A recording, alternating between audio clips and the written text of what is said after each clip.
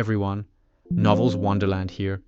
Thank you all for the love and support you've shown me and the channel. Dimensional chat group, starting on Warhammer 40k, Chapter 1 to 50, Chapter 001, I'm a blank. Multi-barrel metal tubes were spinning at high speed, spitting out a maddening whine. At the muzzle, alongside a flash of orange, an invisible storm of metal tore the air apart, ripping forward at several times the speed of sound. That force shredded the misshapen monsters ahead into pieces. The armor on those creatures went first. Some of it was blown apart. Some of it was blasted inward, embedded straight into rotten flesh. Once large sections of plating were torn away, the metal storm chewed what remained into minced meat. A whole swathe of monsters was being reduced to gore across the ground. Then the one surging up from behind trampled through it, grinding the flesh and debris into a single slurry. It was a blood-slick scene so nauseating it made the stomach seize. And that still wasn't the worst part. Bastards, these damn things. Aim for the head. Blow the head off. If you don't pulp the skull completely, they just won't stop. Several furious roars rose above the metal storm, mixed with curses and the trembling edge of panic. A unit that had once been over 1,000 strong was down to fewer than 300. And among those who'd fallen, more than half had joined the other side, becoming part of the enemy. Meaning that in the mass they were cutting down, some of those monsters might have been their comrades only hours ago. Worse, if the head wasn't destroyed, the things would drag in other corpses, absorb them, and stitch themselves back together into an even more grotesque shape before lurching forward again. Then, abruptly, the monsters stopped. What's wrong? Going to run. Hollow sockets that had lost their eyeballs dripped some kind of cloudy filth. Half-rotten eyes clung to decaying arms. Pupils jammed deep in throats, stuck together with teeth. Every place that might have been used to look at them seemed to be staring with mocking contempt. A demon's sneer. From scraps of limb and ruined torsos, strange, wrong noises seeped out, grating on the nerves. Their mouthparts, if that's what they were, whispered something. As if resistance was meaningless. As if they should embrace it, step into chaos, and stop suffering. As if chaos would bless them, and everything would finally hurt less. Idiots, why did you stop? Damn it, do you want to die? Keep shooting. On the Vox channel, a veteran's hoarse bellow cut through, followed by the answering roar of gunfire. The new recruits who'd frozen snapped awake, and tried to squeeze their triggers. That heartbeat of hesitation gave the monsters their opening. But the monsters' bodies didn't surge forward. They exploded. They were torn apart by countless bullets and shredded by lancing beams of light. Reinforcements. This was the monsters' counterattack. The bullets and laser fire that ripped them apart weren't coming from the defenders. They were coming from behind the monsters. As those bodies burst, the dense streams of rounds and light, no longer blocked, poured straight into the defenders' line. Many didn't even have time to react before death harvested them. Solid rounds struck bare heads. Without helmets, that meant skulls bursting like overripe fruit. Arms and legs were worse. Limbs were simply blown off. Even chest plates didn't save them. A few impacts punched straight through, and then the organs inside were churned into pulp. As for the high-energy beams from lost guns, without armor the body was instantly cored and vaporized along the beam's path. If a beam hit armor, the lucky one saw it glance off like a ricochet. Not the beam ricocheting but the person. Some weren't lucky at all. Their armor vaporized outright. That didn't necessarily mean the plate was weak. It could just mean the shot's power output was higher. In that sudden, brutal burst, men were turned to red mist, torn apart, scattered into chunks, their flesh flung across the mud. And almost all of those who died in that first exchange were new recruits. A handful of veterans, those who sensed the danger, had already thrown themselves flat without hesitation. In the next instant, their bodies were half buried under a rain of shredded corpses. The stink of blood and butchered meat. The sour reek of spilled organs. The filthy stench from intestines. The sharp bite of scorched flesh. Machine oil. All of it mixed together until the mind swam, and the stomach convulsed. But there was no time to retch. The veterans, with sheer will, kept pouring fire downrange in desperate reply. They saw them. They saw the corrupted bodies. Rotten flesh seemed fused into uniforms, armor plates, and weapons, as though the meat and the gear had grown into each other. It was revolting. They howled. They reveled. And they raked the line with fire, laughing as they did it. The defenders' return fire was weakening. A veteran risked a glance back. Further behind, the new recruits had completely fallen apart. No formation. No coordination. They were retreating in a crush, packing together into a single clump. A perfect target. It was over. This section of the line was going to break. It was inevitable. Why was his vision tilting? Why was the world spinning? He understood. He was looking at himself. Smeared and plastered with gore so thoroughly that no one could tell who it was anymore, but he recognized the slight difference in build. The corpse blown in half, headless, severed at the waist. That was him. No one falls back. Who gave you permission to fall back? Pick up your weapons and fire at the enemies in front of you. With the orders barked out, the veterans didn't hesitate. They squeezed their triggers. Those who snapped back to their senses followed suit, roaring as they worked their weapons. Their faces were numb as they watched the soldiers trying to fall back into the second defensive line. Numb as they watched those men get harvested by the death storm they themselves unleashed. Bang bang. Amid the thunder of massed gunfire, 2 shots weak, almost insignificant still stood out with brutal clarity. Because those 2 shots were aimed at their own side. 2 soldiers collapsed as their rebreather masks shattered, leaving gaping holes in their faces, the rounds punching through and out the back of their skulls. The company captain saw it and went incandescent with rage, raising his bolt gun to put a bolt round into the bastard who'd just executed comrades at less than 10 meters. He never got the chance. A spike of pain tore through his hand, and he dropped the weapon. A short knife was buried in the back of his hand. His expression twisted, and he tried to move. A heavy blow crashed into him, and his body stopped obeying for a moment. When he came back to himself, he was pinned down. Used as a human shield. The attacker's speed was terrifying, fast enough to trigger fear, rage, and disbelief all at once. And alongside it came something else. A wrongness. Like a pressure in the mind, like being scraped raw by an unseen presence. Just as he was about to bellow for his men to shoot anyway, damn the risk, damn the friendly fire dash, these 2 have already been bewitched by demons. The voice was low and fast. It made him freeze. That was absurd. Why would he believe this? Who did this man think he was? I'm a blank. The added words stopped the shout in his throat. End of chapter. Get plus 30 extra chapters on P at TR3 on Zalem.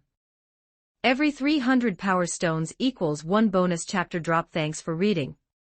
Chapter 2, Chapter 002, Black Tech, the Standard Template Construct System. 1176 words. What is a blank? Anyone who knows what psychic power is should understand that so-called untouchables are psychic nulls. In other words, people who can't use psychic powers. That's not it. Even across the vast Imperium, those who can use psychic powers are rare. The overwhelming majority of the Imperium's citizens are ordinary people, and they can't use psychic powers either. But ordinary people are not psychic nulls. So what's the difference? Generally speaking, most sapient beings, humans included, have a consciousness that touches the warp. Their imprint in the warp is usually called a soul. A psyker's soul is bound far more tightly to the warp, which is why they can draw on warp energy and perform superhuman, downright impossible feats. In humanity's ancient history, the ones called witches who wielded sorcery, mages who cast spells, Taoist adepts who used mystical arts, anyone who could use supernatural power would, in essence, be a psyker. A blank is the opposite. They have no connection to the warp at all. For reasons no one can truly explain, their brains somehow block the warp and drive it away from real space. The result is that a blank suppresses any psychic phenomena, and any power tied to the warp within the area around them. For a psyker, someone tightly connected to the warp being near a blank is agony. Pure torment. As for normal people, their reaction isn't as violent as a psyker's, but they still feel wrong. Unnatural. Uncomfortable. Their unease and hostility are easily stirred. A blank is like a bottomless black hole. It's as if they are slowly devouring the souls of everyone around them. That's why almost no one can stand them. So most blanks end up pushed to the margins of society, living as the lowest of the low. And among those who even know blanks exist, many believe their birth is caused by scumblood genetics, so blanks are treated as scum themselves. Now back to the immediate question, why did someone suddenly execute 2 soldiers and claim they'd been bewitched by demons? Because demons are warp entities. Under normal circumstances, they can't enter real space in a true physical form. Most often, they act in reality by clinging to a human host. Human consciousness connects to the warp. The soul, as a human's warp imprint, can attract demons. But in most cases, an ordinary person's soul simply isn't bright enough to draw a demon's attention. That changes when the warp and real space press close together.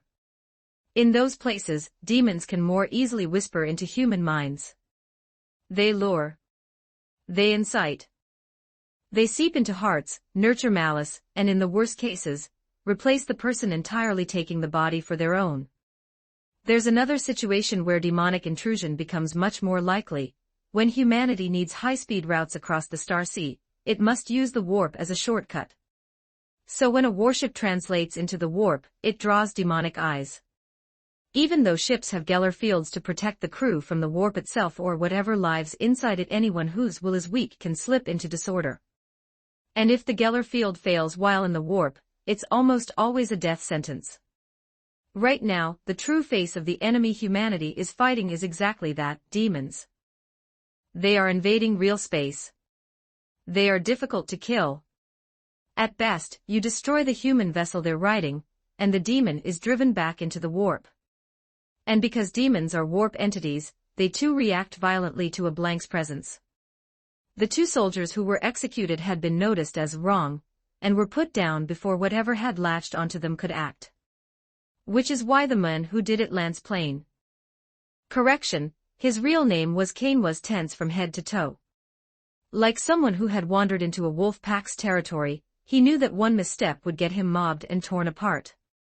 Damn it all. He'd only just crawled out of the ground after more than a week of tunneling like an underhive sumprat, finally finding what he'd come for, an STC. A relic from humanity's dark age of technology. A standard template construct system, STC, storing the manufacturing knowledge for specific products. With it, you could replicate ancient high-technology designs that had already been finalized and standardized. And using it wasn't difficult. As long as your brain worked and you could follow instructions, you could produce things in a foolproof, step-by-step manner. If you had a complete STC system, it could provide every construction detail needed. Even with zero expertise, you could use whatever local materials were available and build what you wanted. For example, if an STC held the template for a void ship, you could land on a feudal, medieval-level planet, and by following the STC's guidance, organize the locals to manufacture components. In a few years, the ship could be launched. That was the kind of absurd black tech it represented. Warp drives, Geller fields, many of the technologies that currently keep the Imperium functioning trace back to STC knowledge. Which meant the value of an STC was beyond price. And Cain had only just dug one up and returned to the surface when he ran into this mess. Utterly ruined luck. Maybe, just maybe, the thing in his hands could become the key to surviving. There were people fanatically obsessed with excavating STCs. If they learned he had one, they would bring a fleet down on this place in short order. They'd also issue orders that the STC must be protected at any cost, up to and including letting the entire planet die as long as the STC survived. Of course, that required getting the information out first. And Kane had no intention of handing over what he'd found, which meant he definitely couldn't expose that he personally possessed an STC. Still, even if he couldn't reveal that he owned it, he could reveal that this world had an STC, and let those oil-stinking maniacs come running. But first, he needed to read the situation. Escaping on his own was best. He'd only just surfaced from deep underground when a soldier from this company spotted him. Before the man could make a sound, Kane dropped him, stripped his gear, and blended into the unit wearing the dead man's equipment. Then he pieced together the chaos on the Vox, and what he learned was grim. This hive city had been hit by a chaos incursion. The lower hive had already collapsed inward, shrinking back toward the core. At this rate, the hive's fall was only a matter of time. He had to get out, fast. Suddenly, his ear twitched. Behind him, a massive mechanical rumble rose. If he wasn't mistaken, the elevator leading out of the underhive was locking down. He couldn't stay here. And right then, a bizarre Vox request out of nowhere seemed to slip straight into his ear. Soul waveform match confirmed. Initiating connection to the cross-dimensional channel. End of chapter. Get plus 30 extra chapters on key at TR3 on Zalem. Every 300 power stones equals 1 bonus chapter drop. Thanks for reading. Chapter 3, Chapter 003, A2, has sent you a world invitation. 1186 words. A shockwave flung Kane's body through the air, slamming him hard into a wall. The wall had looked like it might collapse at any moment to begin with. After taking that hit, it did collapse outright, burying him halfway under the rubble. This happened because Kane hadn't expected the company captain to already be fallen. No demon was riding the man, but his mind had been twisted and led astray. The moment Kane revealed he was a blank, the captain burst into wild laughter and started spouting words Kane couldn't understand. He didn't understand the content, but he recognized the tone immediately. Religious phrasing. Cultist phrasing. Danger alarms screamed in his head. He reacted on instinct, putting everything he had into a single kick that sent the captain flying. Why a kick instead of killing him? He didn't know. Some part of him insisted this was the right move. And the facts proved it was. The instant Kane launched the captain away, he twisted and sprang for the nearest cover. He had barely landed when a deafening blast hit. Firelight and a pressure wave obliterated the cover and hurled him away like a rag doll. As his consciousness nearly snapped, pain dragged him back. His brain still rang like a struck bell. So this was what seeing stars felt like. He shoved aside the weight pinning him and staggered upright. His vision swam, everything blurred into chaos. Gunfire was everywhere. Even behind him, bullets and beams slashed past, forcing him to drop his profile immediately. When he managed to focus forward again, he saw the area where the captain had landed. A crater had been punched into the line as if a heavy cannon had hit it, and in that single instant it had probably harvested more than a dozen lives. The captain had been carrying a bomb inside his body and triggered it on purpose. But it wasn't just one detonation. Like a chain reaction, the entire stretch of the defensive line erupted with blooming light and heat, melting bodies, ripping bodies apart. Under that harsh illumination, the lower levels so close to being swallowed by darkness were lit up as bright as day. Looking out across it, it resembled a steel prison. In truth, calling the bottom of a hive a steel prison wasn't much of an exaggeration. A hive was built like that. Colossal hab blocks and factories stacked and fused into an artificial mountain range of iron and ferrocrete. That was why these towering cities were called hive cities. Their peaks and spires were often called the city's crown. A cluster of tightly connected hives was called a hive cluster. On a hive world, there were usually thousands of hive cities. Each hive had countless layers, stacked, interlocked, crossing and winding, built upward until they reached the stratosphere. The very lowest layer was called the underhive. In that sense, a hive itself was a world. Most people who lived inside one never walked beyond it in their entire lives. They never saw the outside world. Especially those born in the underhive. Many of them would go through life without ever seeing the sky. The very concept of sky was alien to them. The underhive was where the starving poor lived, along with those who had fled downward for political or criminal reasons. Everything and everyone mixed together in a filthy, vicious mire. There were no guarantees of survival. Food was largely corpse starch produced by factories. Power outages were common. In some areas, no one bothered repairing the systems, and the darkness could last for centuries. The pollution was severe as well. Layer after layer of contamination sank downward until the air became poisonous by upper hive standards.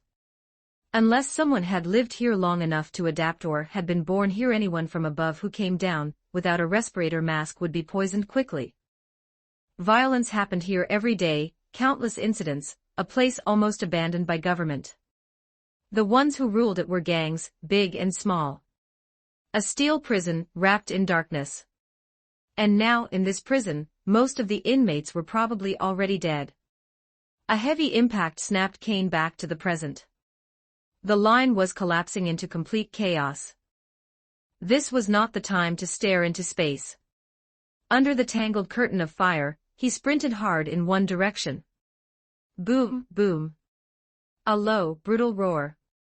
75 caliber bolt shells punched out of the bolt gun in his hands, and the recoil made his arms tremble violently. For a normal man, that kickback would have shattered bone. These were rocket-propelled rounds packed with high explosives. Their exhaust flared bright as they drew laser-straight lines through the air, striking two chunks of building debris that had been blasted loose and were hurtling toward him. The moment they made contact, both rounds detonated within milliseconds. Shards from the adamantium-tipped penetrators and the explosive physical shockwave cratered both slabs of metal with deep, ugly dents. They didn't break the chunks apart, and they didn't knock them away. But the impacts bled off enough speed. It was enough for Kane to drop low and slide forward, slipping under the falling mass and avoiding the crush. A few more rolls and leaps carried him to his initial target. The place where he'd first emerged. He hauled a heavy metal plate aside with all his strength and jumped down without hesitation. There was a 10-meter drop. He hit hard, landing on the frame of a massive drill machine in Imperial Tunnella, a digging unit known as the White Ant.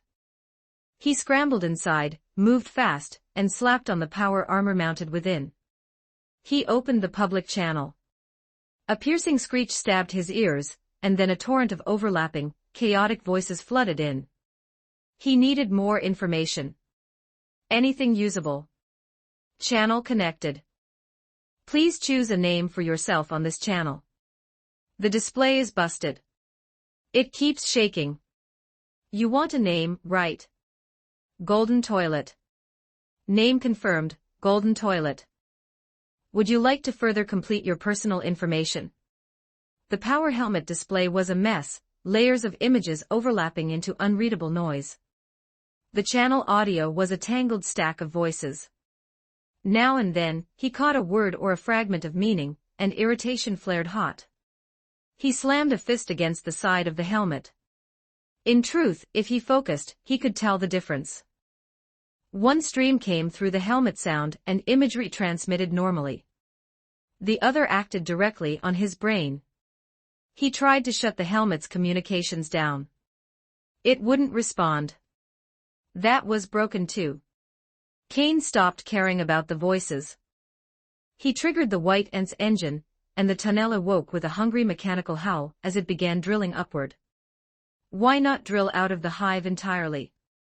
Because the power reserves were almost dry. It wouldn't get far. Not nearly far enough.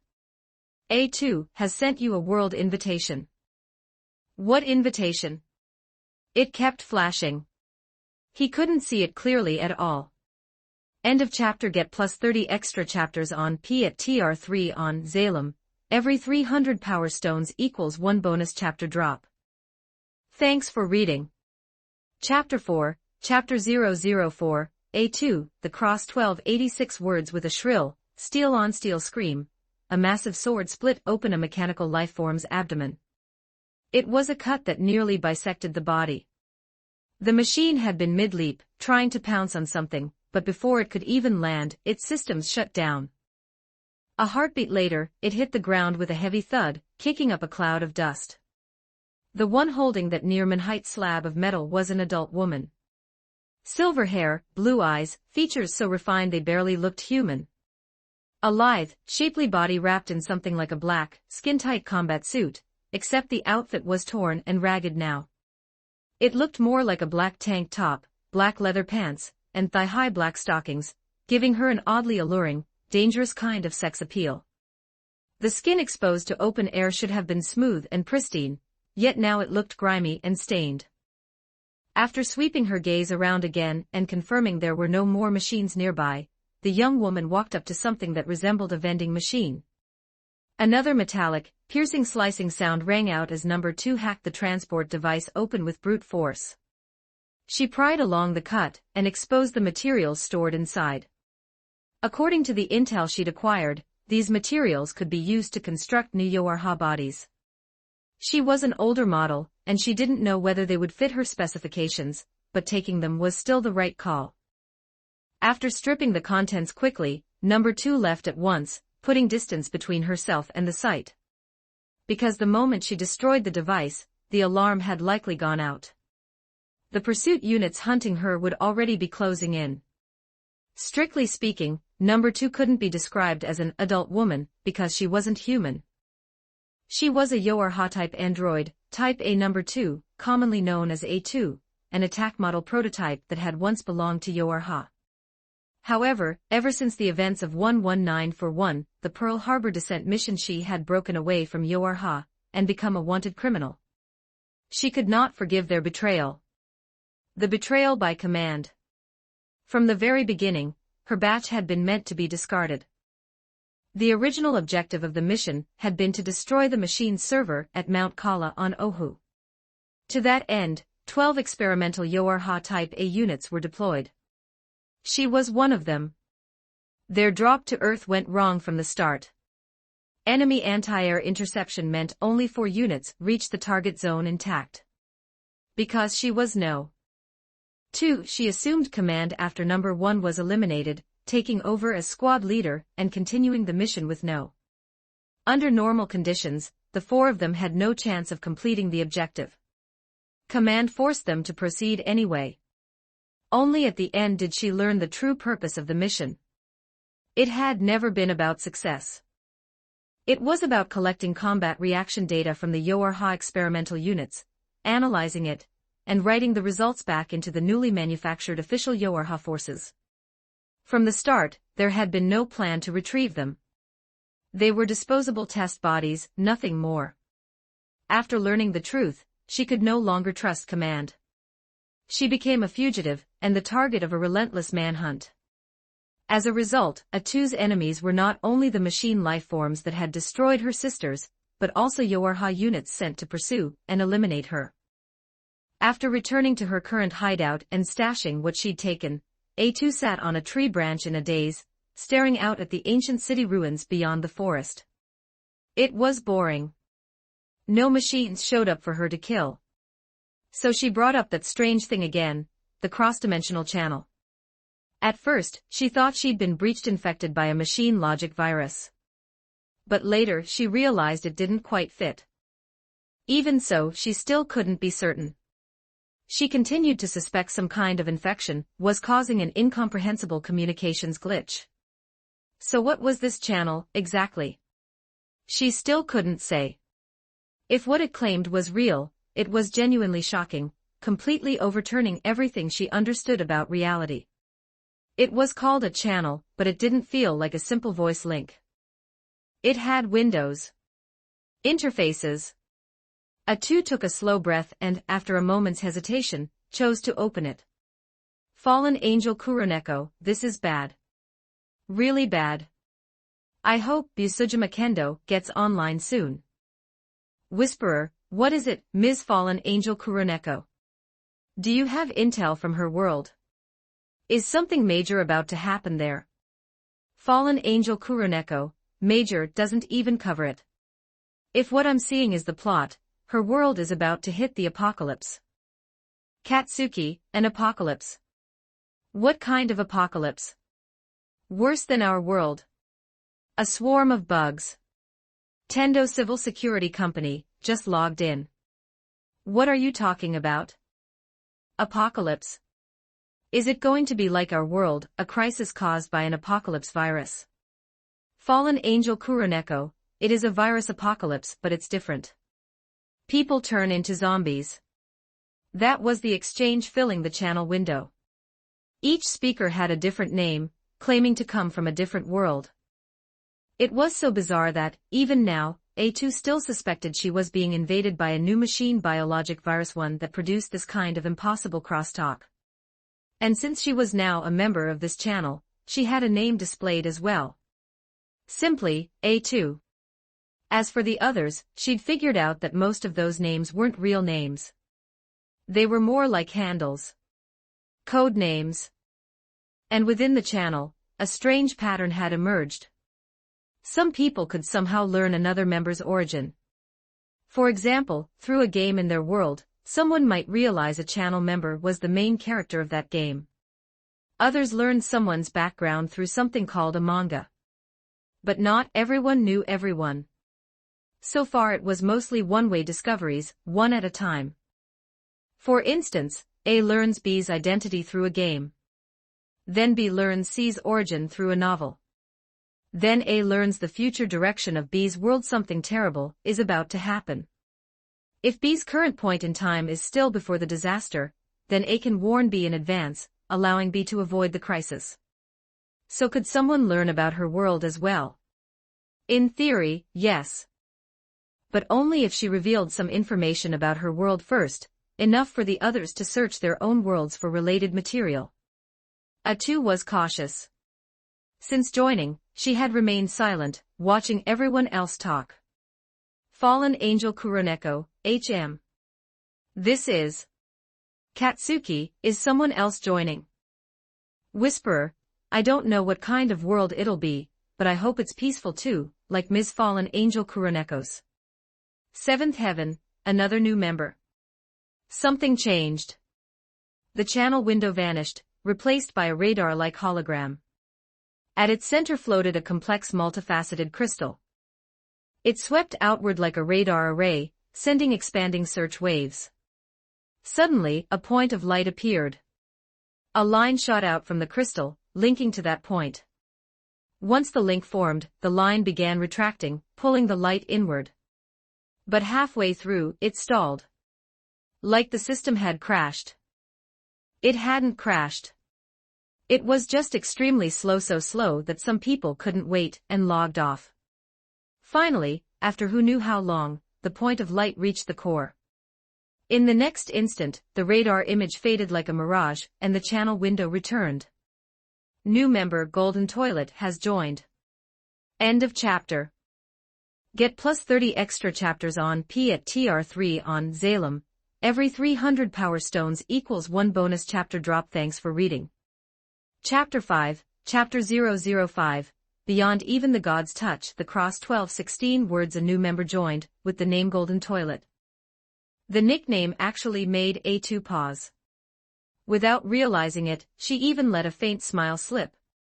Inside the channel, the others also seemed amused by the handle and started talking. Fallen Angel Kuroneko at Golden Toilet, welcome to the cross-dimensional domain beyond even the reach of gods. Tendo Civil Security Company, you picked a name like that. Are you rich? Can you give me a golden toilet? A golden toilet brush would do too. The one using the handle, Tendo Civil Security Company, seemed to be living in particularly straitened circumstances, badly in need of money. In her world, gold was also a precious material, so she came off as a bit of a money grubber. To be honest, if someone really did have a golden toilet, and wanted to gift it to her, it might not be impossible. That was one of the absurd functions of this cross-dimensional channel. A cross-world invitation. This was the channel's most unbelievable transfer capability. As long as you sent a cross-world invitation to a specific member, or to all members, anyone who accepted could travel to the sender's world. However, Tendo Civil Security Company, A2 mentally shortened it to Ms. Tendo had already used an invitation once, which meant she couldn't use it again for now. That first invitation happened right after Ms. Tendo joined. She'd been so hungry she was dizzy, so she burned the feature in a rush. She wanted food and invited a few people over, hoping they'd bring supplies. Once they learned how dangerous her world actually was teetering on collapse because of a virus, the ones who accepted without hesitation were terrified. They were afraid of getting infected, or worse, of carrying the virus back and triggering an apocalypse in their own worlds. But according to Ms. Whisperer, who also went along, it seemed that returning didn't bring any bacteria with you. It was as if you were sterilized on the way back. Whisperer had performed a comprehensive physical check before leaving. After returning, she ran a full analysis to see whether she'd brought back any pathogens. The result was 0. And the departure and return time, in her own world, showed almost no change at all. Meaning that no matter how long you spent in the inviter's world, returning to your own world was effectively instantaneous. As an aside, they came back in a hurry as well, not because they chose to withdraw, but because Ms. Tendo panicked and forcibly sent everyone back, afraid that staying longer would increase the risk of infection. Another question was how much a person could carry when invited. The answer was only 1 cubic meter. That 1 cubic meter space was something every channel member possessed. You could open it at will, put items inside, or take items out. As for whether you could travel while physically carrying a mountain of gear on your body, the current working theory was that it depended on your own physical ability. If you could carry it, it would come with you. If you couldn't, it wouldn't. Anything placed beside you, however, would not transfer. So why couldn't they do a second cross-world invitation right now? Because the function was on cooldown. If anyone wanted to use it, they had to wait until the cooldown ended. As for when it would end, no one knew. If you were online and opened the channel settings, you could find the cross-world invitation button. Right now it was still grayed out, meaning it couldn't be used. Once it lit up, who would be allowed to use it? There were no restrictions. Anyone could use it. It came down to who was fastest. Busujima Kendo style, did another person join? Fallen Angel Kuroneko, you're finally online. At Busujima Kendo style, your world is about to have a huge problem, a zombie crisis. Busujima Kendo style, wait. What zombie crisis?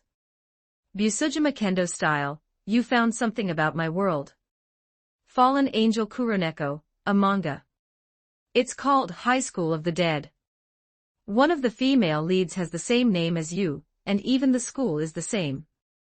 The chat window became a two-person exchange, while everyone else stayed silent, trying not to interrupt the flow of information. Based on the plot Ms. Fallen Angel Kuroneko had seen, Ms. Busujima Kendo style was about to face a sudden biohazard outbreak.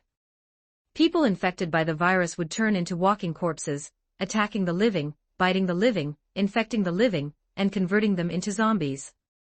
The exact date of the outbreak was unclear, but it would happen during cherry blossom season, likely not long after the start of the school term. Busujima Kendo style, that means the outbreak might be less than a week away. Fallen Angel Kuroneko, huh? How can you infer the timing so precisely?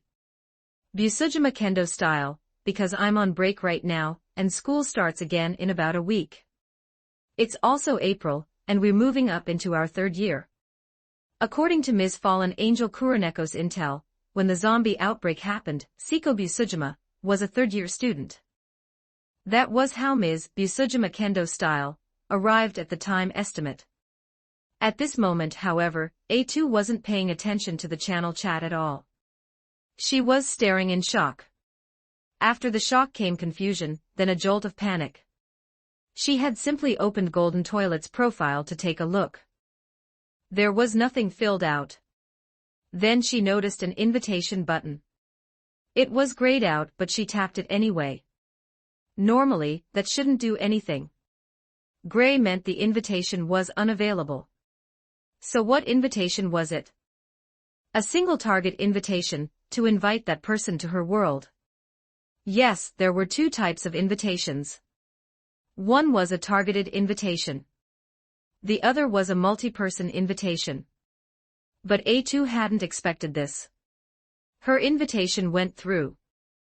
It was too strange. A grayed-out state was supposed to mean the invitation feature was still cooling down, that no invitation could be sent. It didn't have to be done through the settings menu either. The settings option was the Invite Everyone function. Targeted invites were more cumbersome and required entering a person's profile. So what was happening? A coincidence.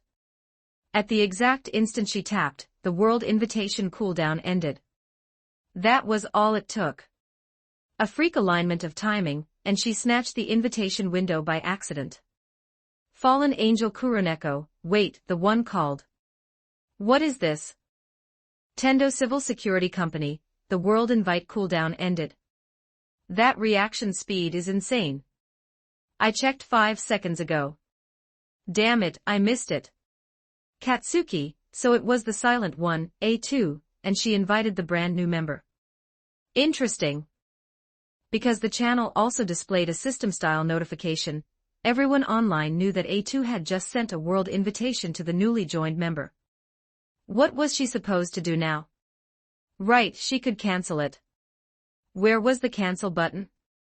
A2 was about to confirm the cancellation when her tap landed on empty air, as if the interface slipped out from under her. Because Golden Toilet has accepted the invitation.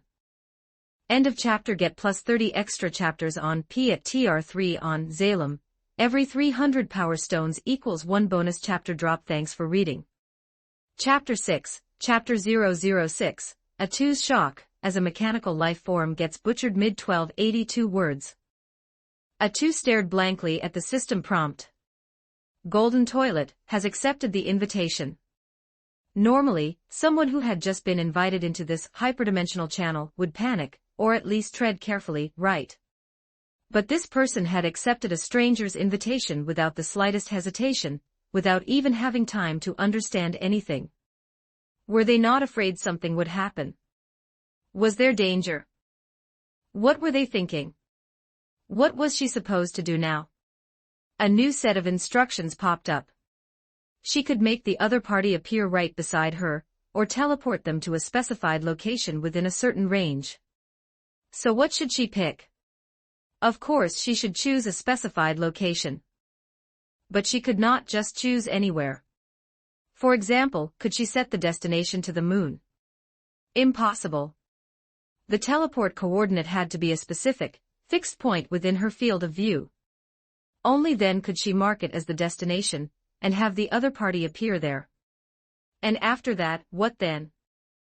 After that, she could perform the same operation again, and send the other party back. What an annoying function. Why could it not simply cancel the invitation from the start? Why did it have to be a round trip? And she needed to decide quickly, because a new warning appeared.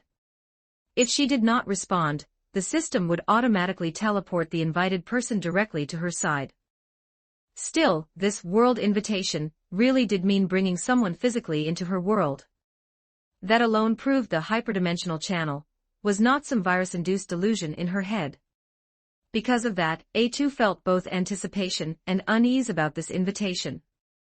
So where should she teleport them? There, then. The ancient city ruins outside the forest, while she hid within the forest and watched. A2 moved with razor focus, leaping beneath the branches of towering trees. The scenery on both sides fell away in a blur, and the leaves that had been blocking her view gradually thinned, revealing a wider swath of light ahead. She jumped again. This time, instead of landing on a branch, she lightly placed a foot on the trunk itself and climbed higher along it, until her upper body rose above the treetops. Now she had a far broader view. She could see the vast expanse of urban ruins. That would do. A place that looked like a plaza with relatively level ground. The operation itself was simple. It resembled the interface of the visor she used to wear, where she could mark and lock onto a point in her field of view through a system overlay. Only this time, the hyperdimensional channel system acted directly within her brain, aligning with her sight, as though her eyes themselves had gained the visor's functions. Confirmed. And then what? A2 could not stop herself from crying out in shock. She had heard other people in the channel describe what materialization looked like, but seeing it with her own eyes still hit differently. Inviting someone from another world into this one did not mean a swirling vortex of light appeared, with the person walking out. It was not some so-called spatial rift opening, with them emerging from inside. It was not a beam of light suddenly dropping from the sky onto the plaza, with the person appearing where it struck. There was no sign at all. In the instant she confirmed the point, the target was simply there. The target was not human. Roughly 2 meters tall, their entire body was covered in steel armor. They looked cumbersome, like an Iron Man. The armor had a rusted, weathered look, but on closer inspection those rust stains looked more like something that had been smeared on, like blood.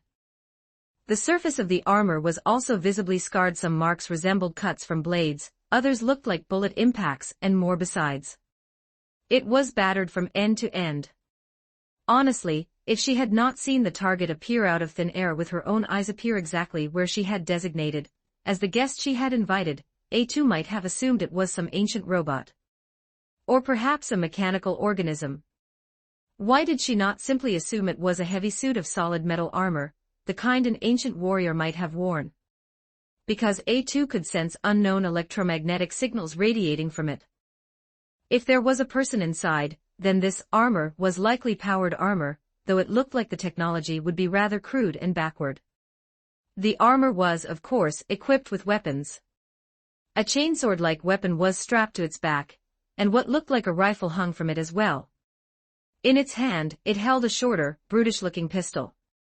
This golden toilet was visibly startled for the briefest moment at suddenly appearing in a completely different environment, but immediately snapped into a guarded stance, scanning the surroundings.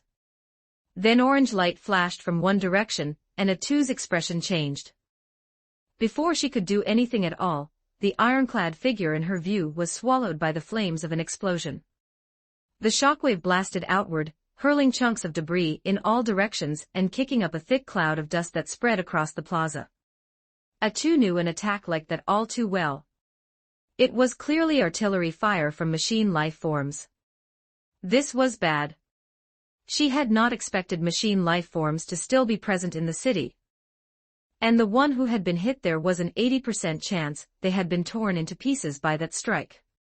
Perhaps the metal armor would prevent them from being blown apart, but the shrapnel would likely punch the plating full of holes. The close-range shockwave might even crumple the armor into something like a flattened tin can. For a moment, guilt rose inside A2.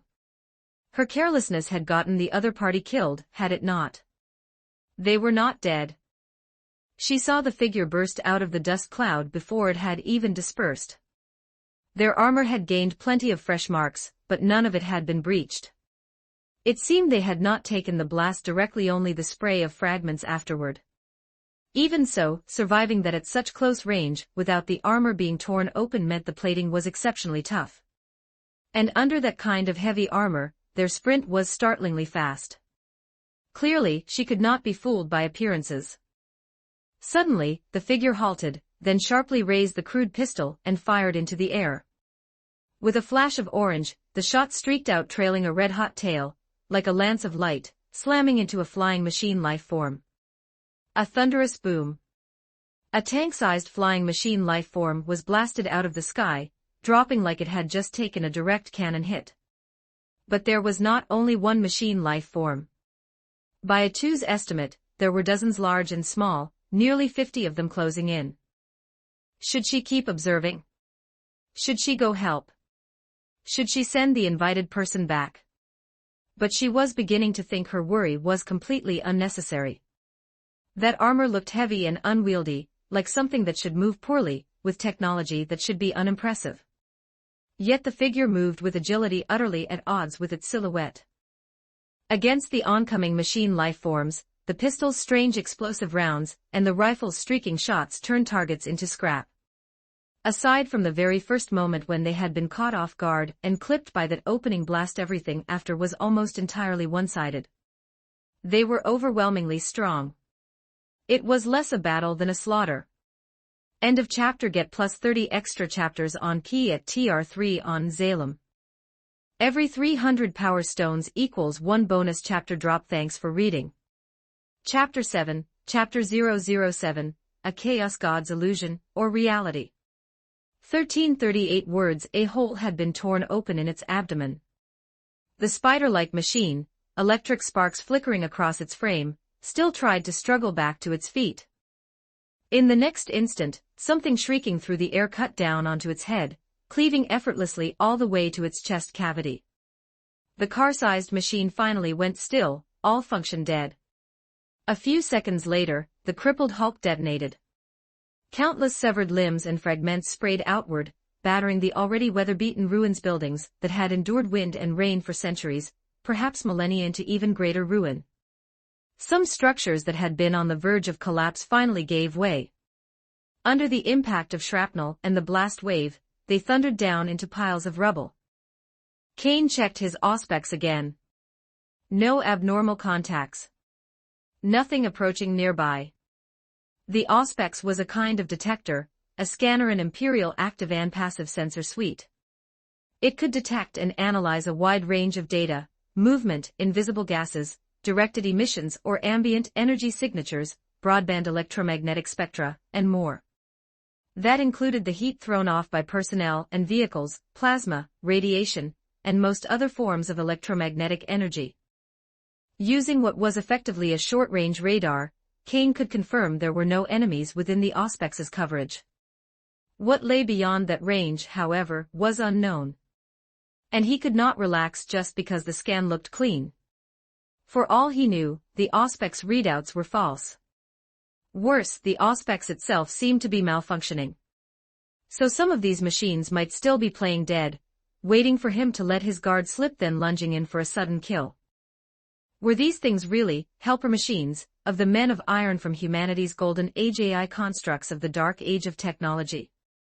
The kind of thing that had crippled humanity at its height, brought an entire era to ruin. Were they really this weak?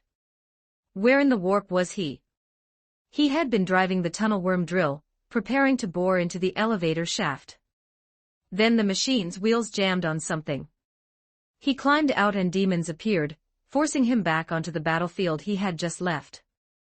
Autocannon fire, vox channels descending into chaos, and someone flashing him an invitation to some channel.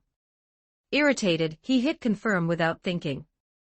And then without warning he was here, and immediately under attack by a swarm of thinking machines. Who was playing games with him? Had the four finally found him? They had moved him here without a trace, without even letting him notice. This had to be another planet. The atmosphere was too clear, not a dead, silent wasteland. And not far away, there was a forest. Had he been thrown onto a garden world? If the goal was to ruin him, they would not have sent him somewhere like this. Unless everything he was seeing was an illusion. Unless he was actually standing on some nauseating chaos-tainted world right now. The thought of rotting filth surrounding him made Kane's scalp prickle. In that case, there was only one option: reconnect to that place. He drew a deep breath, bracing himself for that sensation worse than death. Link to Terra's dash cannot connect. The throne console could not connect. Kane's expression darkened further. Was it being jammed? It should not be. So what now? Calm down first. Confirm where he actually was. Was everything in front of him real, or false? He closed his eyes and loosened his body, forcing his mind to steady. No stray thoughts. He carefully sensed his own condition. Everything felt good. He was certain he was himself. He opened his eyes again. The world was unchanged. He disengaged full environmental sealing, allowing outside air to cycle into the power armor. No stench. Nothing foul at all. The air was astonishingly clean. Just like the Auspex report, oxygen at roughly 21%, close to Terra's proportion. No correction. It matched the older era's standard, back when Terra had still been called Earth. The other atmospheric components were nearly identical as well. It was as if he had arrived on Earth itself. He examined the surrounding ruins. They were plainly human-built structures. Judging by erosion and weathering, they were at least 3,000 years old. If he had truly been thrown here, and it was not the ruinous powers at work, then Cain already had a good idea who it was. And if someone had pulled him out of that disastrous situation and dumped him here, it meant this place likely contained something important from humanity's golden age. Some crucial inheritance. So what was it? Could it be an intact, complete STC system? If it really was, that would be perfect. A complete standard template construct follow its guidance, and as long as you were not an idiot, you could manufacture anything with ease. Especially the Dark Ages black technology. Back then, humanity had made the galaxy bow. The universe itself had been forced to yield. And the cybernetic catastrophe that destroyed that era, there was no way it was on the same level as the machines he had just fought. Which meant these enemies were degraded versions. Just as human technology had regressed in the current age, perhaps the men of iron here had suffered a similar decline. If he could find a way to breach these things and read their data, he could learn what this world really was. Unfortunately, he did not have the equipment for that on him. Still, earlier, when the Auspex had issued a warning apparently suffering interference from some strange signal, he had nearly jumped out of his skin. For a moment, he had thought his power armor was about to be hijacked. If that happened, he would be almost helpless, sealed inside an iron coffin. With no outside assistance, facing certain death, he might have been forced to reveal his other secret. And the moment he revealed it, the Four would be far more likely to sense him. Cain swept his gaze across the ruins. Where should he investigate first? His eyes settled on the forest in the distance. If he needed food and water, the forest would be far easier. These ruins were nothing but barren waste. Where would he even find water, let alone anything edible? He began walking toward the tree line. Then the sandy ground suddenly sank under his boot. He staggered, almost falling. His body tensed not to recover balance, but because a burst of sharp pain flared from his left abdomen. He had not checked himself properly. Maybe shrapnel from that explosion had clipped him. Maybe a stray shot had grazed him. He had thrown on the power armor in a hurry, meaning to ram the tunnel worm drill forward only to be dumped here without warning. At the forest's edge, beneath a tree, he finally paused to deal with the wound. The power armor would not open fully. Parts had rusted and seized. He had to wrench it apart by brute force, metal shrieking in protest. He finally climbed out of the iron can he had stolen from the planetary governor, power armor built for a normal human body. He checked the injury. It was not a solid slug. A loss burn. A beam had grazed him, ripping open a long tear. If it had been a little deeper, his intestines might have spilled out. He took up his tactical knife and began shaving away the charred, crusted flesh. Grinding his teeth, he cut until healthy muscle was exposed. The consequence was immediate, the wound split again, and fresh red blood welled up. So why do this? To prevent the scorched tissue from rotting and becoming infected. That was not the main reason. The real reason was simple: only by removing this dead, burned flesh would the injury heal faster. Because he had already been injected with a panacea. If these blackened, necrotic scraps remained embedded in his body, they would interfere with regeneration. End of chapter. Get plus 30 extra chapters on P at TR3 on Zalem. Every 300 power stones equals 1 bonus chapter drop. Thanks for reading. Chapter 8, Chapter 008, The Effects of Panacea, Humanity's Black 12 words. Panacea was something invented during humanity's black tech era. A gene pharmaceutical that could cure any disease. Once injected, a person became almost completely immune to poisons and toxins. They would no longer fall ill, and could not be infected by any virus. At the same time, they would be granted astonishing regenerative ability. It was precisely because he had injected that drug that Kane possessed a physique strong enough to rival even the rank-and-file troopers. Still, it was not the kind of strength that let him swagger around and do whatever he pleased. In a world like this, you could not afford to be reckless. The lower profile, the better. As for just how strong he was, Kane estimated that, at most, he was roughly at the level of an ordinary Adeptus Astartes space marine. The so-called Adeptus Astartes were superhuman biowarriors created through the implantation of gene seed, and more than a dozen surgical augmentations. After the transformation, each of them stood, on average, well over 2 meters tall towering brutes. Once they donned power armor that weighed close to a ton, they became walking tanks. The process itself carried risk, and it was not something just anyone could undergo. First of all, only males could be chosen to become space marines. The reason was simple: the gene seed derived from pre-March stock that was male, and required the Y chromosome to function properly. After that, as a normal human, you would need to endure years of harsh selection, proving you were exceptional and elite among elites. Even then, being approved for implantation did not mean you were done quickly. You still had to survive a long, grim sequence of more than a dozen augmentation surgeries. During that period, you would undergo endless recruit training, carry out missions, and be subjected to all manner of psychological conditioning to ensure your mind was properly adjusted, brainwashed to guarantee loyalty. Once the entire procedure was completed, you became a space marine, an engine of slaughter, desiring nothing except to fight in the Emperor's name. So how formidable was a space marine, exactly? An ordinary space marine could perform the battlefield role of at least 100 grunts. And those grunts were the Astra Militarum, more commonly called the Imperial Guard. Their numbers were so vast that even the Imperium itself could not truly calculate them, because the daily lists of new recruits and casualties could each run into the millions. Among civilians, the more exaggerated estimates claimed there were tens of trillions of guardsmen defending the Imperium's million worlds. And what was the fighting strength of a single guardsman like?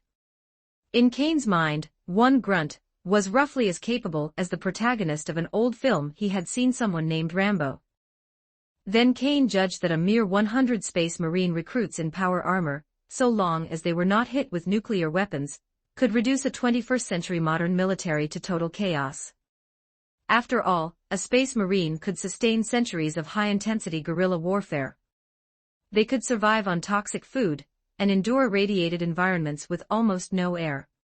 Even if they lost their supply lines, they could decode local organisms or even the enemy's genetic information to find a way to stay alive. In short, a space marine could live and fight in brutally harsh conditions.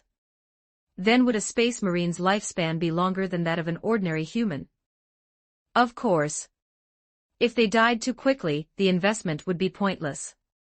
But there was no precise, definitive number for how long an Astartes could live, because almost none of them died of old age. They died in war. The longest-lived one, it was said, had already endured more than 10,000 years. Though that was a special case, their body had been interred within a life support chassis called a dreadnought. That kind of war machine looked like a robot, but inside it was an Astartes pilot whose body was too shattered to continue fighting unaided. The two were linked tightly through neural interfaces, allowing the space marine to return to the battlefield. Overall, however, a panacea-enhanced body would be even better than a space marine's in terms of resistance to toxins and viruses, and in terms of regeneration after injury.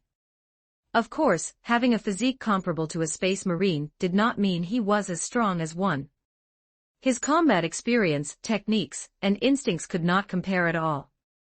He was not someone who spent his life rushing from battlefield to battlefield, trading blows with the galaxy's worst monsters and horrors. He was just an archaeologist who specialized in stealing STCs. He let out a long breath, relaxing slightly. In the next instant, Kane's body stiffened, and then very naturally he began putting his power armor back on. Throughout that process, he maintained absolute focus. He had felt a gaze from within the forest. Was it mechanical surveillance? With a hard click, he sealed the helmet in place, flexed, and confirmed the armor's function. Then, in the same heartbeat, he snapped around 180 degrees and charged into the forest like a rampaging beast. Aside from having to sidestep a few thicker trunks, he simply smashed through everything else, forcing his way forward. Only after he had sprinted nearly 100 meters did the internal display finally catch the target. The image was still unclear, but it looked humanoid, moving with remarkable agility through the trees. Was the target human? Hard to say. It might be a humanoid machine. He tried thermal imaging. That function was broken. Then the only option was to catch up and confirm with his own eyes. As the distance closed, the helmet's display sharpened. The target had long white hair, wore what looked like torn, battered leather clothing, and was female. He casually fired 2 grenades, without even needing to aim because the helmet's optics were synced to the weapon's sighting, letting him effortlessly place shots where he intended. He did not shoot at her. He shot at 2 towering trees ahead of her, one to either side of her path. With a pair of booming blasts, the giant trunks crashed down in a crossing collapse, forming a massive barrier that would restrict her escape route.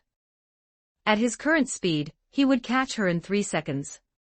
However, he stepped into a snare hidden beneath leaves. It yanked hard. It did not hoist him up, but it did trip him and wrench his balance. And the snare was not ordinary rope. It was steel cable. By the time he tore it away, the target was gone. What are you? Do you understand your situation right now? A woman's voice spoke suddenly. It was right beside him, no more than a meter away. But there was no one there. Then he saw it, a device like a walkie-talkie mounted on the tree trunk beside him. She was speaking through that. Answer properly. Otherwise, I will treat you as a threat and send you back to your original world. That last line was interesting. So it was not the one on the golden toilet, and who had brought him here. End of chapter. Get plus 30 extra chapters on P at TR3 on Zalem. Every 300 power stones equals 1 bonus chapter drop. Thanks for reading. Chapter 9, Chapter 009, The Bunker, Yoarha deploys. 1167 words. The bunker was an artificial structure built in Earth's satellite orbit. It served as the forward base of operations for the Yoarha forces. A door to a Yoarha unit's private quarters suddenly slid open, and a figure with a distinctly cold aura stepped out. Beneath short, silver hair, half of her face was covered by a black visor. From the fair, refined line of her lower face, it was clear she possessed a near-flawless beauty. She wore a tight black dress that looked practically tailored to her body, perfectly outlining her elegant, slender curves. Below the skirt hem were long, shapely legs wrapped in over-the-knee black stockings and black thigh-high boots. She was a member of Yoarha 2 Type B, an all-purpose combat android. Now, having received a transmission from the commander, she was running toward the command room. On one side of the corridor, a viewing window offered a glimpse outside. In the cold darkness of space, stars glittered. Most striking of all was the blue planet hanging in the void. Humanity's home. If the commander had summoned her to the command room, it meant a new mission was about to be issued, and she would likely be deployed down to that planet. The mission was probably related to the machine life forms occupying humanity's homeworld, perhaps gathering intelligence, sabotaging a server cluster, or supporting a resistance cell somewhere on the surface. That said, the commander's tone just now had felt more severe than usual, as if something far beyond expectations had occurred. Tubi drew her gaze back from the viewing window. The corridor ahead no longer had windows. The bunker was not large. It would not take long to reach the command room. When Tubi arrived, several others were there as well, moving alongside her. 1 Type D, Yoarha No. For Type B, Yoarha number 7 Type E, Yoarha number 11 Type B, and Yoarha number 12 Type H, Type B units specialized in combat. Type D units specialized in defense. Type H units were medical support. Type E units were special executioners. When the group stepped into the command room, their eyes immediately went to a single figure. Blonde hair, blue eyes, tall and full-bodied, dressed in a white dress with white thigh-high boots. The commander of Yoar-Ha. Commander. As they spoke, they saluted. The commander answered softly, nodding once. Without wasting words, she immediately operated a screen and played a recording. This was captured by surface reconnaissance 7 minutes ago. Had a scout type uncovered critical intelligence about the machines? 2B had heard rumors that the machine life forms were constructing something massive. Had they found the factory? So the mission was to destroy it, was it not? But then in the footage, the machine life forms were attacking another humanoid machine. That did not look like a machine life form. It might have been heavy armor built by the surface resistance to protect themselves. Yet the armor looked far too durable. Stronger even than the powered armor aboard the bunker. Under that kind of shelling, it should have been torn apart, but it was not. And logically, wearing something so heavy should have slowed the wearer down. Instead, the opposite was true. It moved faster, stronger, as if the weight meant nothing. The weapons it carried were also unfamiliar. They did not look refined. If anything, they looked crude. But the bullets it fired were terrifyingly destructive. The shrapnel from each explosion easily punched through machine plating. In addition, it carried another firearm, a laser weapon. Each beam effortlessly burned through thick machine armor. The output was clearly stronger than the laser fire from Yoar-Ha support pods. The 2 firearms shown here, the commander said, her voice heavy, do not exist in our inventory. I have confirmed this. Then they were not from Yoar-Ha. And they could not be machine-made. Were they developed by the surface resistance? That was even less plausible. The resistance did not have that level of capability. In the footage, the armored figure suddenly encountered a defense-specialized machine. Its firepower could not bring the target down immediately. The armored figure reached for another weapon. A chainsaw sword, like something meant for felling trees. It dodged the heavy machine's attacks with uncanny agility, then drove the chainsaw blade into the armor. The plating tore open as if it were paper. From the figure's movement and follow-through, 2B could tell the resistance of the cut was even less than the recoil of its gunfire. Which meant the chainsaw sword's edge was beyond imagination. If she were to clash blades with that thing, and it came down with that kind of force, 2B suspected her own sword would not last even a tenth of a second before being severed. After killing that machine, the armored figure dispatched the remaining few and ended the engagement. 2B noticed the commander's expression harden further, as if what came next would be even more shocking. The armored figure reached the forest edge, then removed the thick armor. Beneath it was a male android. Exquisitely made. So refined that only a Yoar-Ha-made android should have been able to reach that level of precision. There is no such appearance design among Yoar-Ha androids, the commander said, her tone even heavier now. The room fell into stunned silence. Which meant an unknown force had emerged, and it possessed android technology no less advanced than Yora's. Commander, could the Council of Humanity have another secret unit? Someone asked. The one who voiced that speculation was a female android with golden twin drills. Operator 6-0, the liaison. Impossible, the commander replied with absolute certainty. That certainty surprised 2B. Why was the commander so sure the Council of Humanity would not hide something from her? It was as if the commander knew everything about the Council, as if every movement they made was under surveillance. That could not be right. Then it had to be something else. Either the commander's trust in the Council of Humanity was absolute, or she had reasons she could not say aloud. The footage continued. The male android took out a small knife and scraped away what looked like rotten, dead skin around his wound. This is the wound healing on its own? Regenerating. The image was not perfectly clear due to distance, but the signs were visible enough. Everyone froze in disbelief. That android looked even more advanced than Yoar-Ha units. Then, after putting the heavy armor back on, the armored figure suddenly lunged into the forest. had it realized it was being observed and fled immediately. The commander's gaze swept over the assembled units. So you understand the mission now. Investigate this target. If possible, capture him with minimal harm. Ideally, do not injure him at all.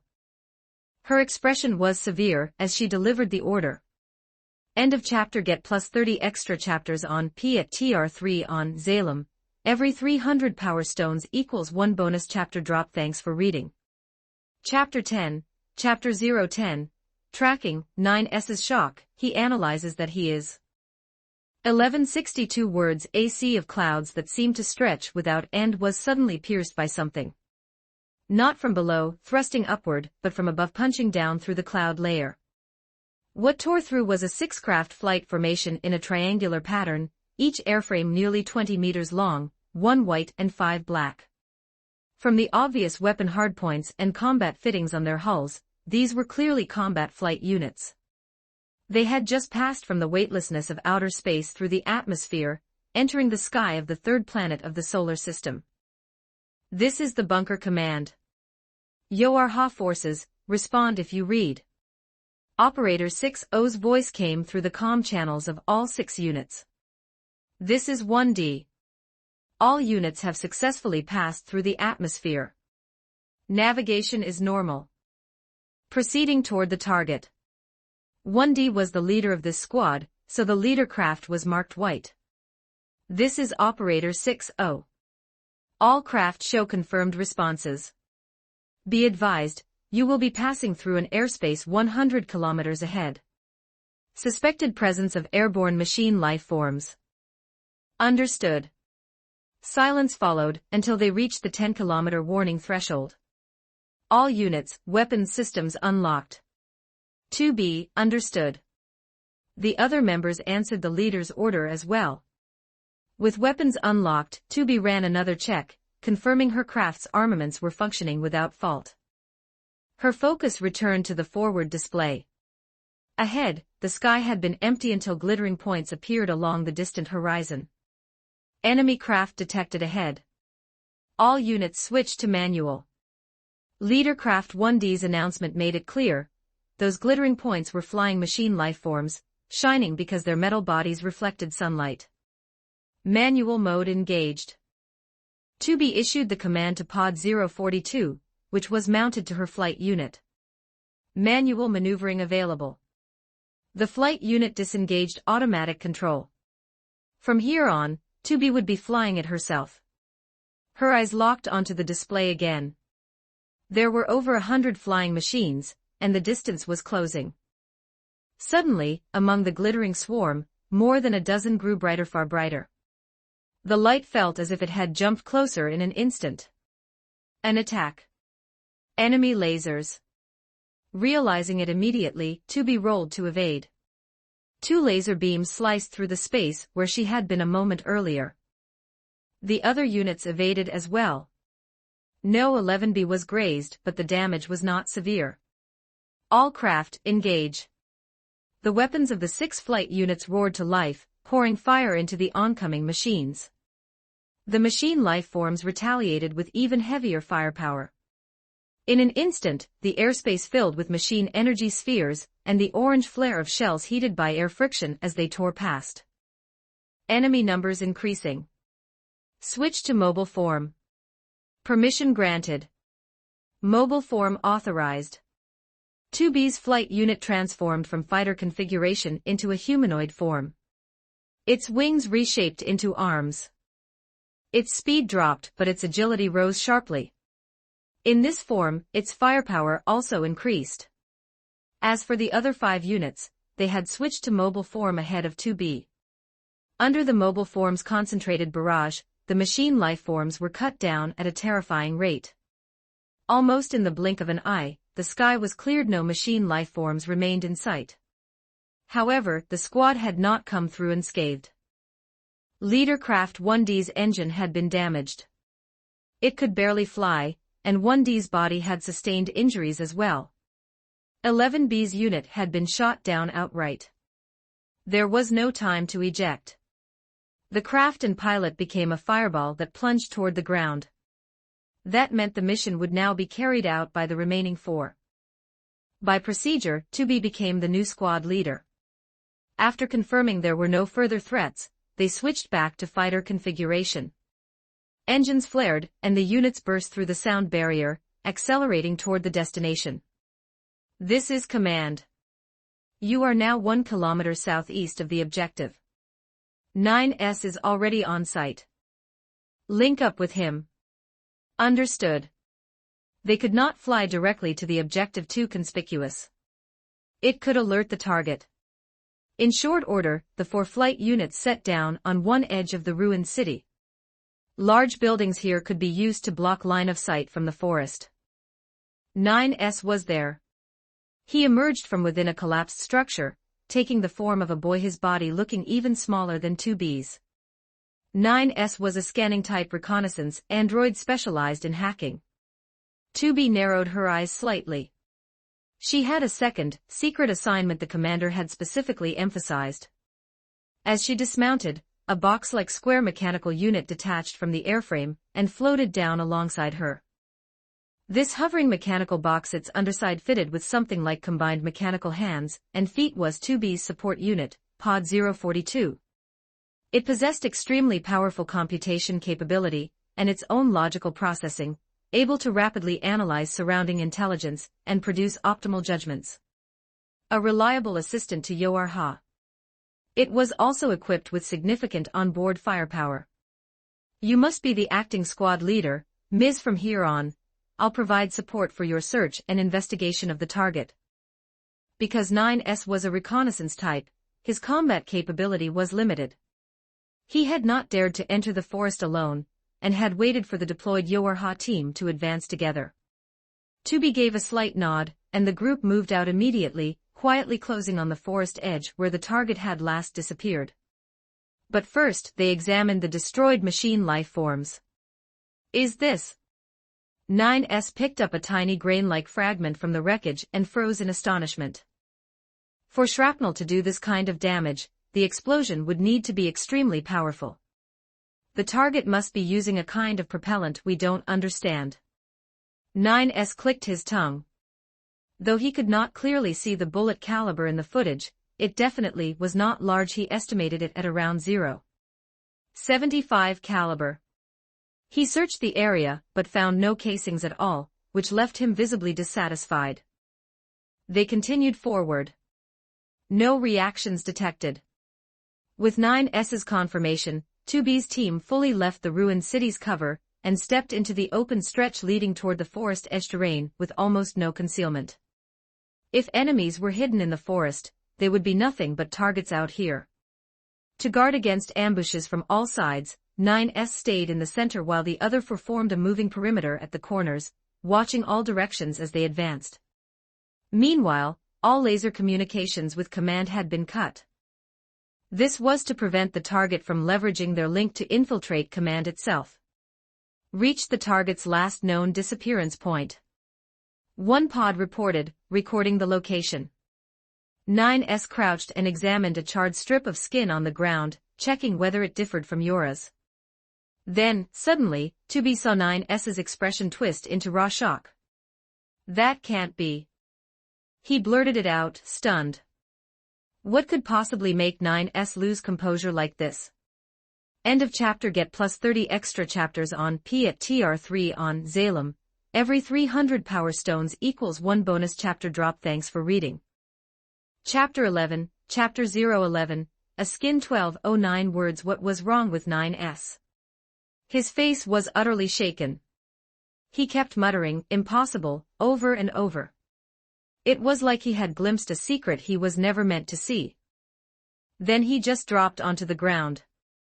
That chaotic, near-malfunctioning behavior made 2B narrow her eyes slightly. I haven't been hacked or infected.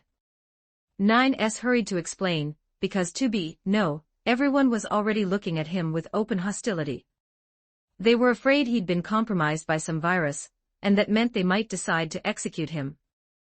What did you find? 2B asked coldly. This is something we shouldn't be finding, 2B. This looks like a chunk of flesh from a human body. And this blood, there's no mistake. It's human blood. 9S said it so forcefully, his mind half elsewhere, as he kept examining the congealed red liquid splashed across the ground. What are you saying? I mean, that guy is probably human. A real human. When 9S blurted it out again, 2B seemed not to process it at first. Her head tilted faintly, almost blank. Or perhaps she understood, and that was exactly why her thoughts snapped into disorder. Human. 2B recovered enough to repeat the word, head tilting again, voicing a term that was both familiar and alien to the Yoarha forces. It was familiar because Yoarha know, the very existence of all androids revolved around humanity. They served humanity. They fought for humanity. They reclaimed Earth for humanity, to purge machine life forms from mankind's home. Humans were the masters of all androids. So of course it was familiar. And yet it was alien, because since 2B had descended into this world and become a member of Yoarha, she had never once seen a human. As far as she knew, none of the Yoarha personnel in the bunker had ever seen one either. There was one exception. The commander had. Humans, 9S, what nonsense are you talking about? How could humans possibly come down to the surface to fight? The other Yoarha members simply did not believe him. The looks they aimed at 9S turned dangerous again. They suspected 9S might have been infected with some new type of virus, fed false intelligence deliberately manufactured by machine lifeforms, to achieve some malicious end. Your eyes are getting dangerous. 9S's body tensed despite himself. He could understand, at least in part, how shocking this discovery was. Humanity was scarce. They lived on the moon. They would almost certainly never risk their lives coming to Earth to fight. And for thousands of years, there had been no reports of it. The surface war was fought by androids against machine life forms. So what, exactly, was happening now? Was this truly a human who had come to fight on the surface? And if so, why hide it from Yoarha? 9S couldn't make sense of it. Androids were absolutely loyal to humanity. Androids loved humanity. If humans were concealing the truth, that could only mean they did not fully trust androids. They had developed equipment and weapons like this without androids knowing, and that level of secrecy implied extremely strict containment. So why wouldn't humans trust androids? There was only one possibility. That androids were not obeying humans 100%. But to 9S, that was unthinkable. And yet nothing in the world was truly 100%. If a conflict existed between android leadership and humanity, if the two sides had come into contradiction, in fact, there were plenty of things that didn't add up. First, contact with humans. As far as 9S knew, other than the commander, no one in the bunker had ever seen a human. It looked like excessive protection, keeping humans from interacting with other androids. But if you flipped the logic around, what if humans were being kept by androids instead? What if they were being penned in? The moment that thought surfaced, 9S felt his skin crawl. He should infiltrate the bunker's main server, and see the Council of Humanity's real situation for himself. But there was no way he would be stupid enough to say this out loud. If he did, the outcome was obvious. He would be shot on the spot. They would insist he was infected. They would claim this new virus existed specifically to drive a wedge between androids and humanity. And as that line of reasoning reached its end, a chill ran up 9S's spine. What if there was another possibility? What if he really had been infected with a new machine-created virus? A virus designed precisely to make androids doubt humanity, to make both sides turn on each other and start killing each other. All units, continue the mission. 2B's flat order ended the chatter. The members who had been eyeing 9S suspiciously shut their mouths. If their squad leader wasn't saying more, then they would obey, and that came first. The group advanced into the forest, staying on full alert. Confirming the target's trail wasn't difficult. The intruder seemed to have barreled through the woods in a straight-line rampage, leaving behind obvious destruction. And the armor looked heavy enough to carve clear impressions into the ground. With armor that heavy, their running speed should be around 50 kilometers per hour. 9S continued his analysis, clicking his tongue. If it was raw muscle moving inside that suit, forcing such armor to run at that speed, he couldn't even imagine the strength involved. One punch could crush him, effortlessly. And if the armor had its own power assistance, that was still terrifying. So 9S was increasingly convinced the archaic-looking armor was power armor. There are other traces too. Were they chasing something? Based on the scans and track patterns, 9S pushed the inference further. What was the target pursuing? Machine lifeforms? Or the surface resistance? This footprint looks like the surface resistance. 9S stepped forward, examined the prints Tubi had noticed, and delivered the conclusion. Did the chase stop here? Did they hit a trap? The footprints stopped being frantic.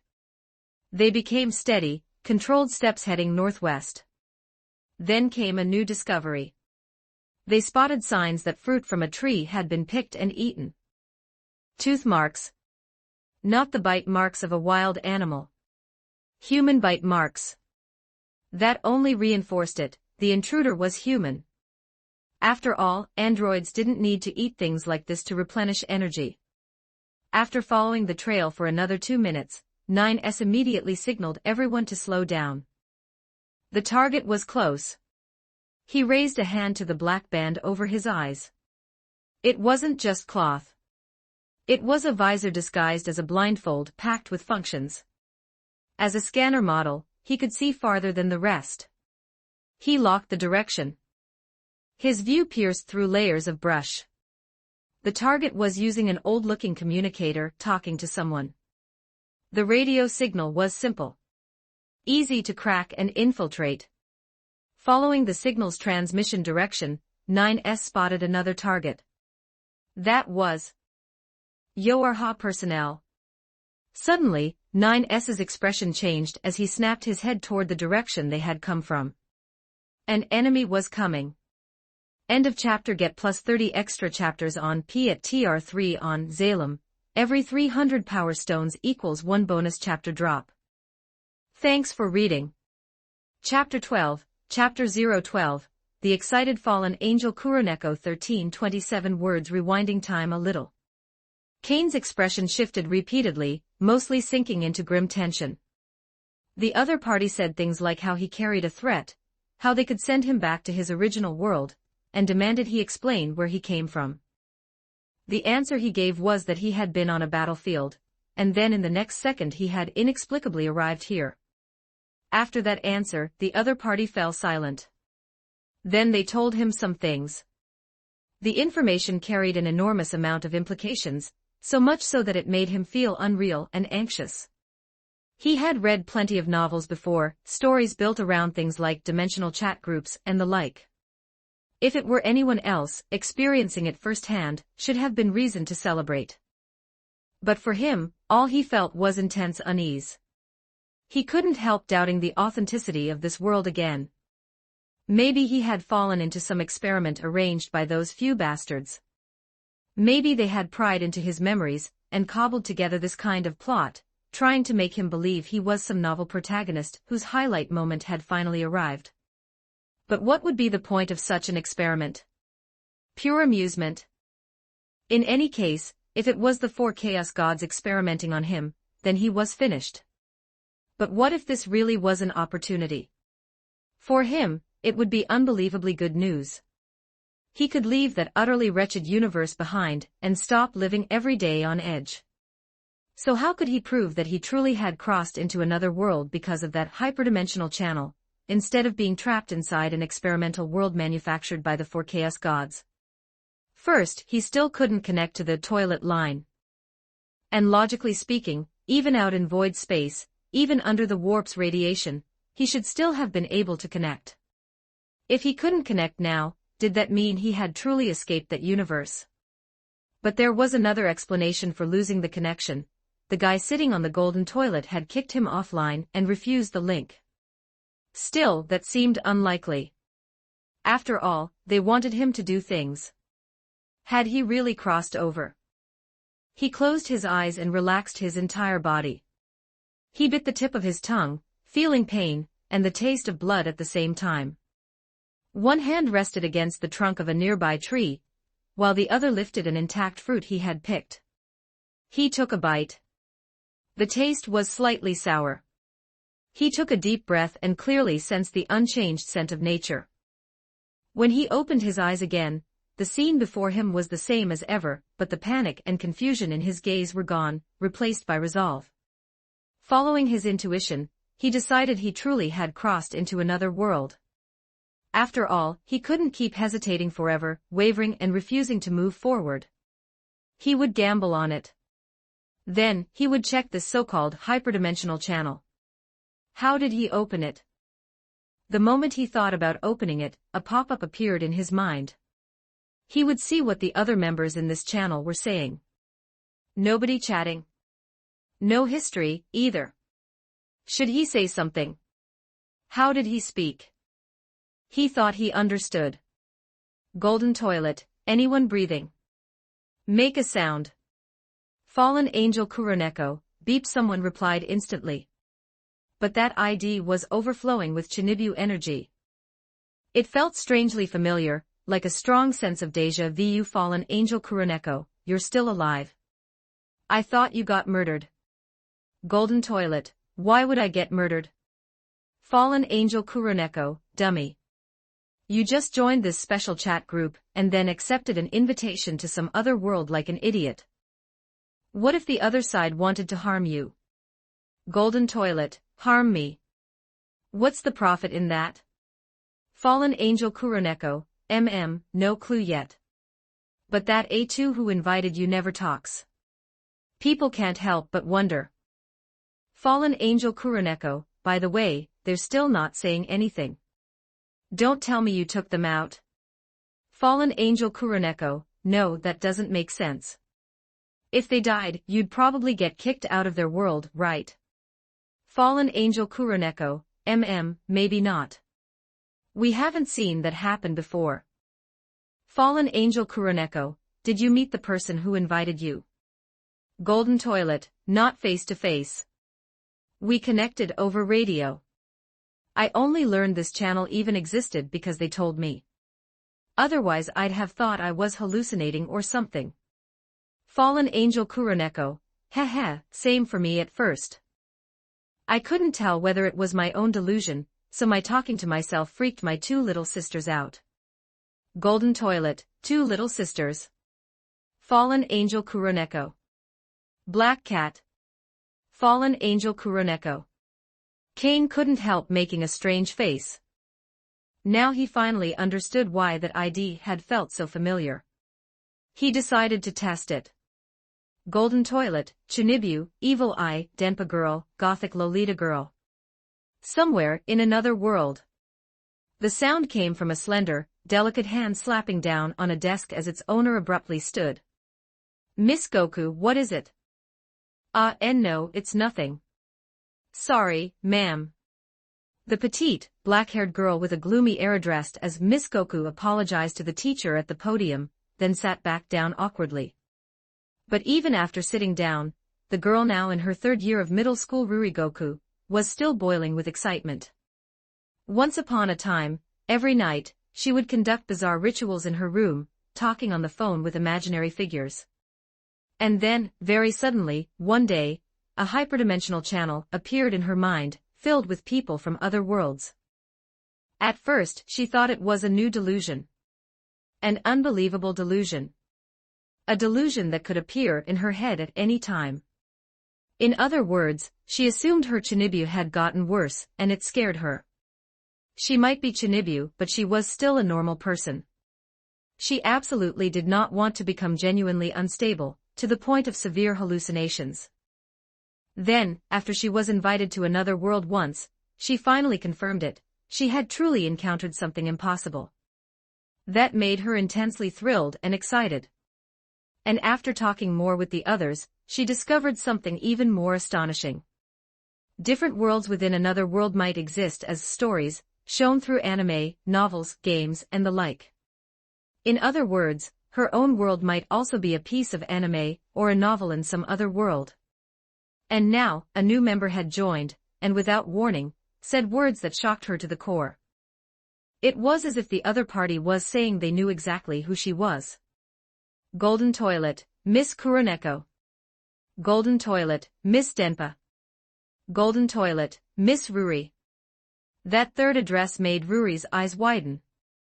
So they really did know her. Fallen Angel Kuroneko, why you know me? Up to now, she hadn't told anyone her real name. She had only let everyone call her Kuroneko. Golden Toilet, so it really is you. This channel is hyperdimensional, huh? Connected to the world of Oremo. That means all the different online friends in this group might be characters from different anime. Interesting. It was practically self-talk, but the other party accepted it immediately and even inferred the point on their own. But what Kuroneko cared about was what work her world belonged to. Fallen Angel Kuroneko, Oremo. What's that? Golden Toilet, a slice-of-life romance light novel. It got an anime adaptation. Fallen Angel Kuroneko, what's the main story? Am I the heroine? Has it ended? What happens to me? Ruri fired off questions in a rapid chain, then waited, tense and uneasy, for the answer. Still, if it was a slice-of-life romance story, that meant her world probably wouldn't face any kind of crisis. End of chapter. Get plus 30 extra chapters on P at TR3 on Zalem. Every 300 power stones equals 1 bonus chapter drop. Thanks for reading. Chapter 13, Chapter 013, Leaking Intel about Seikobu Sujima. 1348 words. Ruri was in an extremely excited mood right now. She had actually run into someone who knew information about her world. If the other party could recognize her so easily, that meant she was a pretty popular character in that so-called Oremo work, right? Then she was an important character, right? And the work was called Oremo. No, the real name probably wasn't that. Oremo should be an abbreviation. Anyway, it was clearly a story centered on my little sister, which implied that the little sister might be the heroine. So the answer. Golden Toilet. The story is basically you people constantly getting together over novels, anime, games, and all that to flirt and bicker, and then you, as the second heroine, fight the first heroine over someone's big brother, and you kind of end up as the losing heroine. That was his answer. An answer so outrageous that Ruri's mouth and eyes twitched like crazy, and she almost couldn't stop herself from slamming the table again. So she also understood the true theme of Oremo now. It was a story about a certain pair of siblings. But then again, up to now, she hadn't fallen for anyone. Among the women she was relatively familiar with, there didn't seem to be anyone who had an older brother. Which only meant one thing: the plot in her world hadn't started yet. So, with the other party's spoilers, she could flip the script, defeat that younger sister, and successfully take that older brother for herself. Ah wait, that wasn't right either. Now that she had been spoiled, whatever she did next would definitely deviate from the original work, like a butterfly effect. No, from the moment she became a member of Hyperdimensional Channel, she had already started deviating. In that case, was it even possible for her to meet that pair of siblings? Was it even possible for her to fall for that unknown person? Fallen Angel Kuroneko, what's his name? Fallen Angel Kuroneko, forget it, don't tell me. It was the same kind of irritation as getting spoiled while watching an anime, especially since the content was about herself. And right now, there were only 2 people online in the channel. She really didn't want more people to know. Ah wait, it wasn't 2.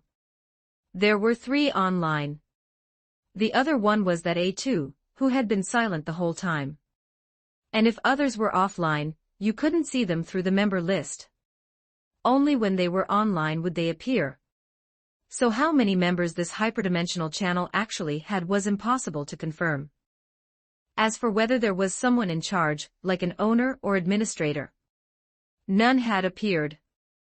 Fallen Angel Kuroneko, I should still ask, nothing like a world-ending crisis has happened in my world, right? Just because it was a slice-of-life romance series didn't mean the world was truly peaceful.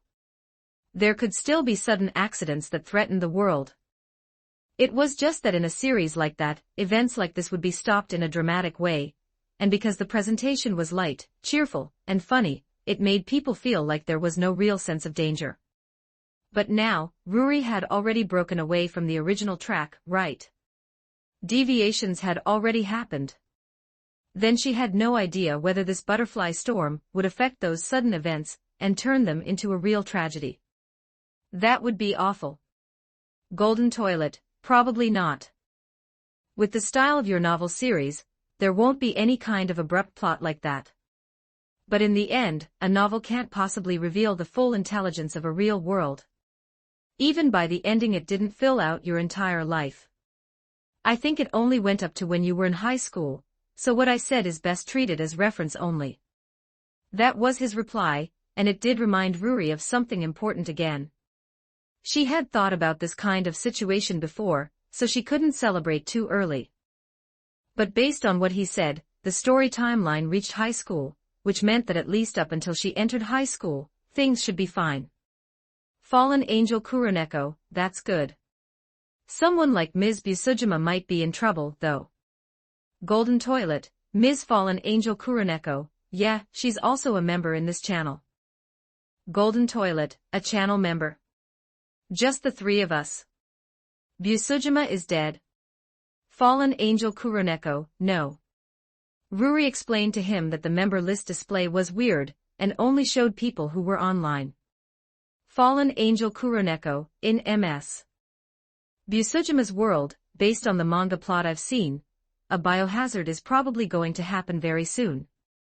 Golden Toilet, biohazard. Why does that feel kind of familiar? That made Ruri freeze. Did he also have intel about Ms. Golden Toilet, Kuroneko, is her full name Siko Busujima? Fallen Angel Kuroneko, Fallen Angel Kuroneko, how do you know? Why you have a work over there that includes her too? Golden Toilet, you bet.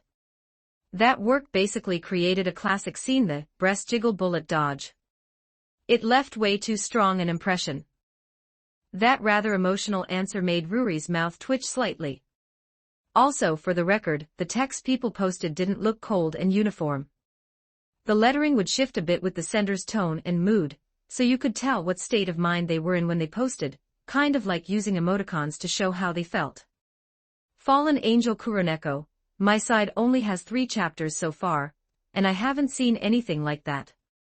That means the plot direction you know is further along than mine. Then do you know the reason the biohazard happens? If we know, maybe we can stop it in advance. Golden Toilet, sorry, I don't know that. The anime never mentioned it, and the manga didn't either. And it only got to around 20 or 30 chapters before it got axed because the author died. Fallen Angel Kuroneko, But the author on her side was still alive. Should she go ask him? Then again, if she contacted the author, would it affect his creative thinking, and cause the later plot he drew to diverge from what he had told her? At that point, which version was she supposed to use as reference? So contacting the author was also a big problem. Also, would the author from the other party's world look exactly like the author in her world? Golden Toilet, oh right, maybe you can find the answer from another work. It's another artist's work that was co-created with the original author, and the plot seems connected. The art style is exactly the same too, so it might be the same world. Fallen Angel Kuroneko, then what is it called exactly? Golden Toilet, I don't really remember. Let me think. See if you can find a special organization. What was it called? I'm thinking. Golden Toilet, right, it's called Black Label. It's a secret organization that executes criminals the law can't punish. And its enemy organization, much later in the plot, triggers a biohazard-like incident. Someone's tracking us. Golden Toilet, sorry, something's happening on my end. I'm going offline for now. Before Ruri could say anything, he really went offline. What was going on? Were those two together? Didn't he just say he hadn't met A2 yet? Oh, right, he said they were communicating by radio. Something had happened, and A2 spoke directly through this channel to him. So now, she needed to tell Ms. Busujima what he'd said, and hope Ms. Busujima would come online soon. Also, that other work he mentioned might exist in her world too. She needed to immediately search for people related to that manga, and see if she could dig it up. This was about the safety of another living, breathing world. End of chapter. Get plus 30 extra chapters on P at TR3 on Zalem. Every 300 power stones equals 1 bonus chapter drop. Thanks for reading. Chapter 14, Chapter 014, A Colossal Mechanical Life Form Approaches. 1400 words after logging off from the hyperdimensional channel, Kane brought his body into peak condition. According to the unknown woman with the ID, A2, someone had been tailing them. But why didn't she tell him over the radio? One possibility was that the radio had been compromised, and was being monitored by the other side. And as for why they didn't continue communicating through the hyperdimensional channel, that was because doing so could interfere with real-world perception and make it easy to lose focus. So who was the one tracking them? Kane didn't immediately look around, acting like he was searching for something. That would be a stupid move, wouldn't it? It would practically announce that he also knew someone was tailing them. He moved naturally according to A2's instructions. She would set up some traps. But he hadn't gone far when a piercing howl rang out, the shriek of a shell tearing through the air at supersonic speed. In the next instant, in the woods less than 100 meters away, flames and shockwaves swept outward along with a string of thunderous blasts. Then he saw several figures from the bombardment zone charging toward his direction. No, not charging. They were fleeing toward him. His pupils constricted. Kane immediately sprang away from where he'd been standing, and a glowing orb that those people dodged slammed into the spot he'd just vacated. The ground was blasted open into a crater about half a meter deep, and roughly 2 meters across. And what the attacker was, Kane caught at the moment he steadied himself. A flying machine shaped like a manta ray. It looked like it belonged to the same group as the machines he'd eliminated earlier. As for the group that had been caught off guard and was now running toward him, it was 4 women and 1 man. From the looks of it, was this a world undergoing a machine crisis? And then, looking more closely at their outfits, they were clearly in a uniform style somehow familiar, and all of them carried weapons. Beside them, boxy robots hovered close. Those robots were currently opening up with small machine guns, raking the swarming machines behind them with gunfire, which made it clear they weren't on the same side. So were these people on the same side as Miss A2? Suddenly, with an explosion sounding off from the other direction, a figure arced through the air, flipping with the elegance of a diver, and landed steadily right beside Kane. Silver hair, blue eyes, features so refined they looked sculpted, and a figure proportioned like a golden ratio. Her outfit was battered and torn, but the style did resemble that other group's gear. She was A2. As for why she suddenly jumped out to his side, it was because she'd been attacked by machines as well, and had no choice but to leap this way. Now they were being pincered from both front and back. Kane noticed that A2 was also wary of the other group, her gaze edged with hostility. And when those people saw her, they looked stunned. Isn't that an android? Isn't that a Yoarha type? The male teenager who looked the least combat-capable blurted it out in shock. And that made Kane blink as well. A2 was an android. A Yoarha type. Recommended for destruction. Recommended for destruction. Recommended for destruction. The ones repeating those words non-stop were the robots hovering beside that group. Recommended for destruction. What does that mean, to be? The teenager looked toward a short silver-haired woman, who seemed to be the squad leader. Her call sign was to be. That word made Kane's thoughts stall for a brief instant.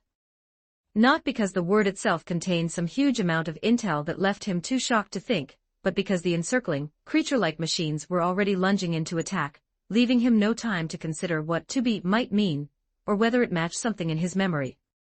He snatched up his M35, M Galaxy, pattern loss gun, and his Absolver pattern bolt pistol, and fired on the two-legged, dog-like machine sprinting across the ground toward him. Priority mission is handling these machine life forms. It was to be barking at the robots beside her, because those robots' hostility toward A2 was even stronger.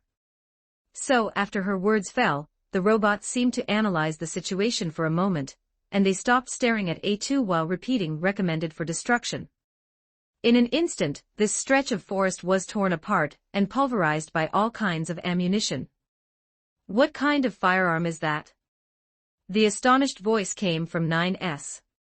Right now, with machine lifeforms hemming them in, everyone was forced into a temporary, tacit cooperation. That gave him a better angle to observe the target, and what he learned only made him more shocked.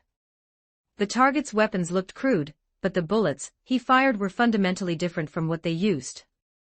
The bullets they used relied on a firing pin striking the primer and propellant at the base of the cartridge, creating a violent pressure spike that launched a solid slug. But the target's bullet looked like the whole unit flew out as one. There was no need to eject casings, there wasn't even an ejection mechanism on his weapon. So what kind of design was that bullet exactly? Wait, no, something was off. Slowing down and running deeper image processing -N no way. 9S was stunned. This was beyond ridiculous. What is it, 9S? As to be asked, she raised a brow and, at the same time, cleaved a machine lifeform's head open with her blade. That guy's bullets, they're literally micro-rockets. 9S reported to 2B in a state of shock and confusion. What kind of technology did it take to cram a micro-engine into something small enough to load into a bullet of that size? And when he looked closer at the target's beam gun, 9S found it even more unbelievable. It looked rough and unreliable, like it would explode after a few shots, but based on 9S's current records, it had already fired 87 times. Those 87 didn't include the earlier encounter in the ruined city. This count was only after the current skirmish began. He swapped an energy magazine, which meant a single magazine could fire at least 100 shots. And his accuracy was terrifying, practically 100%. It was like he didn't even need to aim. A casual shot would hit a target and drop a machine life form. Was that ability his own? Or was it some kind of system-assisted targeting provided by his power armor? Either way, it was far stronger than the Yoarha unit. Look at the machine life forms they'd eliminated so far. He alone had killed more than everyone else combined. And judging from the battle scars on his armor, he'd clearly been through plenty of brutal fights. So why hadn't they discovered him until now? Then 9S ran a simulation of such a battle scenario. If the machine lifeforms hadn't appeared, and their squad had clashed with him, the result would be that only the pod's light cannon fire could meaningfully threaten his power armor. Their other weapons likely couldn't crack his defenses. No, if they used flight units, then large-caliber aircraft cannons could also threaten him, but it wasn't as though he would stand still and let them shoot. Based on the combat power he'd shown so far and the fact he still looked like he had plenty in reserve, the calculation came back. Yora's odds of losing reached 53%. And that was under a fight-to-the-death assumption. If they had to capture him without harming him, they'd have to commit more combat personnel. Otherwise, with their current strength, dream on was the only answer. A sudden, earth-shaking roar. The ground trembled slightly. Everyone's expressions shifted as they looked toward the source of the immense disturbance. A colossal mechanical life form was approaching like a mountain-given form. Even one of its fingers was thicker than the man in power armor standing here. Its movements looked slow, but it was huge. One step covered a frightening distance. That mass created a suffocating pressure all its own. If you were actually stepped on, you really would be crushed until you couldn't breathe. End of chapter. Get plus 30 extra chapters on P at TR3 on Zalem. Every 300 power stones equals 1 bonus chapter drop. Thanks for reading. Chapter 15, Chapter 015, fighting side by side with 2B and A2. 1203 words after smashing the head of a roughly 1 meter tall spider-like machine that pounced at him with a single punch, Kane raised an eyebrow and looked toward the direction where the biggest commotion was coming from. What came into view was a massive machine, shaped like a gigantic hunting hound mech that walked upright on 2 legs. It really did resemble the Warhound-class Titan Kane had seen before. But this thing was bigger, closer in size to a Reaver-class Titan, towering over 20 meters tall. Its right mechanical arm ended in what looked like an extremely reinforced steel claw, clearly built for tearing through hard targets.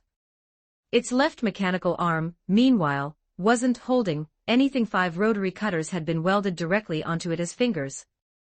Suddenly, the arm with the welded cutters shot straight toward this direction, and the cutters immediately spun up. Their rotation seemed to accelerate continuously, producing a shrill, overdriven scream, as if the system was running beyond safe limits.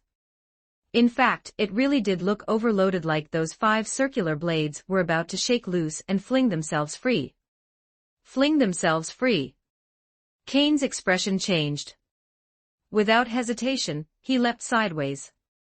Almost at the exact instant he left the ground, the circular blades spinning so fast that friction turned them red hot and glowing broke the sound barrier as they launched, each one trailing a faint cone of vapor from the shock. In the blink of an eye, literally a blink, they were already right in front of him, close enough to touch, like teleportation. Of course, it wasn't teleportation. The distance was only a few hundred meters, and when something is moving faster than sound, it can easily look like instant movement. Kane didn't blink. In that lethal moment, he dove in the direction he'd chosen, hooked an arm around someone's back, and yanked them hard toward him. Almost the instant the person was pulled into his arms, a spinning blade flashed past right beside them.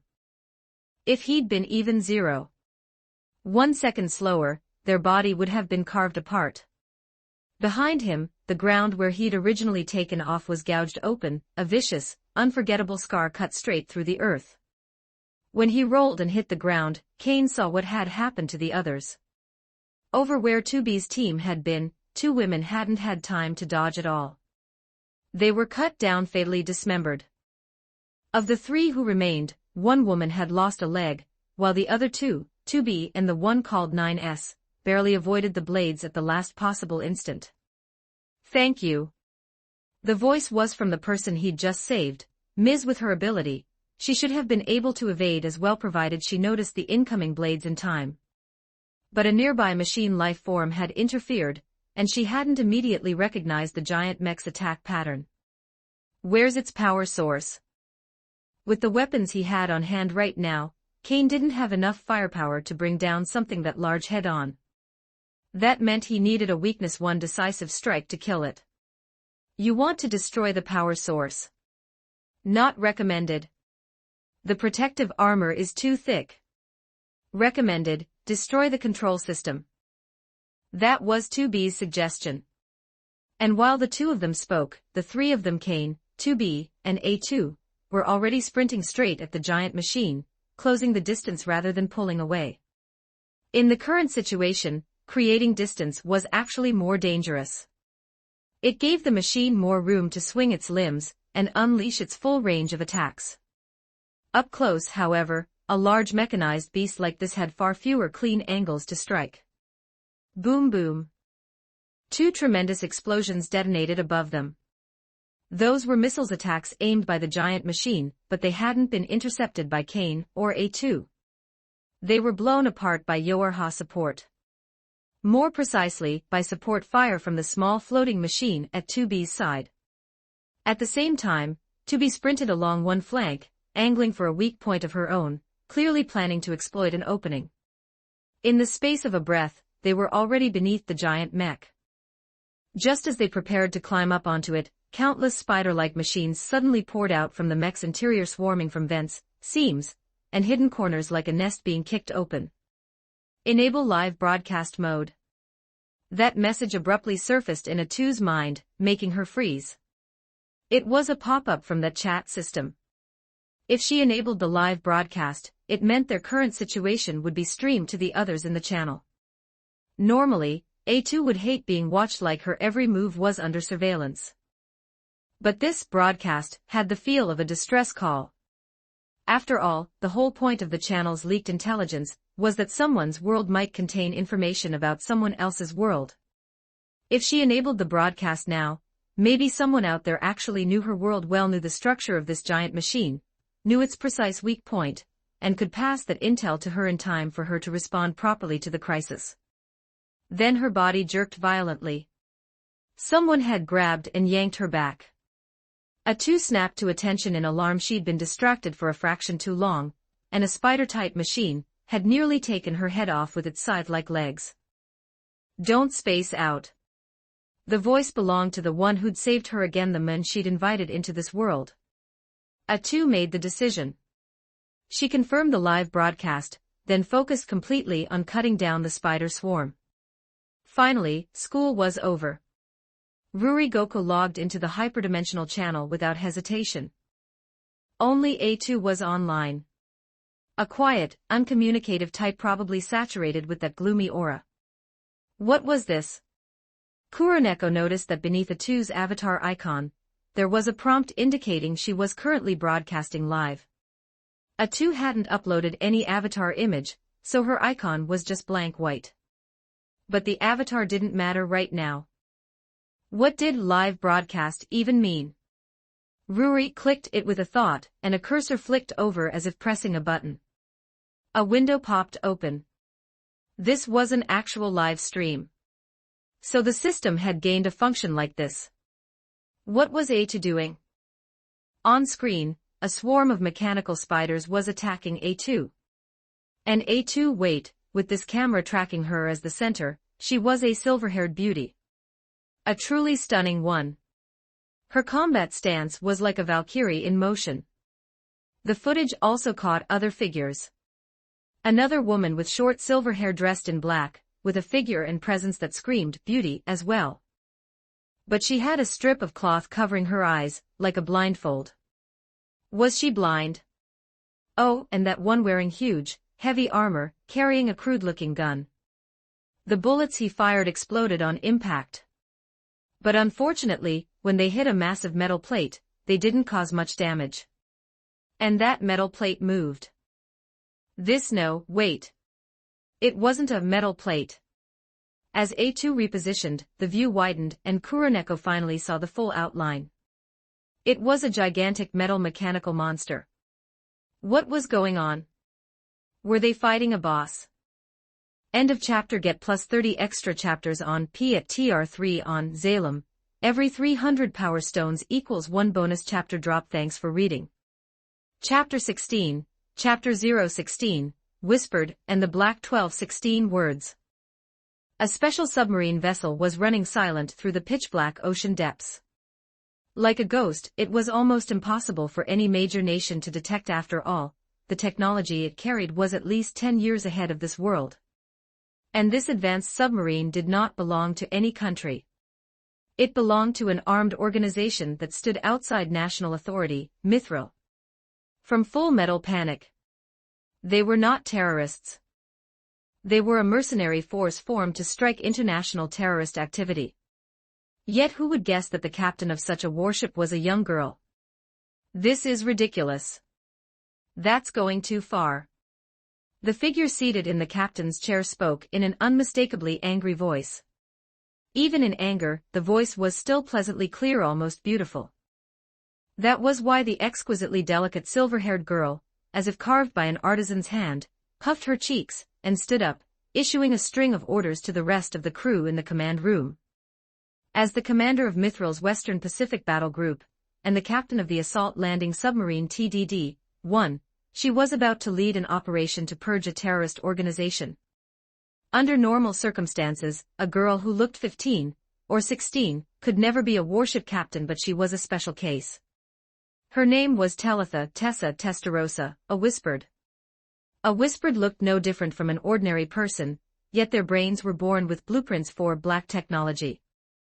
When she was 6 years old, she produced the closest numerical solution to Einstein's 10-variable coupled nonlinear partial differential equations and went on to design the TDD-1 to author the Danon, the very warship she now commanded. So as the designer who understood this vessel better than anyone, she was, in a sense, the most fitting choice for captain. Of course, that alone would never convince people. A designer and a commander were two very different roles. But she used her intellect, used her capability to win her subordinates' recognition. In combat command, she was calm and accurate to an exceptional degree, and so she was honored as a princess, even called Mithril's goddess. Tessa took a sip of coffee and let out a small, satisfied breath. For the next stretch of time until the operation began there was nothing but downtime. So she decided to log into that superdimensional channel again. What's this live stream? She tapped it open, and the moment the picture appeared, Tessa's expression turned serious. Mechanical spiders. That kind of high mobility, that kind of agility, this was terrifying.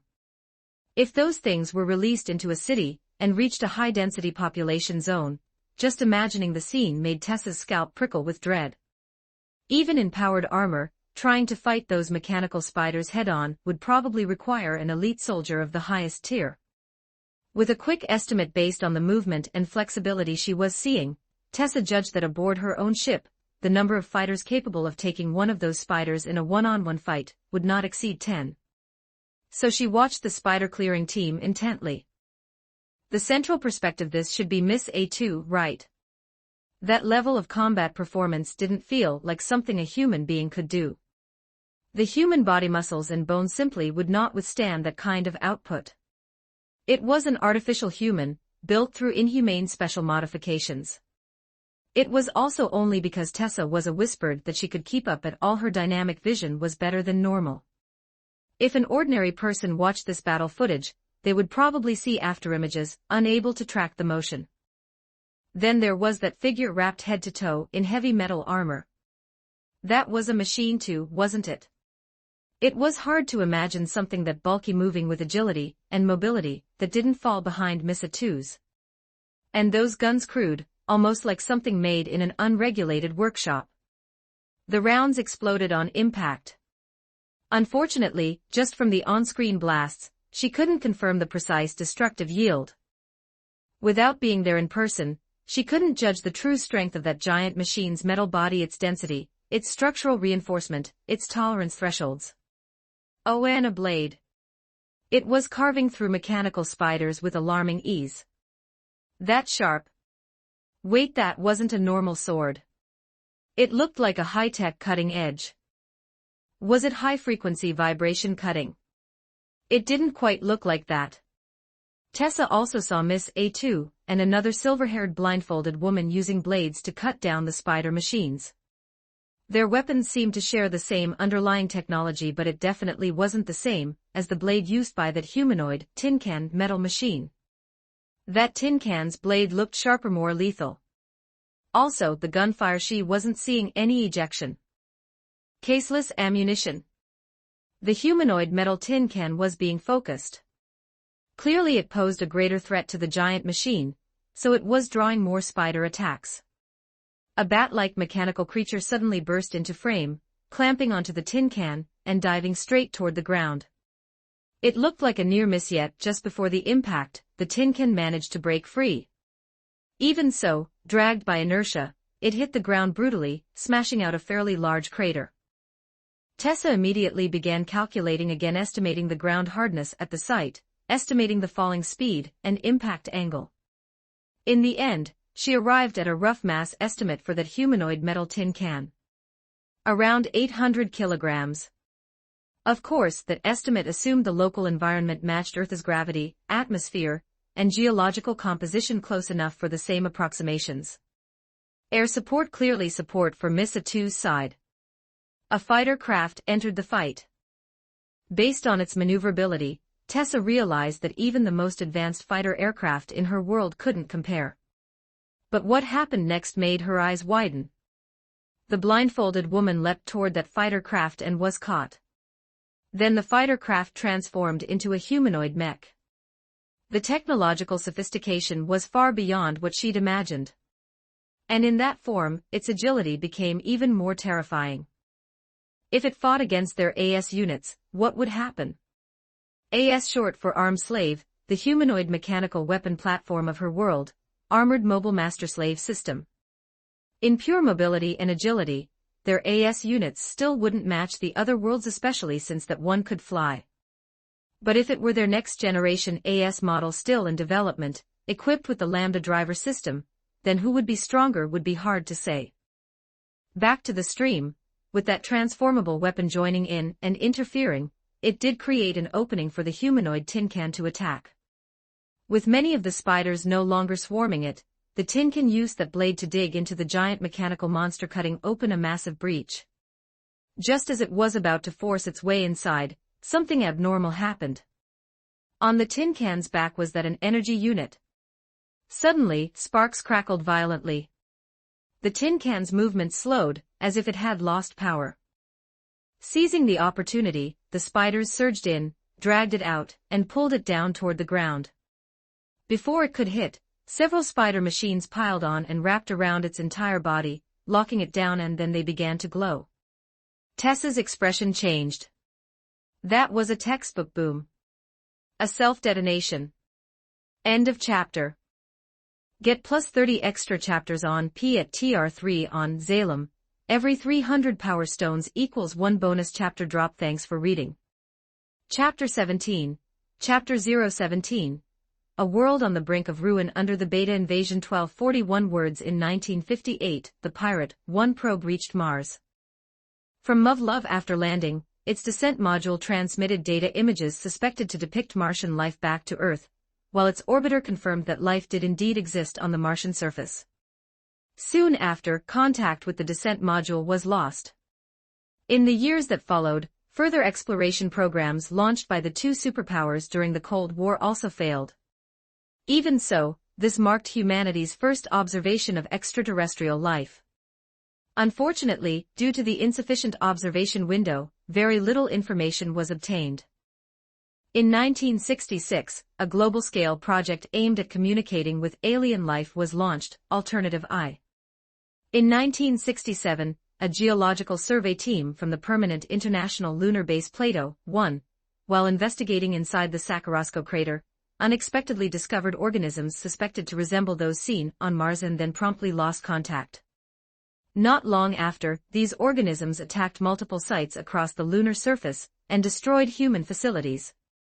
This was humanity's first true contact with extraterrestrial life. These alien life forms were designated Beta, beings of extraterrestrial origin, which is adversary of human race, extraterrestrial origin life that is an enemy of the human race. Thus, the First Lunar War erupted. In 1968, Alternative II replaced Alternative I. Its primary objective was to discover a means of communication with Beta by studying their biology and their interactions with the environment. However, although Beta appeared to be carbon-based life forms, they possessed no cells, tissues, organs, or systems. They were profoundly anomalous and impossible to communicate with. That same year, the Northern superpower began trialing a plan to communicate with Beta via telepathy.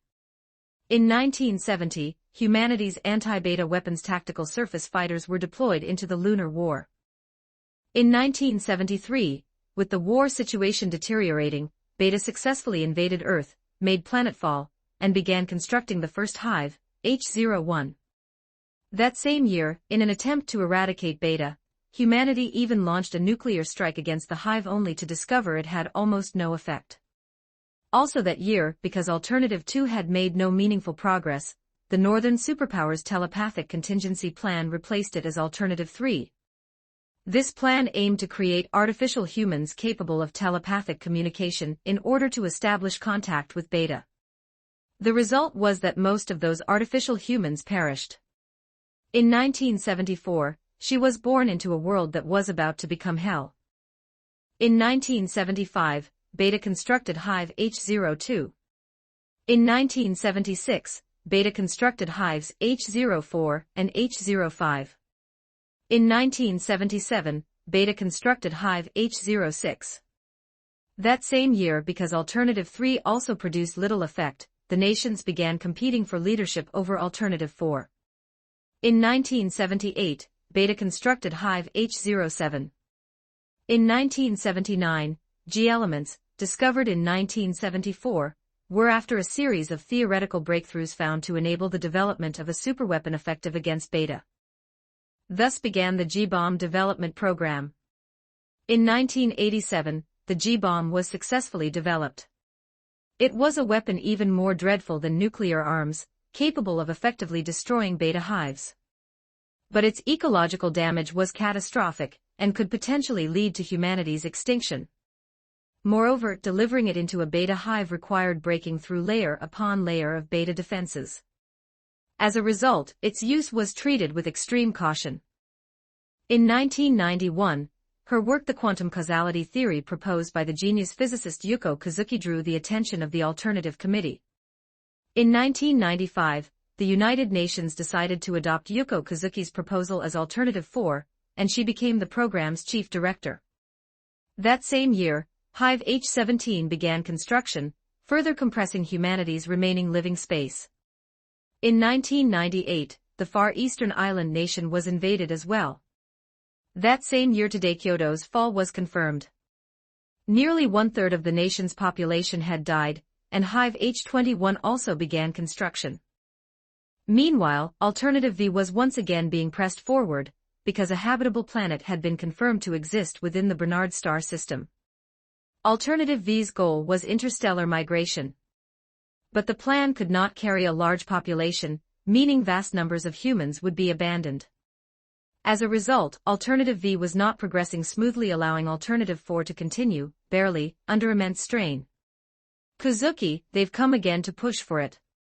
A voice intruded into Yuko's office, snapping her out of what looked like a daze. She cast a cool glance over and responded flatly.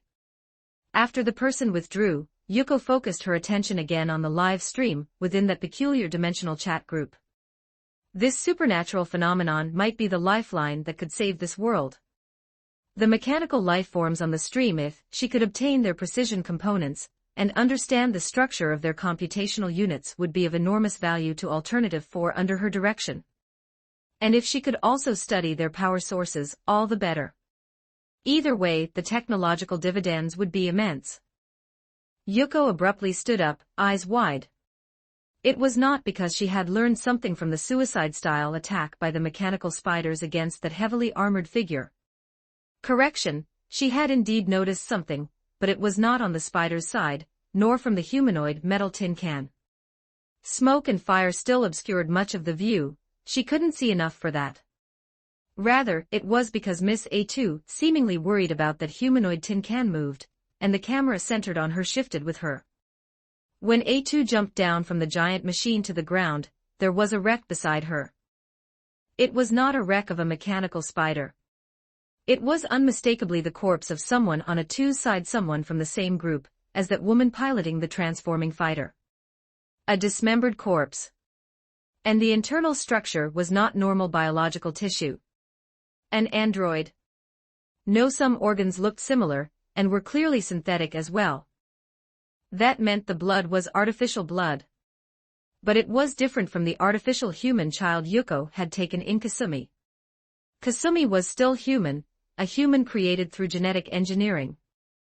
The being in the live stream was something else entirely, a humanoid robot built to resemble a human, and one that possessed independent thought. If she hadn't seen the internal structure, Yuko would never have suspected their identities. She would have assumed they were humans from that world, perhaps genetically modified, or otherwise enhanced into stronger bodies, or perhaps artificial humans like Kasumi.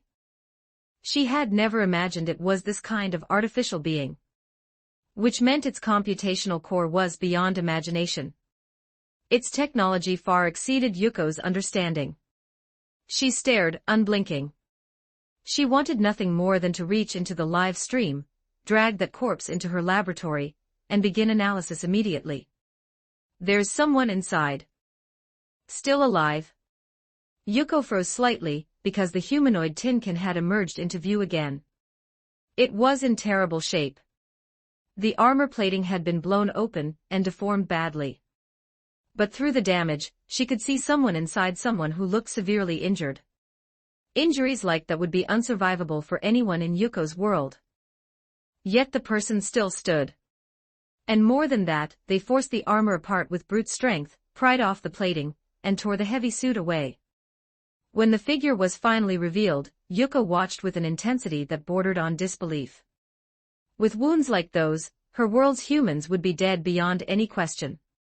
Yet this person was alive and still strong enough to rip open that thick armor. Most importantly, they did not resemble the androids from that side. They looked like a real human being of flesh and blood. End of chapter. Get plus 30 extra chapters on P at TR3 on Zalem. Every 300 power stones equals 1 bonus chapter drop. Thanks for reading. Chapter 18, Chapter 018, A Grenade That Can Melt Even Metal.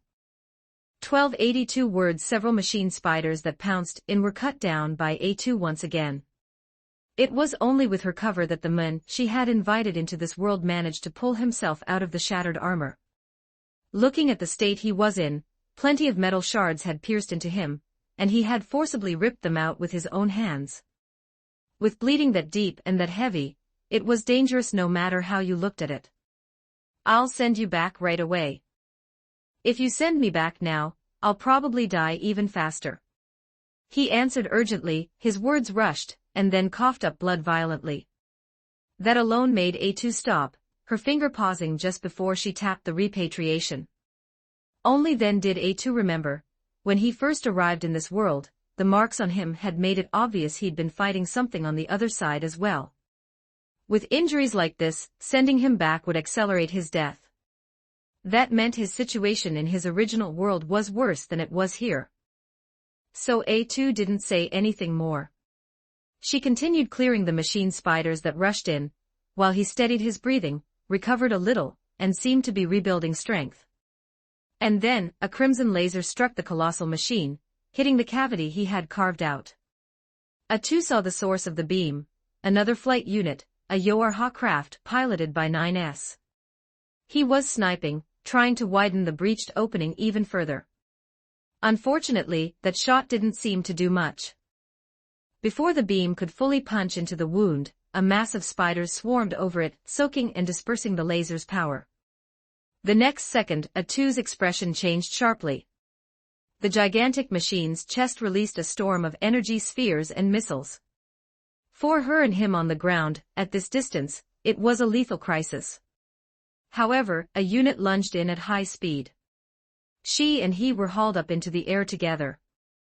The world spun, their vision twisting as the flight unit violently evaded the energy spheres and missiles. The one who saved them was 2B. More precisely, 2B's original purpose seemed to have been saving him alone, but because A2 suddenly rushed to his side and grabbed on, she was pulled along and rescued as well. As for why Warhammer was saving him, it was simple.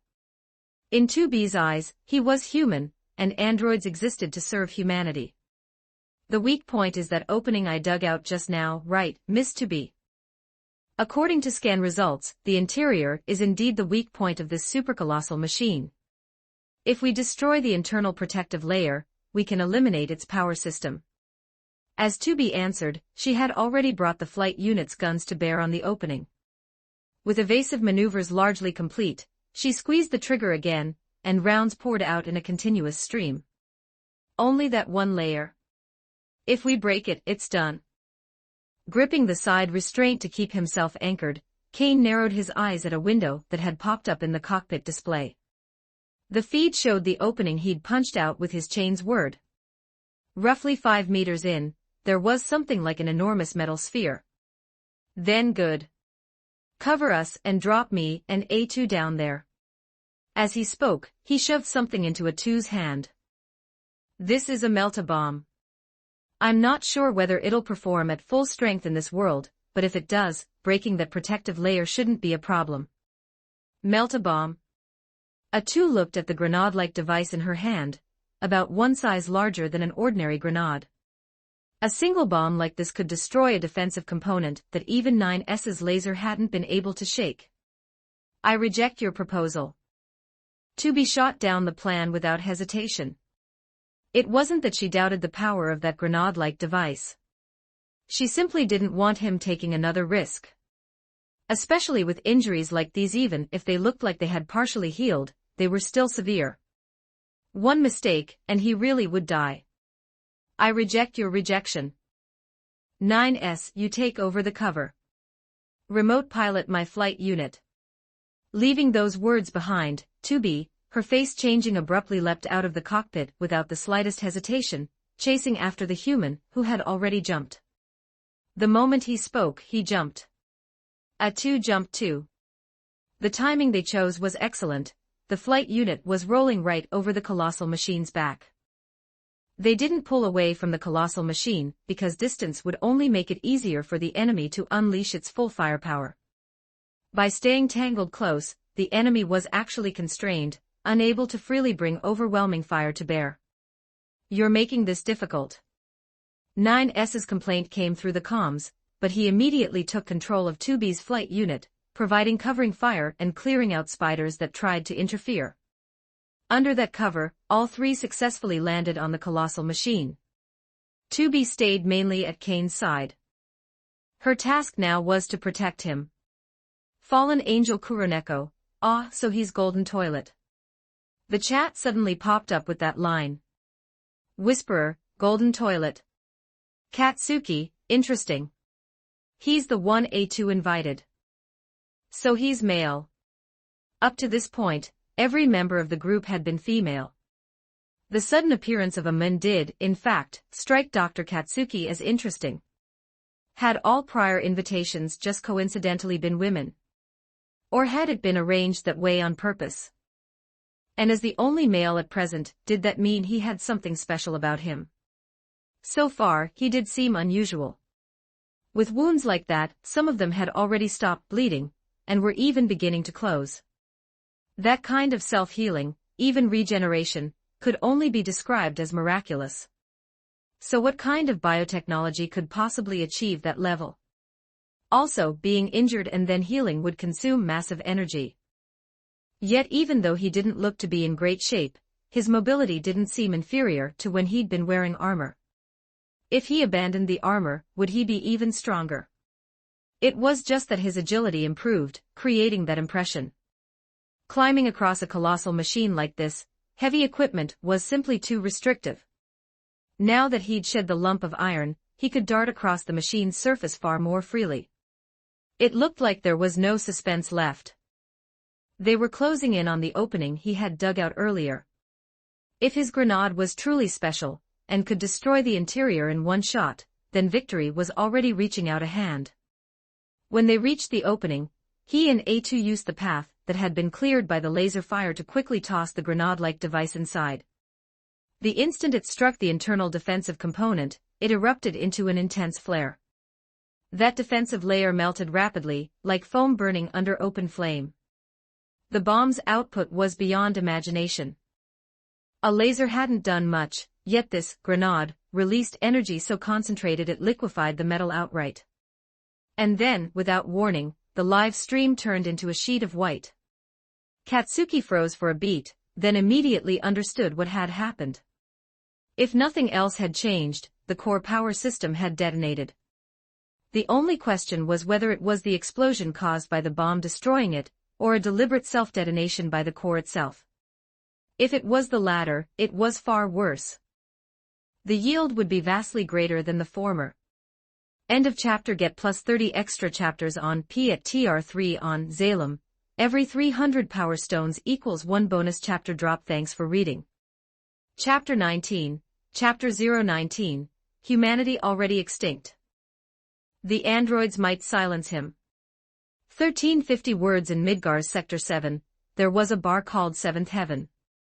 From Final Fantasy VII, and the owner of that bar was the kind of woman no one could ever forget once they had seen her. There was no helping it. The owner was stunningly beautiful, an angel's face, a devil's figure, a voice like a singing bird. She was practically a goddess. And right now, that goddess was sitting there as if lost in a daze. One hand held a glass, unmoving for so long that the ice inside had nearly melted away. She looked like she was spacing out, but in truth, she was watching a live stream. The heart-stopping battle on-screen tugged at her nerves, as if her heart were tied to it.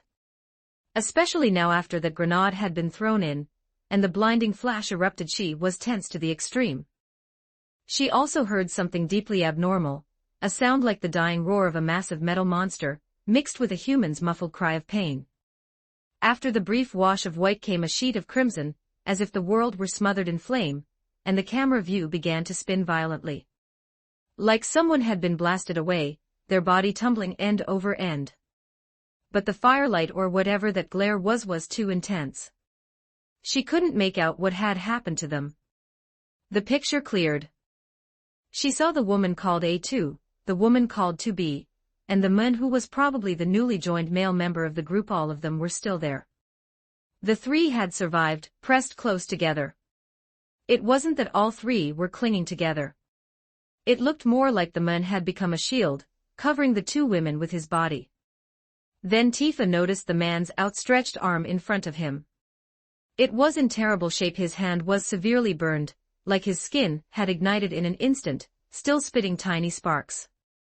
And then, as that hand finally slackened, Tifa noticed a faint disturbance in the air, like an invisible spherical barrier had rippled and quietly vanished. Her pupils widened. She took in the scene around them, and it was horrifying. It looked as if the ground itself had been scraped away, an entire layer ripped off. The forest that had been nearby was gone without a trace, replaced by dead earth. So, judging by their position, Tifa became even more certain. The men had used some special power to protect them. That was why the small patch of ground they stood on was still somewhat intact, though it was barely holding together.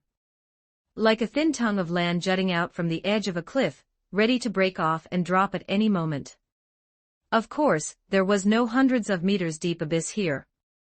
But at that depth, and assuming gravity over there was the same as it was here, if Tifa fell without any protection, she might not die outright, but she would be crippled.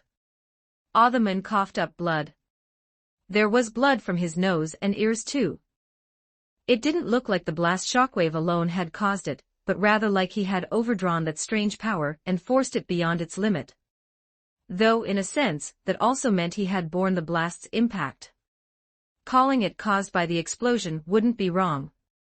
Why are you, as a human, living on Earth? Shouldn't you be living on the moon? Tubi asked in confusion and panic, moving to support him. That single sentence made Tifa's brow lift slightly. The amount of information hidden in it was enormous. As in Earth's moon. If Tubi believed humans should not be living on Earth, there was one possibility: Earth's environment could no longer sustain human life. Earth had become a dead planet. And in Tifa's world, the planet she lived on was also being driven toward death because of one organization's greedy extraction of planetary energy. So, to protect the planet, Tifa had joined an organization called Avalanche, fighting back against Shinra, which continued consuming the planet's lifeblood. So in Atu's world, had humanity's homeworld also been ruined by human hands, leaving it unable to support life? Or had the planet itself developed some fatal problem? Living on the moon. What if I told you the humans in this world went extinct a long time ago? The man whose ID was Golden Toilet spoke with a tone that carried a heavy implication beneath it. That line alone made not only 2B and A2 freeze on screen, but even Tifa watching the stream went still. This young man was from another world. Why would he say something like that? He knew this world's information. In his world, details about Atu's world existed in some kind of work, something he had seen. If what he said was true, Tifa's expression darkened. Because it meant the humans of Atu's world were gone. That struck a chord in her. Would her world end up like that too? Your statement is self-contradictory. According to my current scan, you are almost certainly human, which is logically inconsistent with your claim that humanity is extinct. Tubi replied on the stream. She didn't know anything about the humans of Golden Toilet's original world, so what she said wasn't exactly wrong. I'm not a human from this world. But even if I were, if you invite me back to the bunker, I'm probably going to end up with one outcome: being humanely destroyed. He stated outright that he was not a native of their world. Humanely destroyed. Tubi didn't understand. If real humans still exist, that might not actually be a good thing for the android leadership. Unable to understand. Our mission is to safeguard humanity and protect humanity. We must not harm humans. That's what you believe. But do you think your leadership sees it the same way? Your leadership might even end up with the same kind of thinking as the machine lifeforms wanting to destroy their own creator. Unfortunately, the androids' creators humans have already been dead for thousands of years. Golden Toilet shrugged, as if he were talking about something trivial. It was obvious he understood Atu's world deeply. The machine lifeforms want to destroy their own creators. Atu, who had been silent until now, couldn't help seizing on that point. If this world doesn't deviate much from what I know, then the aliens were wiped out hundreds of years ago, maybe more than 1,000 years ago, by a rebellion from the machine lifeforms they themselves created. He delivered it lightly, almost casually. But Atu's body swayed, as if the blow had landed directly on her mind.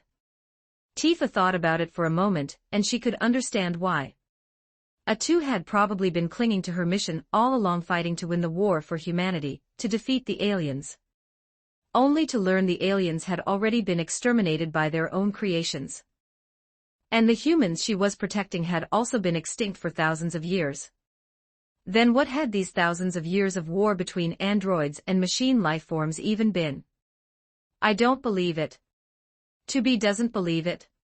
In truth, you're shaken too, aren't you? The fact is, you aren't truly a standard Tubi model android. What is your real mission? The targets you process are people who might discover that the Council of Humanity has long since become a mere facade and then get silenced for it. That made Tubi visibly waver. And do you know what the real purpose behind creating Yoarha is? Do you want me to say it out loud? Yoarha Commander White. Before the last word even finished, the man had already raised his gun and aimed it at the robot beside Tubi. That robot seemed. Who are you? A mature woman's voice came from the robot.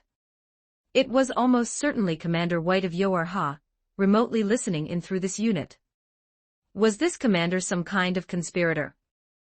End of chapter. Get plus 30 extra chapters on P at TR3 on Zalem. Every 300 power stones equals 1 bonus chapter drop. Thanks for reading.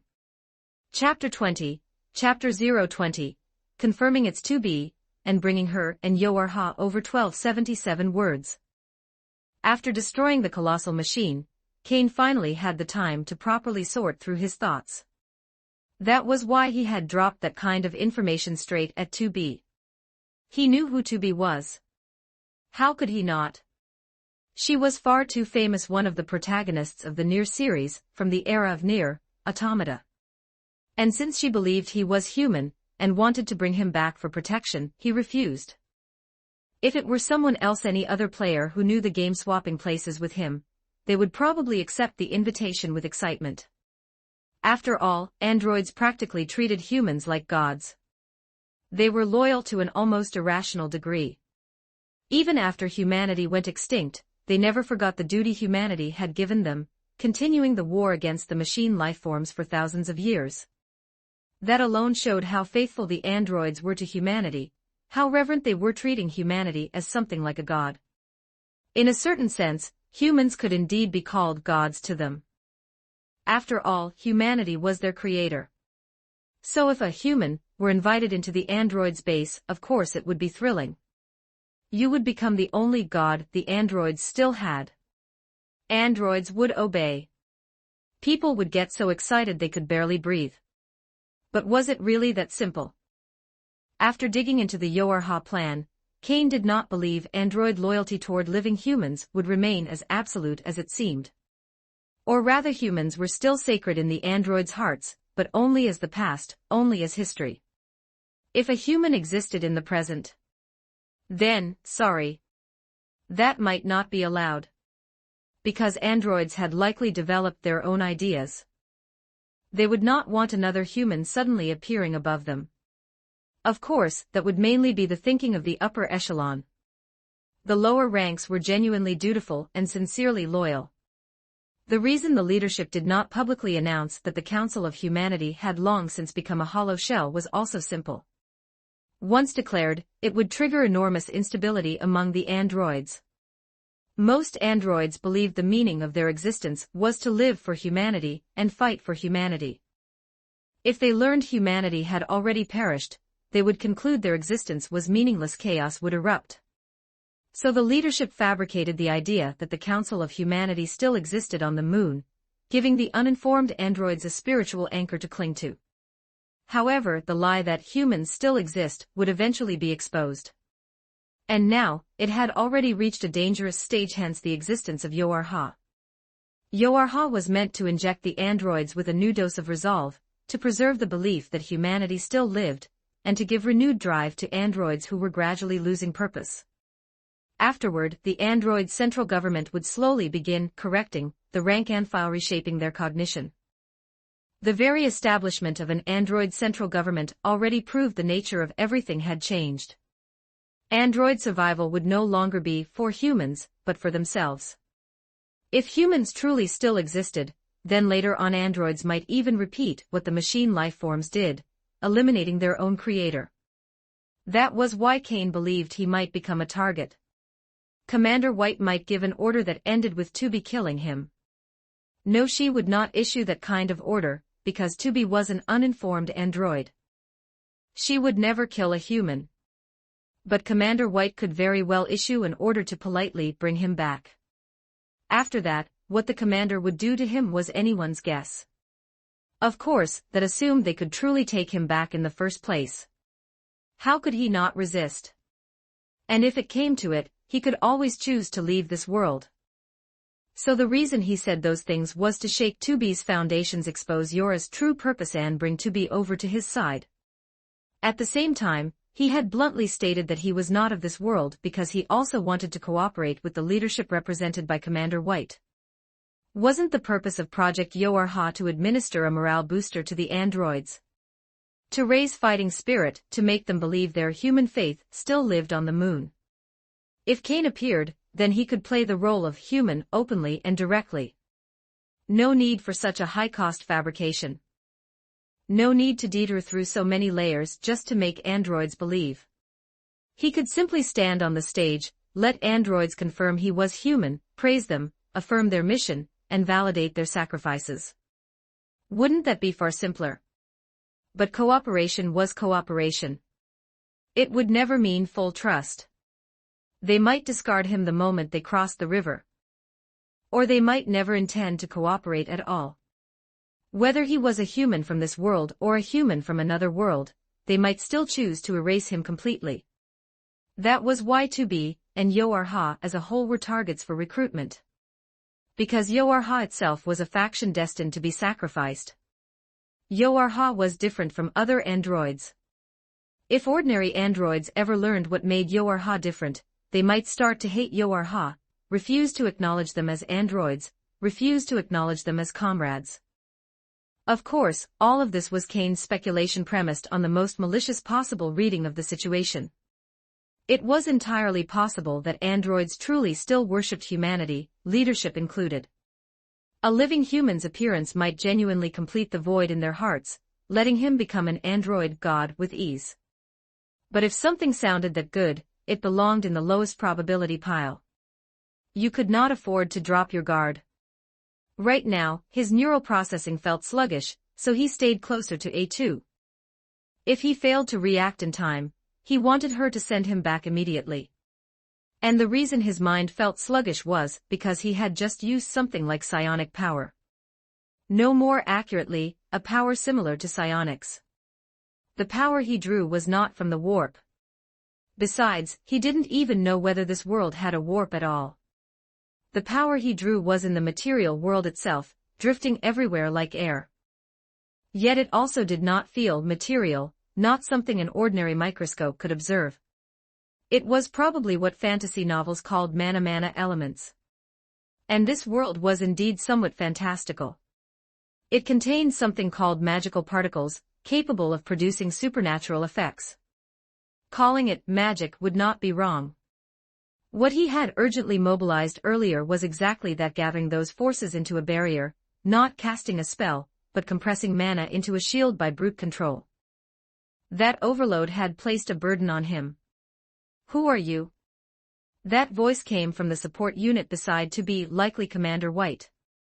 From earlier, he had already noticed something abnormal about that support unit, and suspected the commander had been monitoring through it.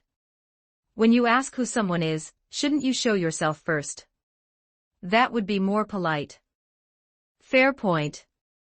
Then please wait about 10 minutes. I'll arrive. So Kane looked up at the sky and saw the sun. From the moment he entered this world until now, the sun's angle had not shifted at all. The region remained locked in dusk, the light unusually gentle. If he remembered correctly, this was due to tidal locking, leaving one face of the Earth permanently oriented toward the sun. But now was not the time to dwell on that. Before Commander White arrived, he needed to further shake 2B and 9S. He would tell them how humanity disappeared. End of chapter. Get plus 30 extra chapters on P at TR3 on Zalem. Every 300 power stones equals 1 bonus chapter drop. Thanks for reading.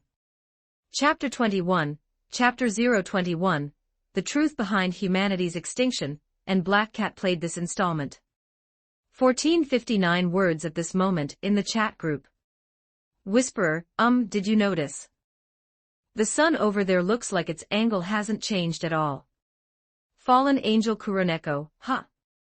If the sun's angle hasn't changed, what does that mean? Katsuki, there are two possibilities. One is that Earth has stopped rotating. Seventh heaven, stopped rotating. That's absolutely terrifying. Stopped rotating. Kuroneko, still just a middle schooler, didn't yet have a clear picture of what that would specifically cause. But she did know it was extremely serious. Practically on the level of an apocalypse. Martian, if Earth stops rotating, then this will happen. Martian logged on. Of course, they weren't actually an alien. They'd let it slip before that they were simply a descendant of Earth humans who had emigrated to Mars. And with how clearly they were about to explain it, could it be that in their world, Earth really had suffered this exact consequence, forcing humanity to migrate to Mars? Katsuki, you're right. But it doesn't look like that. It's the other possibility. Fallen Angel Kuroneko, the other one. What is it? Katsuki, tidal locking. Martian, tidal locking. They answered at the same time, leaving Rurigoku completely blank. After that, they explained to her what tidal locking was like, the tidal locking between Earth and the Moon, where one face of the Moon always points toward Earth. And right now, Earth was most likely tidally locked with the Sun, so that one full rotation of Earth equaled one full orbit around the Sun. Which, effectively, meant one side of Earth would always face the Sun.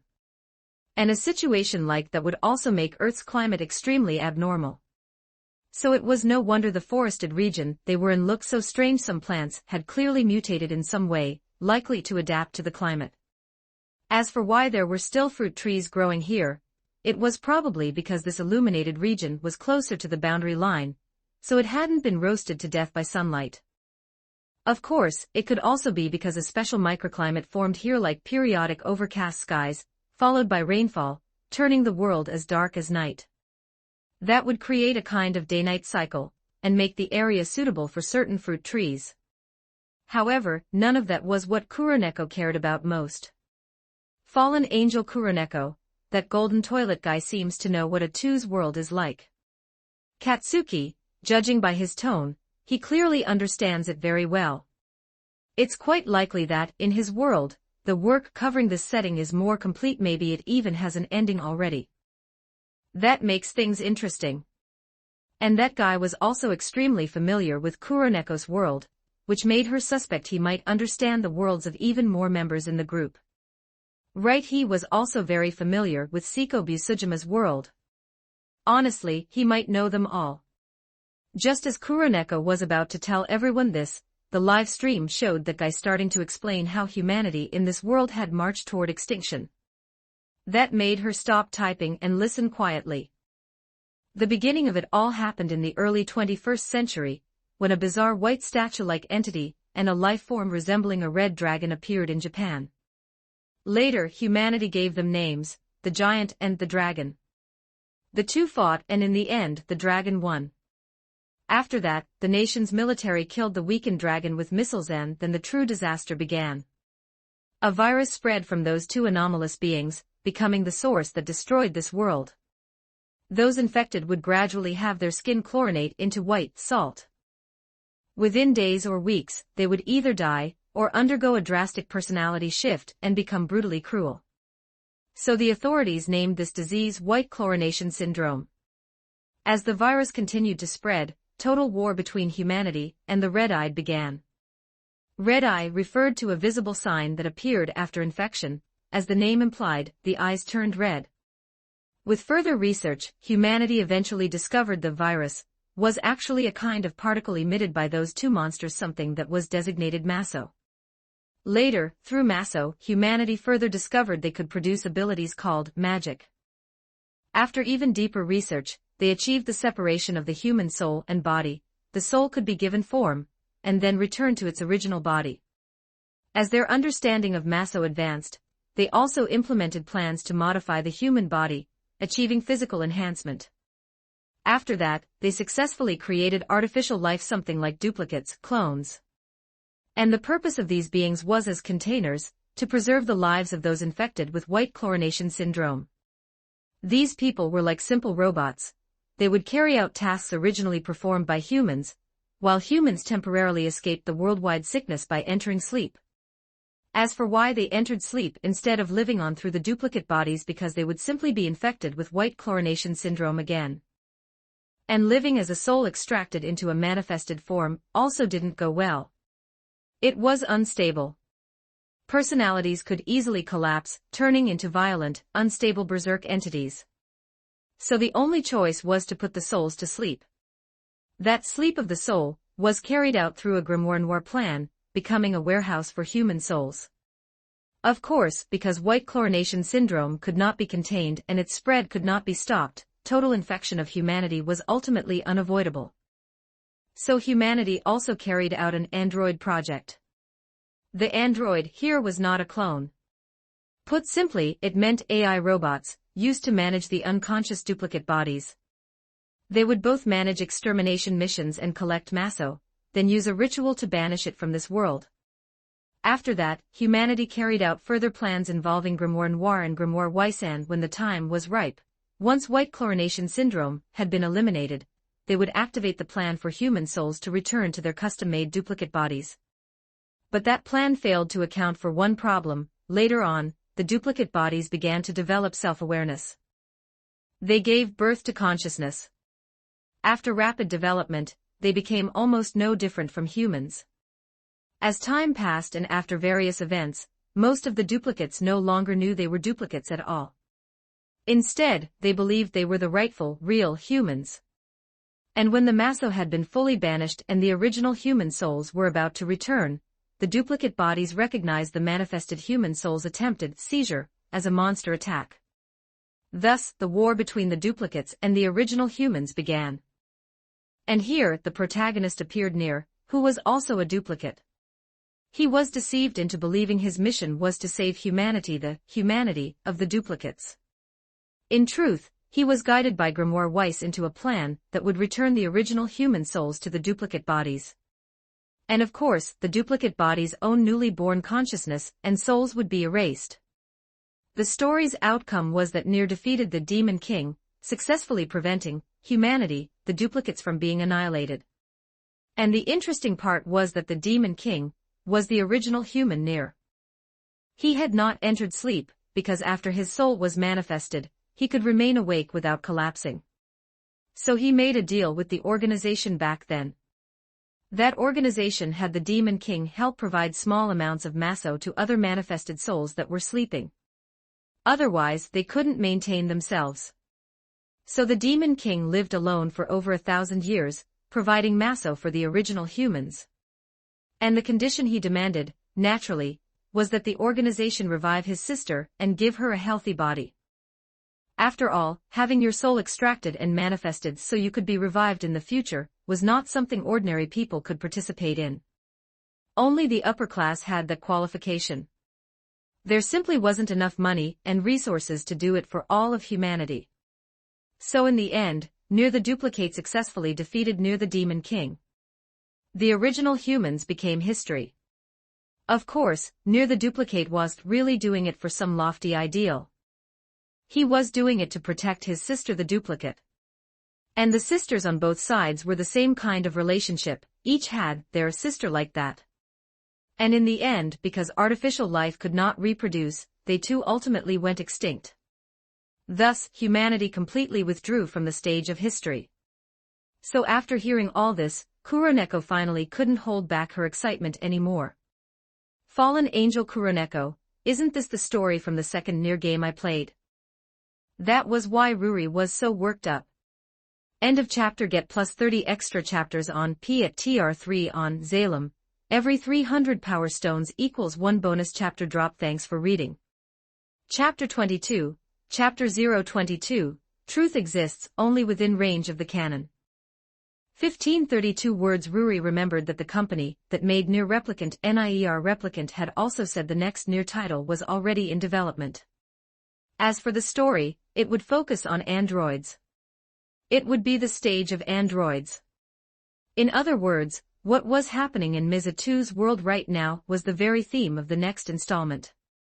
So if A2 wanted to know more detailed content about Nier Replicant, Ruri could tell her.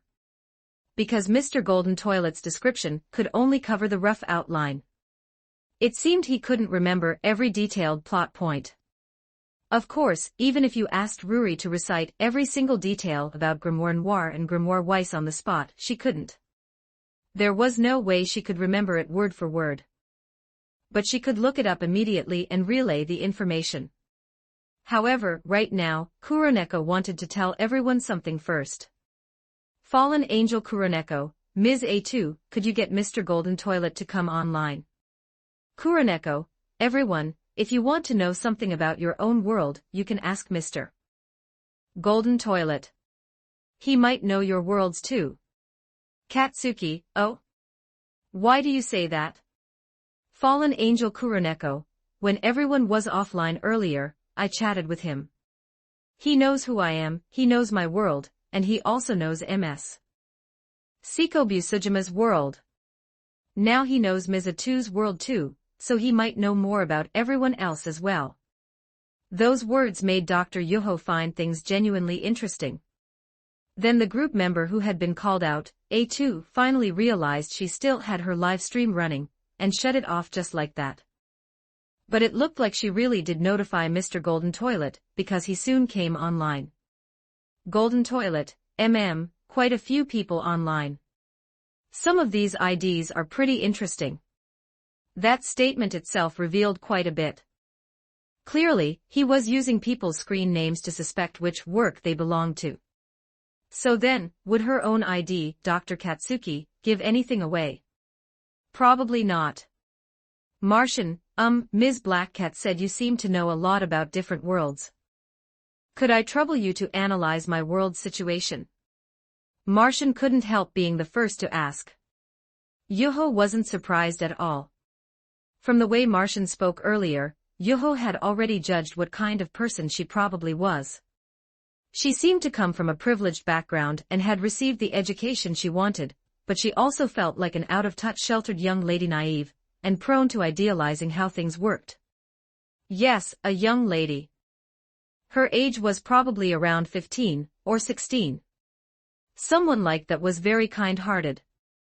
In a peaceful era, she'd be a very pleasant person. But in a truly terrible era, she'd be downright foolish. The kind of person who might even become a liability, good intentions turning into disasters. So next, Martian would probably reveal details about her world. That would also let Yuho observe what kind of person this new member, Golden Toilet, really was. The only male had joined, and he just so happened to know many people's world intel, maybe everyone's. A coincidence like that only made it feel like there was some kind of scheme behind it. So Yuho wasn't going to be stupid enough to immediately expose her own world's information. She'd first extract more information from him. If he intended to mislead people, and they carelessly believed him, who knew what kind of disaster could follow? Golden Toilet, go ahead. So Martian began describing her world. From ALDNOAH. In her world, during the Apollo moon landing era of the 1970s, an ancient civilization relic was discovered on the Moon, a gateway connecting the Moon and Mars, a hypergate. As a result, humanity achieved shuttle travel between the Moon and Mars, and began interplanetary migration. The first wave was 300,000 people. Of course, to investigate conditions on Mars, they also dispatched specialists and survey teams. Among them, the key figure was Dr. Rarigalia. On Mars, he successfully discovered the ancient civilization ruins known as Aldnoah, and Aldnoah acknowledged him as the inheritor of that civilization, allowing him to activate Aldnoah's devices and technology. After that, Earth used every possible method to restrict Dr. Rarigalia's freedom, even threatening his life, all for one purpose: to seize ownership of Aldnoah. In the end, Dr. Rarigalia successfully broke free of Earth's control, monopolized Aldnoah, and declared himself emperor. On Mars, he established the Ver Empire. By the end of the century, tensions between the two sides had reached the limit. Rarigalia's son choosing the side of Earth, the war between Mars and Earth officially began. That surprise war against Earth triggered the hypergate on the Moon to go out of control, shattering the Moon. Countless fragments fell onto Earth. That year, nearly half of Earth's population died. In that campaign, Dr. Rarigalia's son was killed in action. Combined with supply issues, a ceasefire agreement was signed. As for the balance of power, the Martian military armed with Mars's Aldnoah technology was overwhelmingly superior. However, Mars's population was far too small. Even if Aldnoah's technology surpassed Earth's, it still couldn't turn Mars into an environment like Earth's, so resources simply couldn't support large-scale population growth and development. That was why a ceasefire like this could happen. Now, more than 10 years had passed since the ceasefire, and relations between Earth and Mars had only grown worse. So, in order to ease tensions, the Martian Empire's princess would soon visit Earth as a goodwill ambassador, hoping to prevent the relationship from hardening further. Martian: so, Mr. Golden, do you know what's going on in my world? Golden Toilet: the counts in your family and all that, do they each have a war robot? So they're also called Martian Knights. That question was interesting. Martian: yes. This idiot finally realized what she'd just done. She practically confessed without meaning to. So Yuho could only sneer at the idea of Her Highness serving as a goodwill ambassador. As for how Yuho saw through that Martian was the princess, it was simple. When she described the princess, there was a tell. That kind of wording only appeared when someone was introducing themselves, not when a true third party was describing someone else. Martian: Mr. Golden, you know who I am. Still that clueless? Golden Toilet: what do you think? All I'll say is this. If you don't have power, if you don't have political leverage, or a fully obedient armed force of your own, one with deterrence, then don't be naive enough to play goodwill ambassador. Stay home and be a mascot. Don't go out there and become the fuse that ignites a second war. If you have the ability, become an iron-blooded queen. Otherwise, ideals without strength are just delusions. All you'll have is empty talk, thinking love can redeem everything, moved by your own feelings. People like that usually only turn events into something even more hellish. In the end, every side will be disgusted by you. And I'll leave you with a line I really like: truth exists only within range of the cannon. Truth exists only within range of the cannon. Yuho liked that line too. Which meant Mr. Golden Toilet really did know the concrete situation in Martian's world, including what would happen next. And that this princess's goodwill would become the fuse for a second war. Yuho didn't even need to think to guess how that would happen. Nothing more than the classic scenario: the princess suffers an accident, and the Martian Empire immediately uses it as justification to start a war. It looked like the princess would meet with an accident, and that accident would most likely be engineered by the Martian Empire itself. The princess was simply a disposable piece used to spark a war. As for why Yuho didn't think it would be Earth's doing if the princess's description was true, then with such an enormous military gap between Earth and Mars, Earth would care more than anyone about the princess's safety. They wouldn't be stupid enough to let something happen to her during an official visit.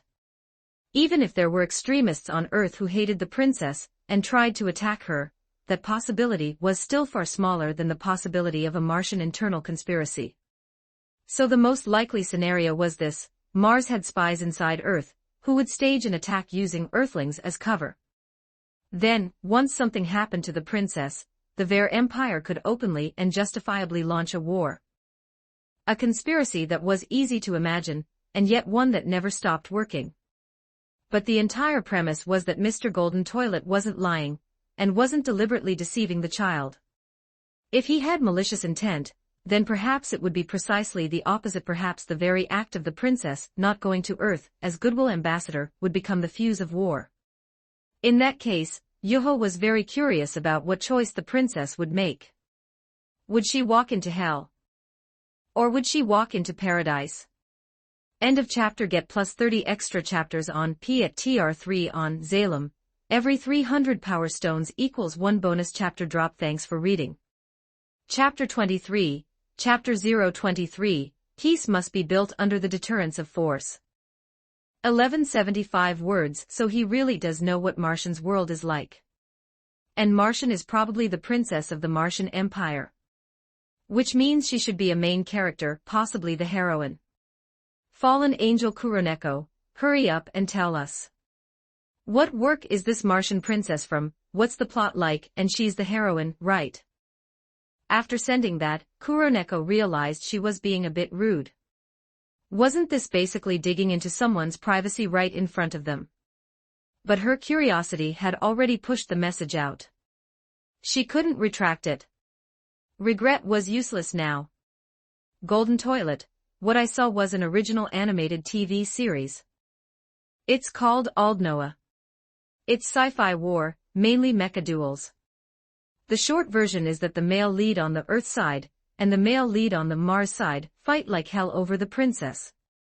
The Earth side lead uses a brain like a supercomputer to pilot a mecha that looks like it should get instantly deleted by Martian tech, and yet he keeps analyzing the enemy's weaknesses bit by bit, and unbelievably, defeats one Martian knight after another. And with plots like that, what kind of ending do you think it usually comes to?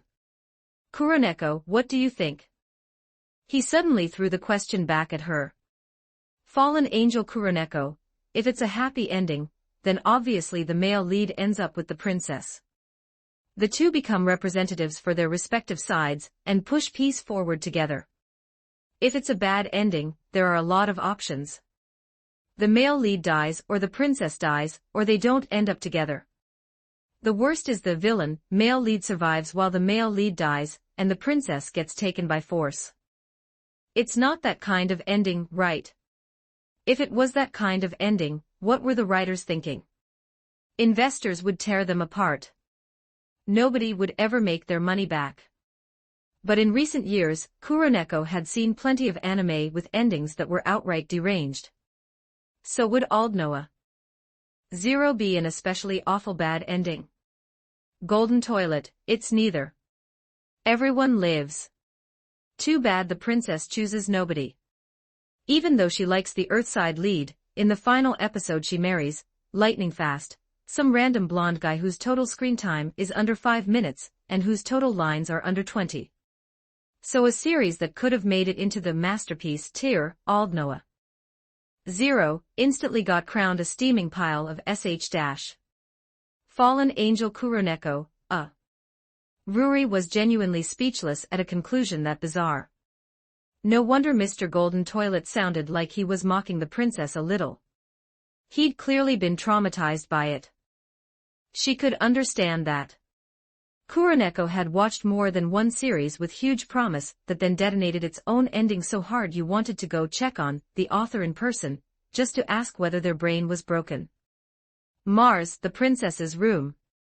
A blonde girl, beautiful and delicate like a porcelain doll, suddenly froze. She had felt something was off. Golden's tone toward her sounded like he was irritated, like he didn't like her. So that was why. If she watched an animated series where the heroine suddenly married some character who barely existed, she would feel miserable too. But why would she do that? She shouldn't do something like that. Martian, maybe she was threatened. Golden toilet, nobody threatened her. The princess chose it herself. How was that possible? Why would she choose that? There had to be a reason. That so-called random blonde guy had to be special in some way. Maybe marrying him was necessary to achieve something her future self wanted to do. So just as she was about to ask again, the other side logged off directly. As for the live stream, when he came online, Ms. A2 had already turned it off. Whisperer, it does sound depressing, but Mr. Golden didn't explain the details. So I think the Martian princess marrying that so-called random blonde is very likely political. It's realistic too. Whisperer posted that in the group. Kazuki, that random blonde, is probably one of the powerful nobles of the Vare Empire. Marrying him is a normal political marriage. The princess likely wanted to leverage his power, or the royal family wanted to pull and support. But to go that far, it ultimately means the princess herself lacks the strength to control her own fate. That was openly sarcastic. Kazuki, also don't misunderstand. What I just said didn't have any special meaning. It was sarcasm. The blonde girl's mouth twitched. Kazuki, of course, I'm also a woman without strength. Maybe one day, if I'm truly cornered, I'll also end up selling off my life and walking into that kind of fate. After tossing out that self-mocking line, Dr. Kazuki went offline. So what was she supposed to do? The princess, only 15 years old, felt lost. She had been about to go to Earth as a goodwill ambassador, to ease relations between the two sides. The mission made her nervous, but she had also been looking forward to it. She truly wanted to do her part. But she never could have imagined that her actions would become the fuse that ignited the second war between Mars and Earth. To truly change something, did she need real power? Did she need an armed force of her own? Did she have to become an iron-blooded queen? But that went against her ideals. The peace she wanted was not peace built on the threat of force. She wanted people to understand each other, to work together in friendship. Yet according to Mr. Golden, without force she was just a mascot, a doll to be manipulated at will. Golden's eyes, she must look childish and ridiculous. Martian, does peace need to be built under the deterrence of force? In her confusion, she couldn't help asking the question in the group chat. Whisperer, it does.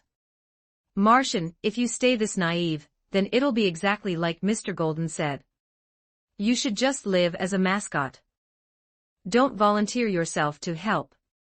If you're kind but you don't have the power to deter the wicked, then your kindness may cause consequences even worse than pure evil. Whisperer warned her with solemn seriousness. The blonde girl's expression turned even more bitter. So was she supposed to do nothing and just watch? Suddenly she thought of something. Martian, MS. Whisperer, can you teach me? Be my teacher. She had almost forgotten. Whisperer seemed to be a soldier, and she had even joked before that she was the captain of a warship. On Kane's side, now offline, he lifted his head and looked at the aircraft descending from the sky. That bunker commander was finally about to meet him. He hoped it would be a smooth conversation.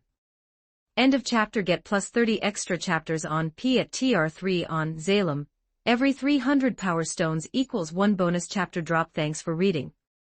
Chapter 24, Chapter 024, Commander White's Request, and 2B's Shaking Resolve.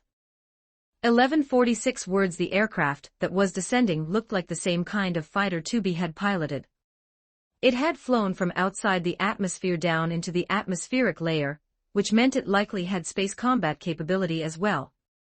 Even so, it was probably optimized for atmospheric operations. After all, in the world of Nier Automata, most fighting happens on Earth, within the atmosphere. The fighter design would naturally be adapted to that environment. Still, sending only a single craft down like this, was Commander White simply bold and confident? Or was someone else coming? It should be her in person. And he nearly forgot, for androids fighting machines, death was not as frightening, because they could upload their data and restore into a spare body aboard the bunker. That was likely why she dared to come alone. Even so, Kane respected it.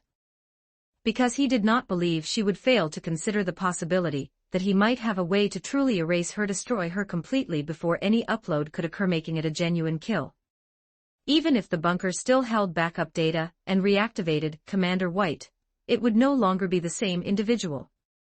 As the fighter slowly touched down, the cockpit opened, and a tall figure entered his view.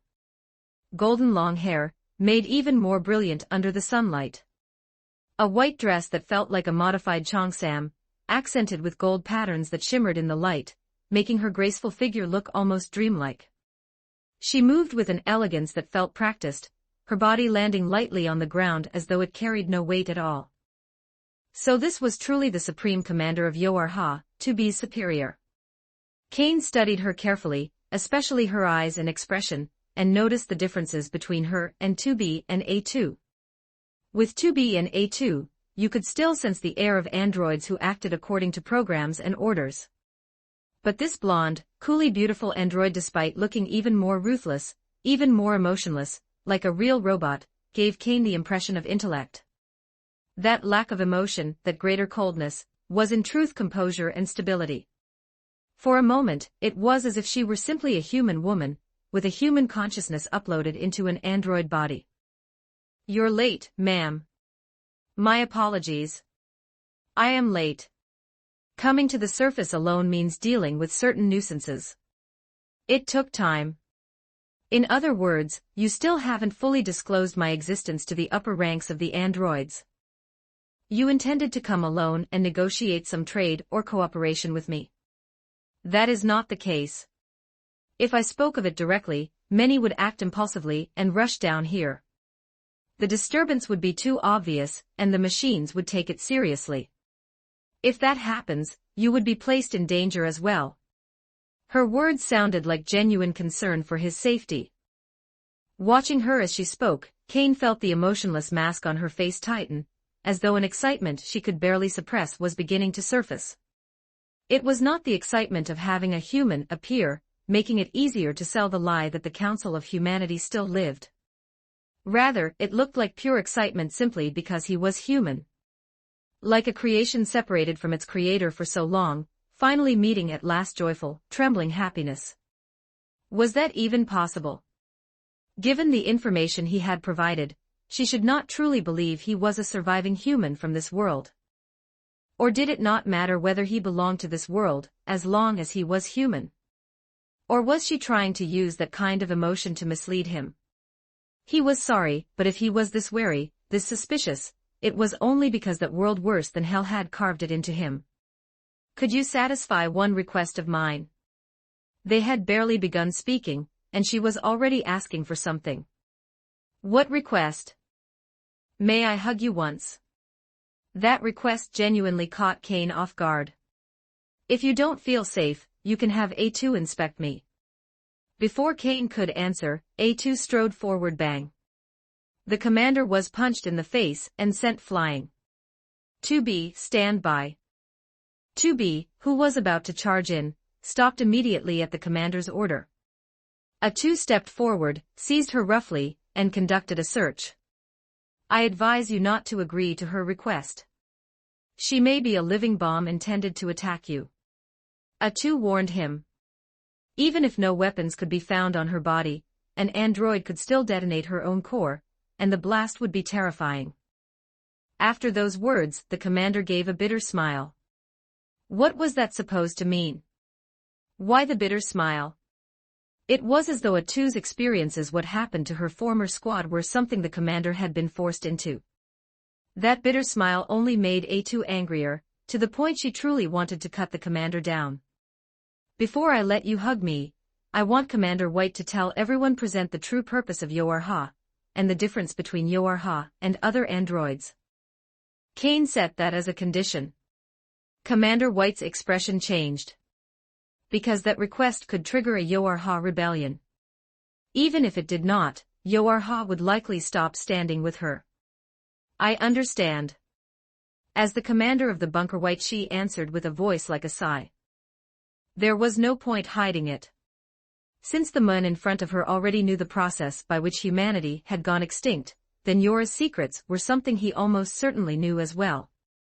Yorha is 2B and 9S listened to the true secrets they had never been told. 9S, in particular, quietly began recording, saving data as he watched. He also covertly transmitted the data to a small private server.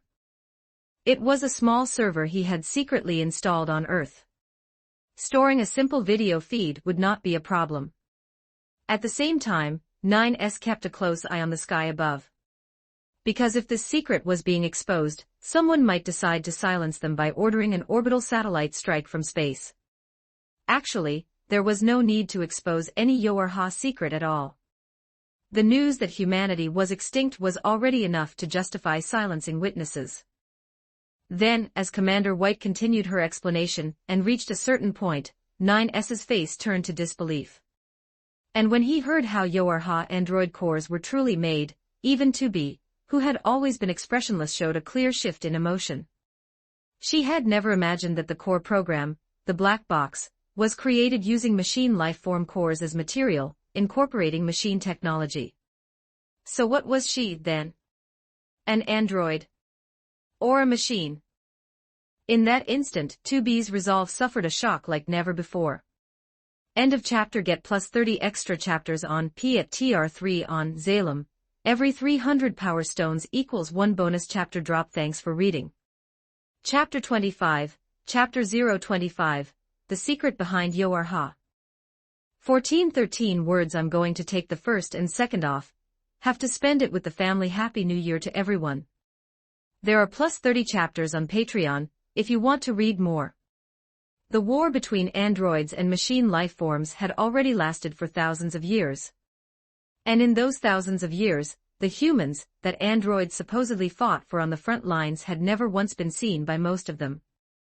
On the surface, it looked like the androids stationed at the front were deliberately kept from meeting humans, as if it were to protect humanity. But it was not that humans could never be seen.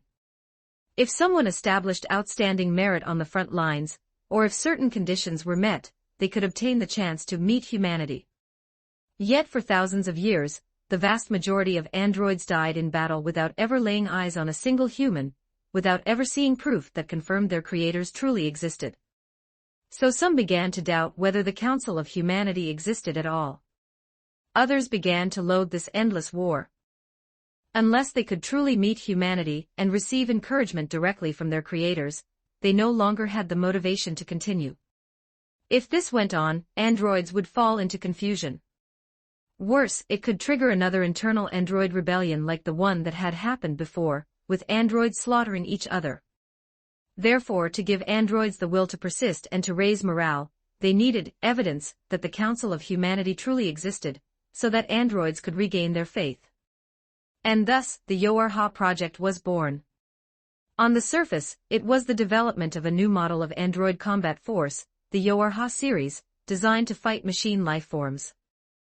So within the android ranks, Yorha looked special. They carried a greater mission, and their status naturally stood above ordinary androids. However, Yora's creation was destined to be a tragedy. Because everyone in the plan, including Yorha members themselves, were nothing more than tools for testing and data collection. Which meant the accident that happened to Atu's squad back then, and the deaths of her comrades, were also part of the bunker's plan. Hearing this, Atu's fury almost robbed her of reason.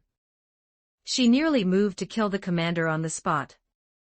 Once the data had been collected, once the planners judged the experiment complete, and the timing ripe, everything would be destroyed.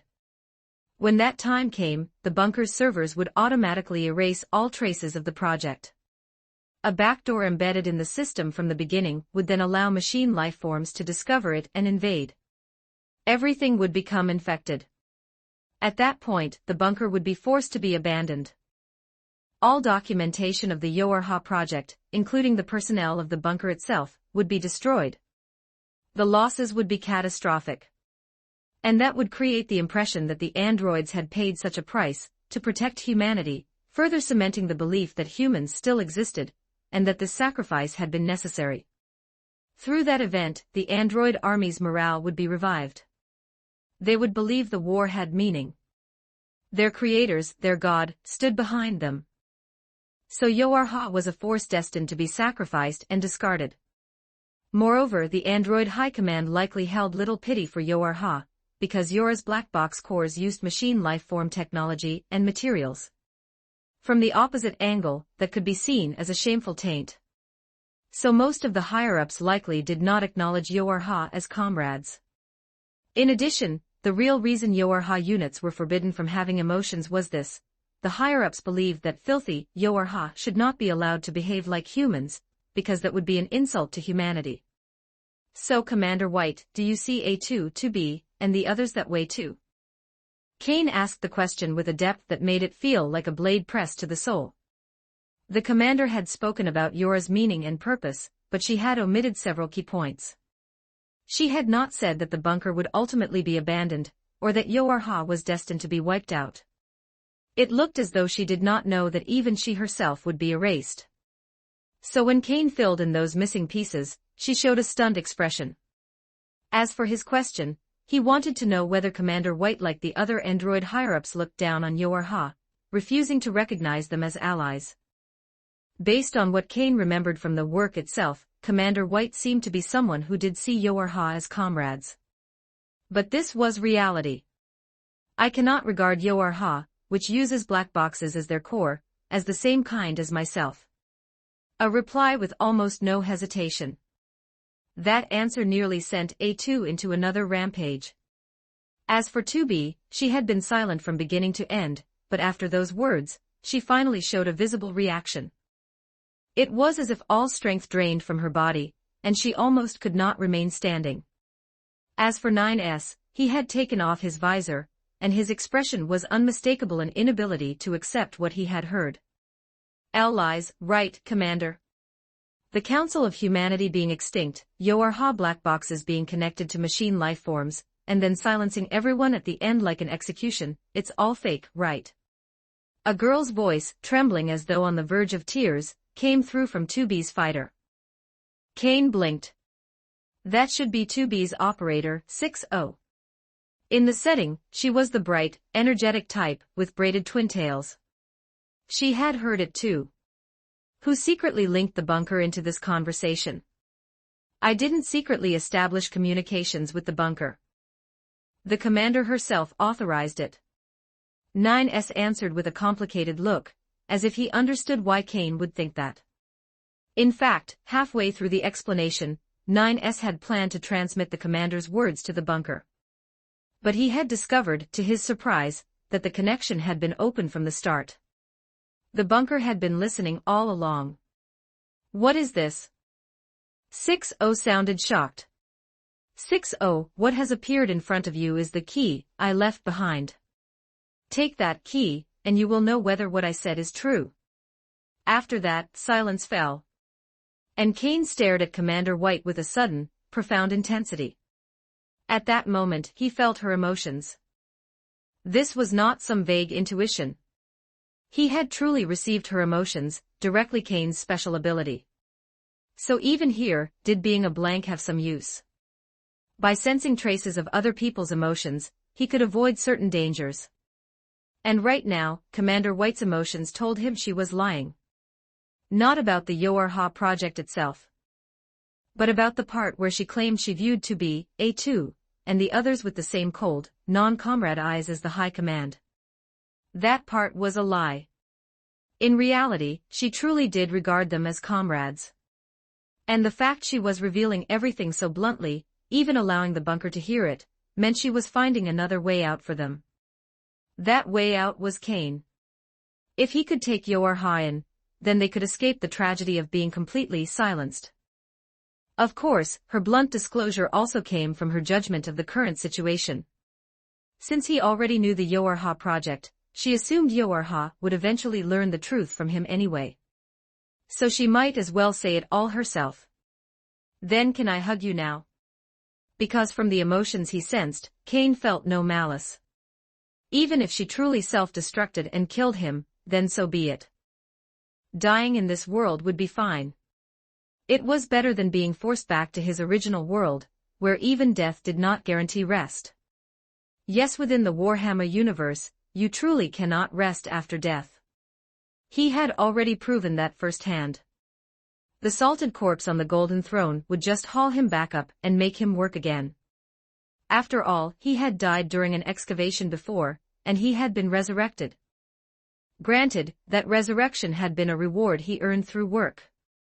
Like playing a RPG, finishing a mission, and getting a revival token. But who knew whether that thing would loan him revival tokens just to keep him working, forcing him back to life. End of chapter. Get plus 30 extra chapters on P at TR3 on Zalem. Every 300 power stones equals 1 bonus chapter drop. Thanks for reading. Chapter 26, Chapter 026. He is the android's hope, and White's hope. 1208 words. When White accepted the post of commander of the Yoarha forces, she had already prepared herself. She would be like the other members of the High Command, and would not spare Yoarha any pity or sympathy. Because Yoarha was different from the rest of them. The core of a Yoarha unit's program was a black box, recreated from the core of a machine life form. Yoarha were not her comrades. So sending Yoarha to carry out harsher, more heavily tasked missions in order to collect data would not stir her emotions in the slightest. To White, Yoarha were tools. Why should one have feelings for tools? But the truth was, she was wrong. She never imagined she could be shaken. More than once, she wondered if something had gone wrong with her programming, or if she had been infected by some kind of virus. Yet every diagnostic came back clean. Even though she should not have regarded Yoarha members as comrades, little by little, she wavered. Watching those uninformed, deceived Yoarha soldiers, each of them clinging to what they believed was a glorious mission as they went out to execute orders, how could they know that certain parts of those missions were malicious, deliberately arranged? Those operations were nothing more than sending them to their deaths. And most of those missions had been personally assigned by White herself, purely for the sake of gathering data. In that sense, she was like a devil, delivering one after another into hell. After the emergence of the individual known as 2B, White had also assigned her secret missions filled with malice. That only made the fluctuations in White's emotional system even worse. But she could not show it. She had to maintain coldness. She had to be ruthless and carry out the plan without hesitation. Because only by seeing the plan through could the androids avoid a future of collapse, a future of annihilation. Only then could they continue to believe their faith still existed, and maintain the motivation to keep fighting the machine life forms. Otherwise, once their faith was lost, once humanity has truly perished, became undeniable, then the vast majority of androids who relied on that faith as their reason to live would break. They would collapse. They would march toward extinction. If humans did not exist anymore, then androids had no reason to exist either. So even if she sympathized with Yoarha, for the sake of the greater whole, she could only become an android steeped in sin. And among them, the one that made her feel the deepest guilt was 2B. In truth, 2B was not a general-purpose combat android, Yoarha no. She was Yoarha number 2 type E, an executioner model. The purpose behind the birth of that kind of android was not to wage punitive campaigns against machine life forms, but primarily to act inwardly, against their own kind. They would often disguise themselves as various other friendly models, secretly executing androids who were passive in combat, and executing androids whose words or behavior might undermine morale. And within Yoarha itself, they would purge any Yoarha units who might discover Yora's secrets, especially Type S units. Type S units were extremely advanced scanner models, and they were highly likely to uncover the secrets of the bunker, to uncover Project Yoarha buried within the bunker's deep servers. That was why 2B accompanied 9S on missions. The moment 9S showed signs of abnormal behavior, she would execute him. That was why, to White, 2B was the one she could least forgive herself for. And now that the truth had been spoken aloud, the blow dealt to 2B was unprecedented. So White did not dare turn around to look at 2B. She knew exactly what kind of reaction 2B's emotions would be having right now. 2B always appeared almost emotionless, calm, steady, cold. But White, who knew 2B so well, understood the real person beneath that cold exterior. In reality, 2B was a gentle, delicate child, and deeply shy at heart. A 2B with that kind of personality would suffer a far greater impact than anyone else. Perhaps she really would break. And if 2B were to strike her right now, White thought she might actually feel relieved. But now, there appeared someone to whom Yorha could be entrusted, someone who could carry them into a past that still held possibility. That was why White had openly revealed the truth of Yora's plan. She wanted Yorha to have thoughts of their own, to no longer be nothing but disposable tools that could be abandoned at any time. As for the fact that the bunker, including Yorha, and even White herself, would be destroyed, White truly did not know. When she handed the bunker's key to Operator 6-0, it was not an act of rage born from learning she, too, was a sacrifice. It was a decision she had already made before she descended to Earth. And the fact that she herself would be erased did not make White angry in the slightest. For the plan to be realized, she was willing to sacrifice herself. But that Yorha would also be completely destroyed, that was beyond her expectations, and impossible for her to accept. So now, she could only place her hopes in the person before her. If he stood on Yora's side, if he acknowledged Yora's existence, then the High Command would be struck across the face, and would have no right to keep pointing fingers at Yorha. So, when the words granting White permission to embrace him fell, White opened her arms, her heart a storm of excitement and unease. She stepped forward, and gently wrapped her arms around his body. She pressed closer, increasing the contact between them, squeezing tight. And then she felt it natural warmth that only a human would have, the flow of blood, the unmistakable beat of a real heart. Every sensation, every piece of feedback, told White the same thing. The one she was embracing was, without any doubt, humanity that was supposed to have already perished. In that instant, she could not help but hug him tighter still, as if trying to merge her body into his. Like a child who had been lost for far too long, who had finally found the parents who created her after countless harsh years, she threw herself overwhelmed into that harboring embrace that could give her a sense of safety. A place where she could lay down the burden of responsibility, and sleep in his arms. But White knew she could not do that. She had no right to indulge in such happiness. She had to find a path forward for her comrades still fighting in space and on Earth so that they could regain their faith and continue living. She also had to free 2B and the rest of Yorha from Project Yorha so they could have brand new lives as androids. And the key to all of it, every last piece of it, was this human being. It did not matter where he came from, whether it was another universe or something else entirely. What mattered was that he was human. He was her hope. End of chapter. Get plus 30 extra chapters on P at TR3 on Zalem. Every 300 power stones equals 1 bonus chapter drop. Thanks for reading. Chapter 27, Chapter 027, The Truth Behind the End of the Golden Age That Almost Ruled the Universe. 1417 words. The group walked along as if they were out for a stroll. At the front were two people, a man and a woman, talking continuously as they went. Behind them were two women and one man. The Yorha-type android named 2B looked as though she had already endured the secret of Yorha, and returned to her usual state. But the way she walked, stumbling and nearly tripping several times, made it clear she had not recovered from the blow at all. As for 9S, the Yorha-type android, he looked as though he were listening very seriously to the conversation between the two in front. And the last one was A2. She kept herself between the pair in front and the pair behind, listening closely to their dialogue as well. It would be more accurate to say, they were finalizing a deal. A human man from another world Kane would assist White with one matter, helping raise android morale, and proving that the human council the androids protected truly existed. In exchange for that assistance, he would receive any help the androids could feasibly provide. As for the compensation he demanded, he wanted the androids to manufacture something for him. Yet, perhaps because he did not fully trust Commander White, he wanted to appoint an agent in his place, someone responsible for liaising and cooperating with White. And the person he named outright was A2. In simple terms, A2 would also receive large-scale sponsorship from Commander White, equipment, resources, and the like to help A2 build something, and A2 would hold full control authority over everything involved. As for Yoarha itself, at this moment it could be said that the commander had abandoned them, and they could be brought over as well.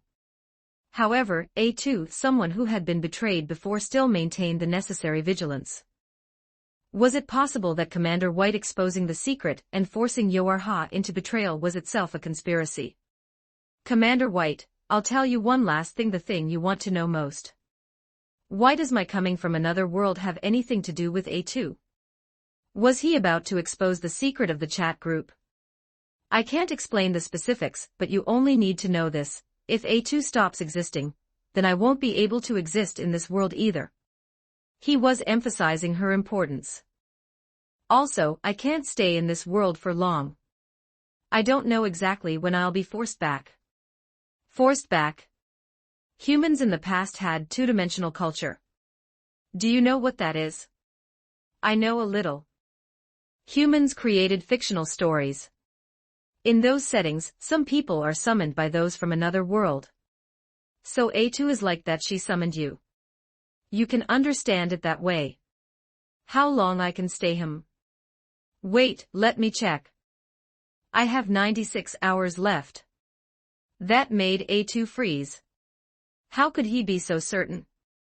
Realizing something, she immediately opened the chat group and took a look, and then she understood. The chat group had changed. Now, inside the live stream room, she could create a private channel, one that belonged only to her and him, separate from the public channel used by everyone else. And on that private channel was a countdown timer. When the time ran out, the private channel between the two of them would be dissolved. So that countdown likely meant the amount of time he could remain in this world. Also, there was a dissolve button here. If she clicked it, would it send him back immediately? It's not necessarily that I can only go back after 96 hours. I can choose to leave right now. A2 also has the authority to make me leave immediately. I understand. No matter how much of what he said was true, White could be certain of one thing. He valued A2 very highly. His condition for helping White was that A2 must be safe. 9S blinked, confused. Why was this human from another world calling him all of a sudden? I want to ask you for help. A favor that could be very dangerous. As he spoke, Kane pulled something out from a pocket on his body, an object that looked like a hard drive from some ancient human computer. You want me to crack this? Yes, but there may be an artificial intelligence inside it, or defensive software. Your scan could be treated as a viral intrusion. It could be disinfected, wiped out. So that was it. He was afraid 9S would be handled like malware. What kind of data is stored inside? 9S asked with intense curiosity. He had noticed something earlier, when the moon had been swarmed by countless mechanical spiders and subjected to suicidal explosions, and then detached from his armor. He had immediately patted a pocket on his body to confirm it was fine, visibly relaxing afterward. The square bulge at that pocket position fit perfectly with storing an item like this, which meant this was something he cared about deeply. So the armor and weapons, things that looked outdated, actually contained technology beyond imagination. That made the importance of whatever was stored in this drive even more obvious. I don't know exactly. But it contains data related to certain products from the Golden Age, when humanity, in my world, ruled the entire galaxy. He shrugged as he said it. That made 9S's eyes widen.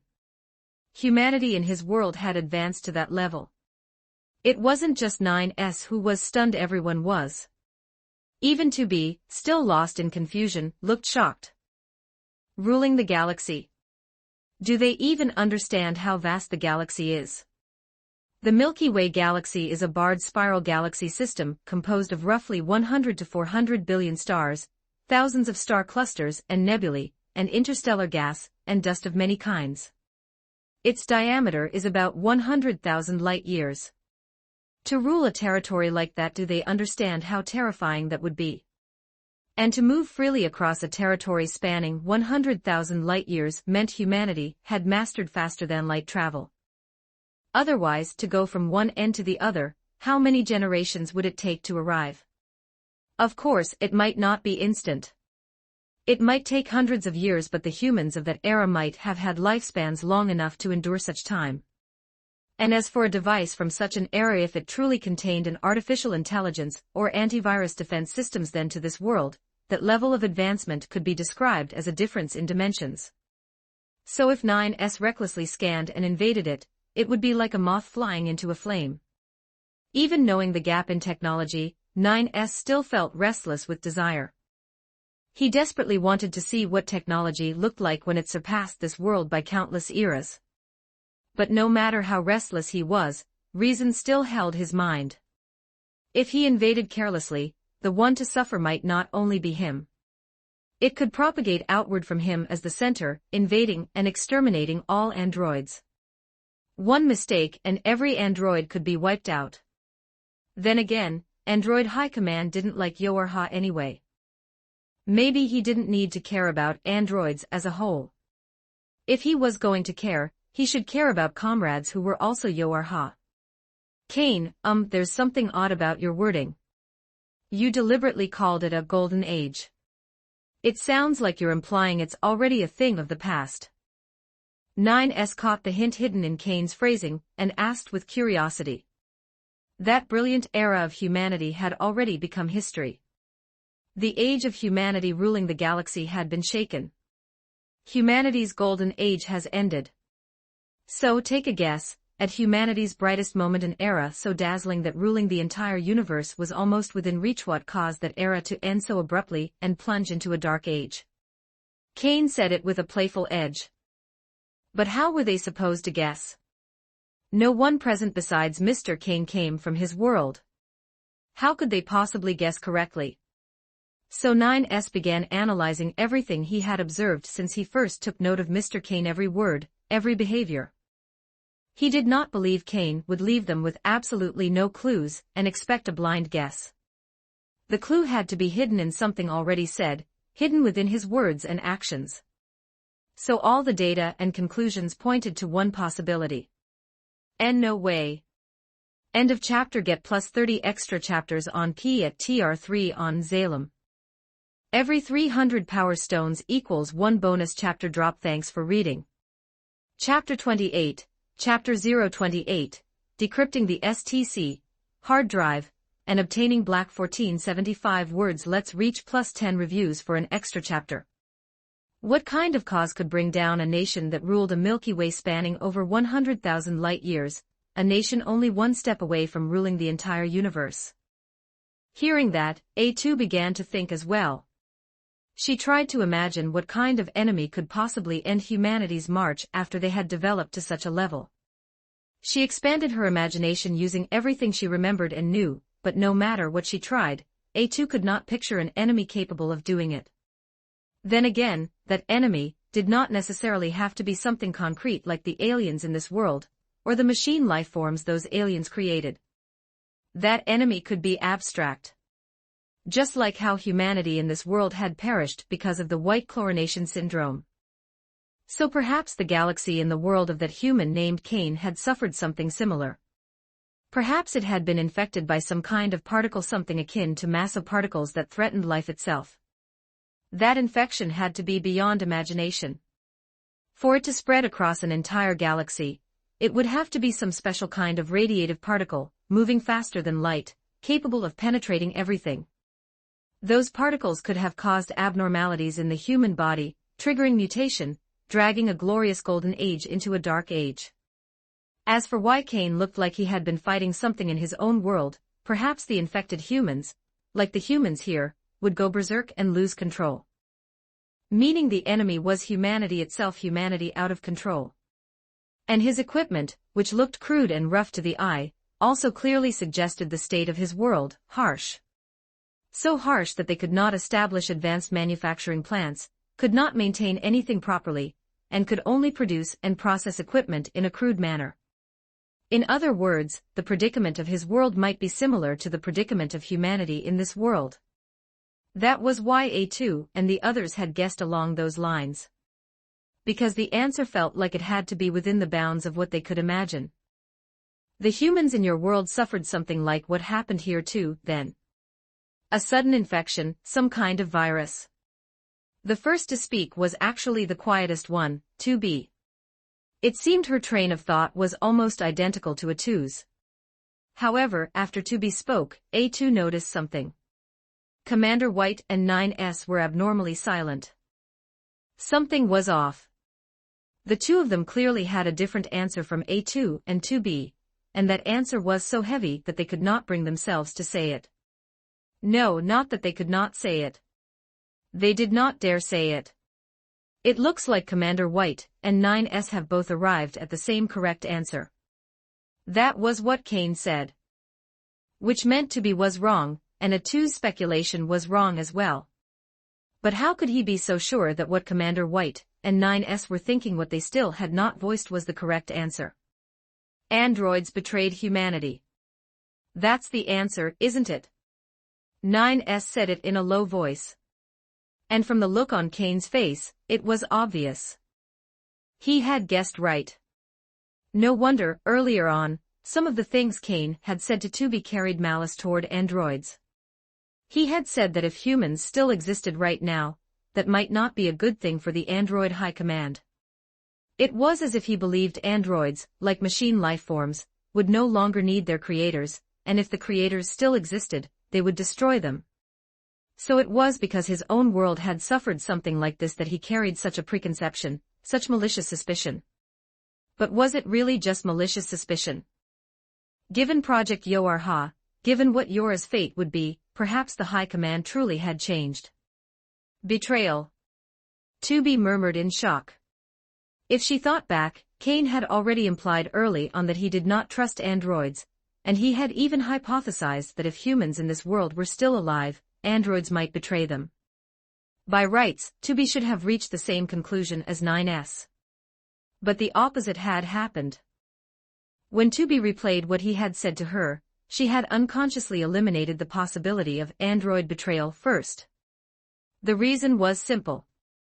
2B could not believe androids would ever betray humans. Androids existed to serve humans.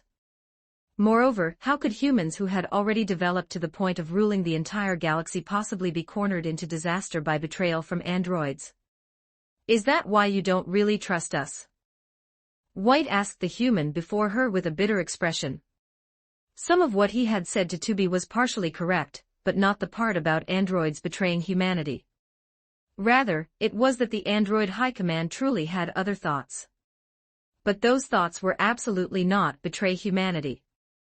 The high command had realized that if they kept hiding humanity's extinction, and kept letting androids fight a war for humanity forever, then sooner or later the truth would be exposed. And when it was, androids would collapse. They would die in massive numbers. So the High Command had already begun thinking about how to transform the thinking of most androids. So that they would no longer live purely for the goal of reclaiming Earth for humanity, but would also learn to live for themselves. That was why Project Yoarha existed. It was the final shot of adrenaline for a time when morale was failing. After that, the plan would slowly, subtly reshape the androids' faith in battle, little by little. So that the android collective could continue. And then, even if they learned humanity was extinct, it would not be catastrophic. They could still continue on as inheritors of the human identity, as the successors who carried forward human civilization and culture, preserving proof that the human species had existed. As long as androids continued to exist, proof that humanity had existed would continue to exist in this world as well. As long as androids still lived, humanity still lived. More precisely, I don't really trust the android high command of today. But I can exclude you from that. Exclude me. White froze. Was that him saying he trusted her? In the next moment the location shifted to a resistance outpost. The leader here, an android named Anemone, had always been steady and composed, but now her mood was tense. The reason she was tense was not because Commander White had arrived on the surface. She did not care much for that woman. The reason she was tense was because Commander White had revealed the identity of one person in their group. A genuine human. Anemone had embraced him herself. It could be said that it was the brightest moment of her life. Even if she died now, it would be worth it. And now, the reason for her tension was worry. She was worried for his safety. She was worried that news of his presence on the surface would be discovered by the machine life forms. At this moment, he was inside a sealed chamber, a chamber that blocked signals. He, along with 9S and 2B from Yoarha, were in that chamber, apparently cracking some kind of device, and they had to cut off all signals to the outside world. A2, how is it? White, who had not entered the chamber, asked A2, who was also waiting outside. White had not stayed outside because she feared the measures inside the drive would invade her. Rather, Kane had requested that she remain outside. A2 remained outside as well, but White felt that A2 had a way to learn what was happening inside. I don't know. In truth, A2 did know a little. She could ask him through their private channel in the chat group. She simply did not want to tell the commander. Inside the sealed chamber, built from heavy metal, Kane stared at 9S the entire time, watching for any abnormality. And the reason 2B had entered was the same, to protect him. She had insisted on coming in, stubborn to the point of force. It seemed that because Kane had recognized she was an android rather than a machine life form, she had clung even harder to her original duty protecting humans. Suddenly, 9S's expression shifted. Kane's eyes narrowed at once, and he prepared for the worst, tightening his grip on his bolt pistol. Was there an intelligent program inside? Had 9S been invaded and taken over? Then what kind of weaponship schematics, what kind of manufacturing data, could make 9S look like that? End of chapter. Get plus 30 extra chapters on P at TR3 on Zalem. Every 300 power stones equals 1 bonus chapter drop. Thanks for reading. Chapter 29, Chapter 029, Black 1299 words. 9S's breathing turned a little ragged. It was unbelievable. In the next second, his face stiffened as he felt coldness at his neck. Wait, 2B. I'm still 9S. He hurriedly explained to 2B, who had her blade pressed to his throat, terrified that if he was a second too slow she would cut his head off. Then how do you prove you're 9S? That question was genuinely hard to answer, because any explanation could be dismissed by 2B with, the imposter might have read all relevant data about 9S and be wearing a disguise. It wasn't like machine life forms, where infection made the signs obvious. 2B, I believe he's still 9S. It was Mr. Kane's words that made 2B withdraw her blade, though she did not fully sheath it. She remained on guard. How is it, 9S? Kane also cared a great deal about what kind of data was inside. As for why he was sure the person in front of him was still 9S, it was simply that feeling, the same way he could sense Commander White. Decrypting it was easy. No, that's not right. I didn't decrypt anything. I just powered it on, and it exposed completely unencrypted data to me.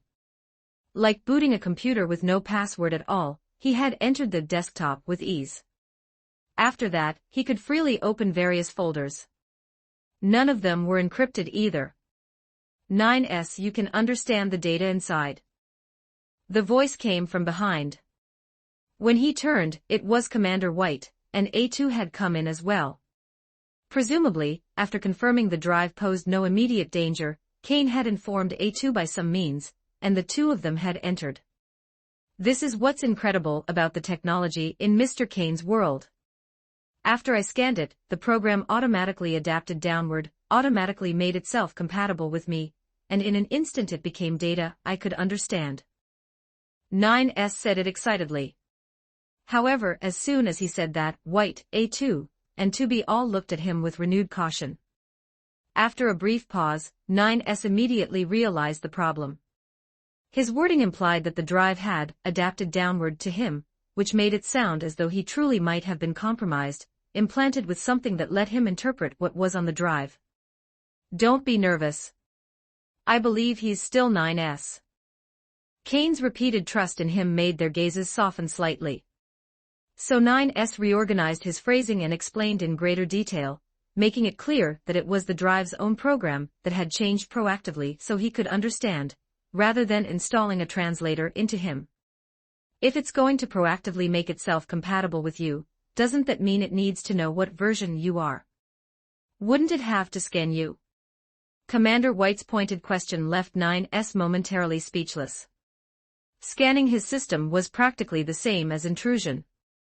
Yet 9S had not sensed any counterscan, any invasion. Maybe it didn't scan 9S at all. Maybe it merely reacted to 9S's scan, parsed the technological level contained within that scan, and immediately constructed a compatible data system. Kane spoke as if helping him out, and that really might be the case. What's inside? So it wasn't really about helping him out. Kane simply did not want to waste time on side arguments. He wanted the contents. Inside. 9S paused and glanced at Commander White. Could you adjust the muzzle in your hand a little? You're still not trusting me.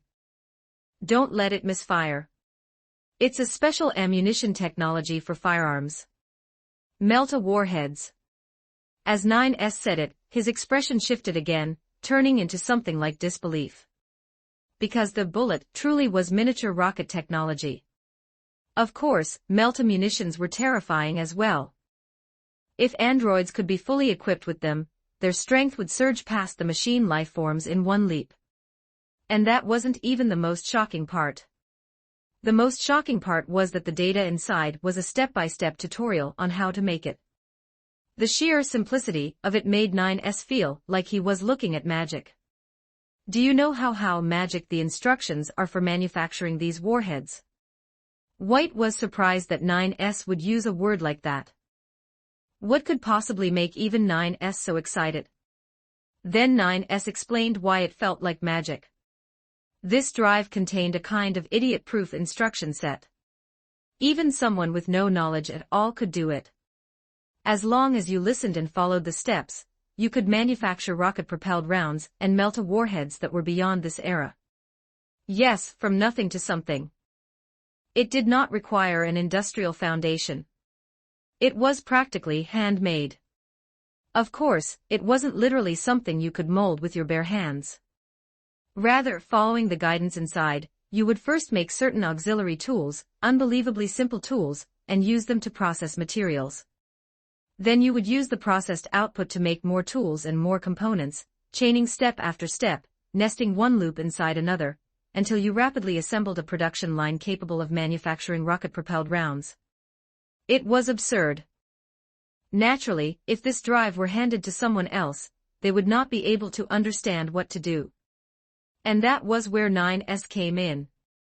9S was acting as the drive's external display, so that others could actually see the materials and the tutorial inside. In addition, there was another point. There was a simulation program inside this drive. Meaning, if the current environment was not Earth, you could input the environmental parameters of where you were, and it would analyze them. If some material that the Earth version required did not exist here, it would find substitutes. It would then tell you what material to use, what processes to apply, and how to reproduce rocket-propelled rounds and Melta warheads in this new environment. And while rocket-propelled technology looked basic, the most critical part of the dataset was the Melta design. Its lethality came from agitating the target at a subatomic level until it was cooked, melted, and vaporized. What is it, 9S? It looks like. There isn't an actual design blueprint for the Melta round in here. As he said that, 9S flipped through the data again and again, but he still could not find it. Scan the physical drive itself. Scan it as finely as you can. As fine as possible. Kane suddenly made that suggestion. The physical drive itself. Meaning to examine the structure of the drive's material, to peer deeper into it, like putting human skin under a microscope until you could see cells. So 9S began scanning. To normal vision, it was just a drive. But now, as the scan deepened and magnified, this is. 9S clicked his tongue again.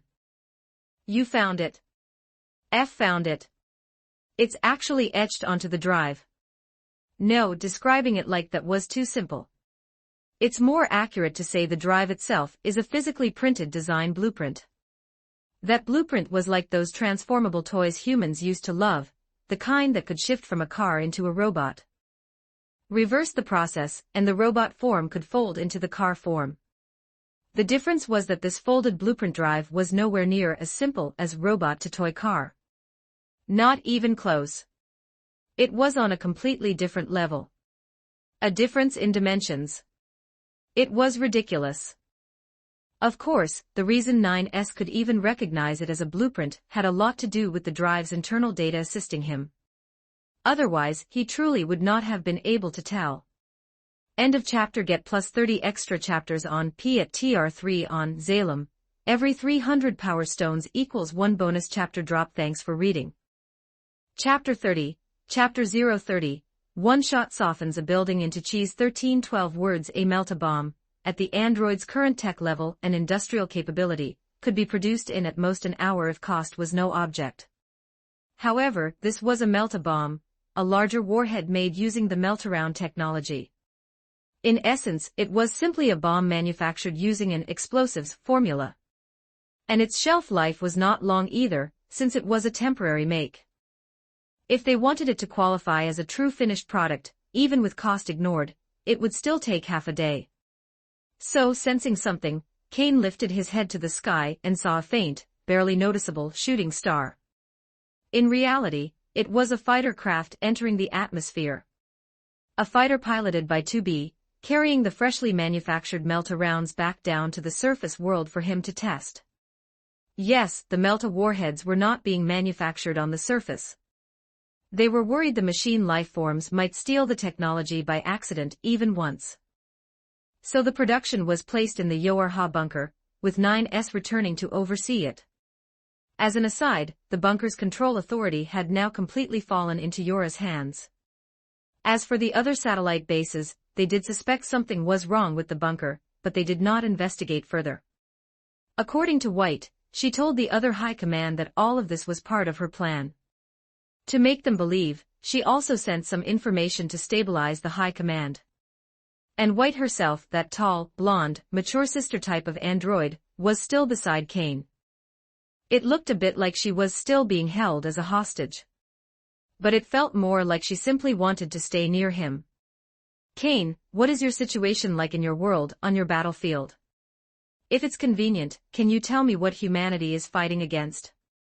White ultimately could not hold back her concern and asked.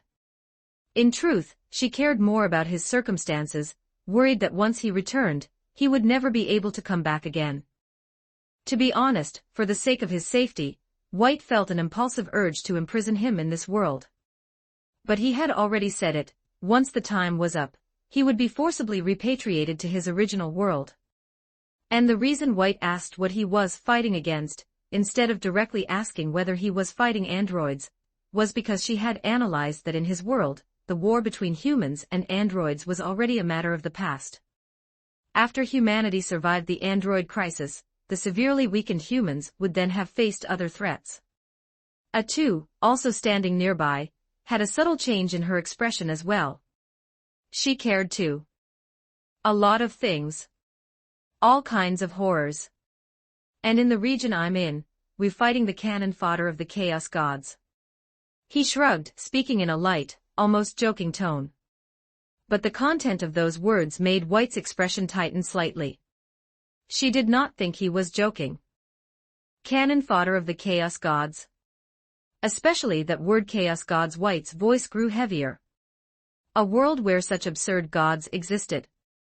But then again, maybe it was not that strange. After all, this was another parallel world. And her own world had already seen dragons and giants appear. Those abnormal creatures were also from other worlds, and the worlds they belonged to likely had gods as well. He was fighting the cannon fodder of the Chaos Gods. That meant his status in that world was also miserable. If he really went back, he might truly never be able to come here again.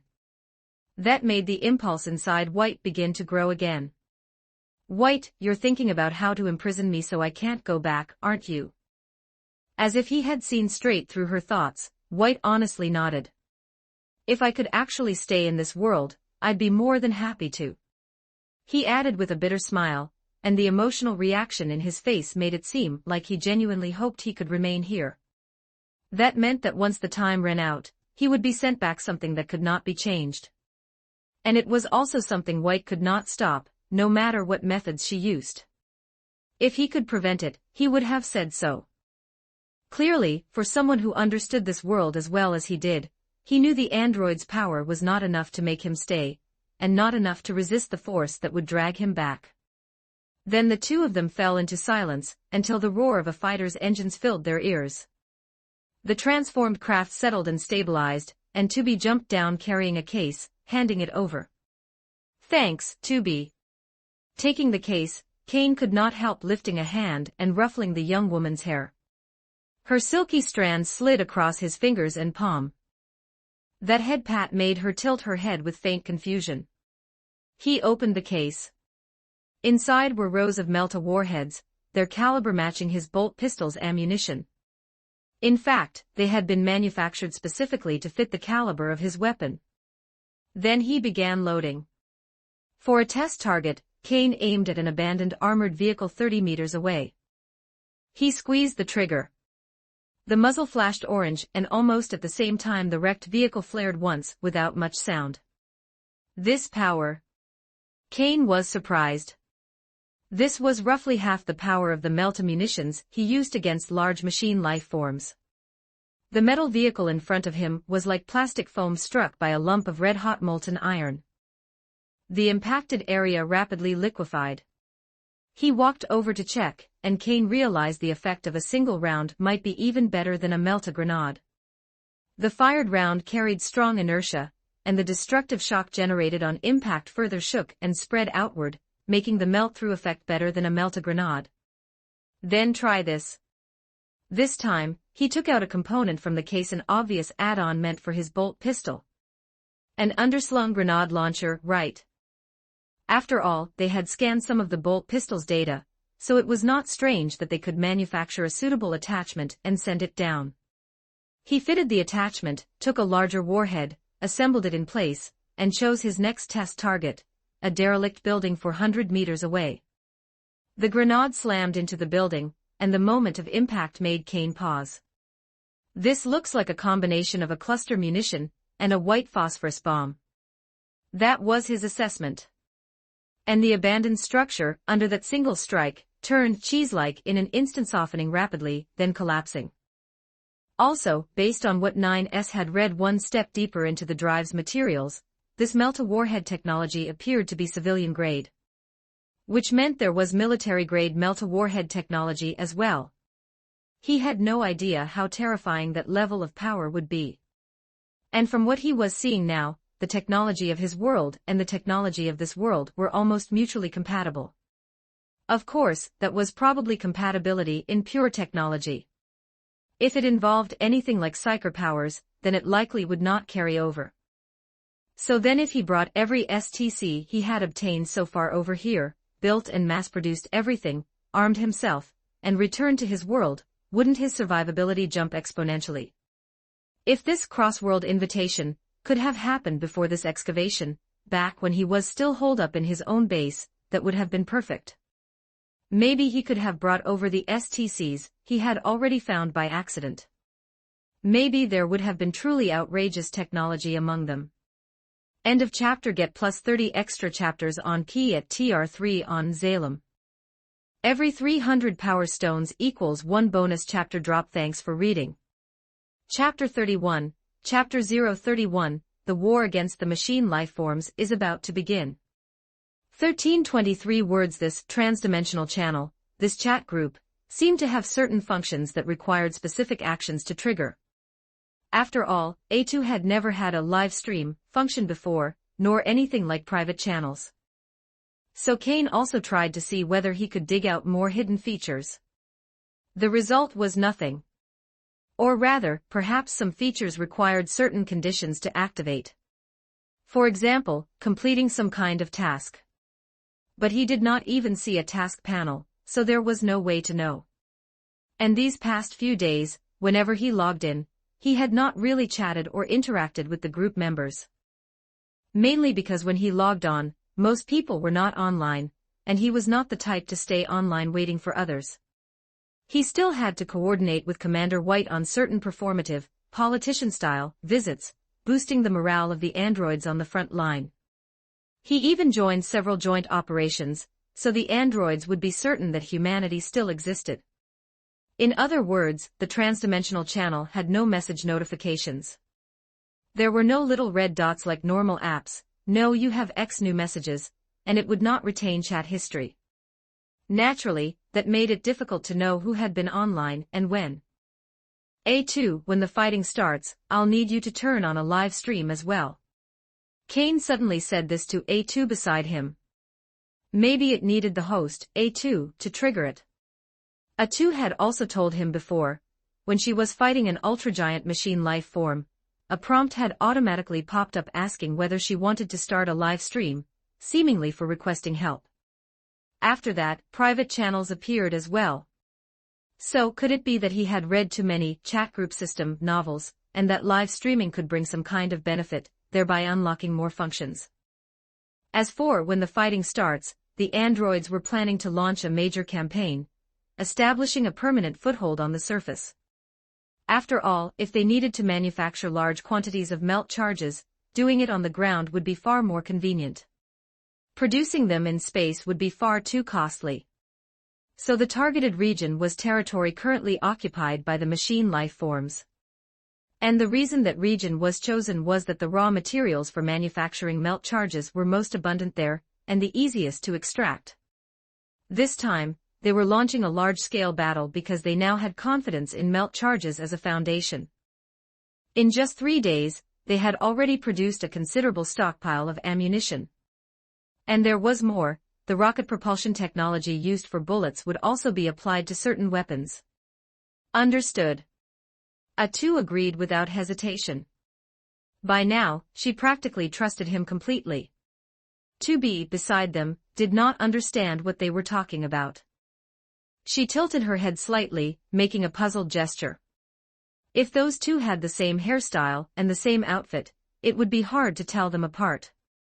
They were like twins. After all, 2B herself was the next generation manufactured using A2 as the prototype. What is it? Confused about something, 2B.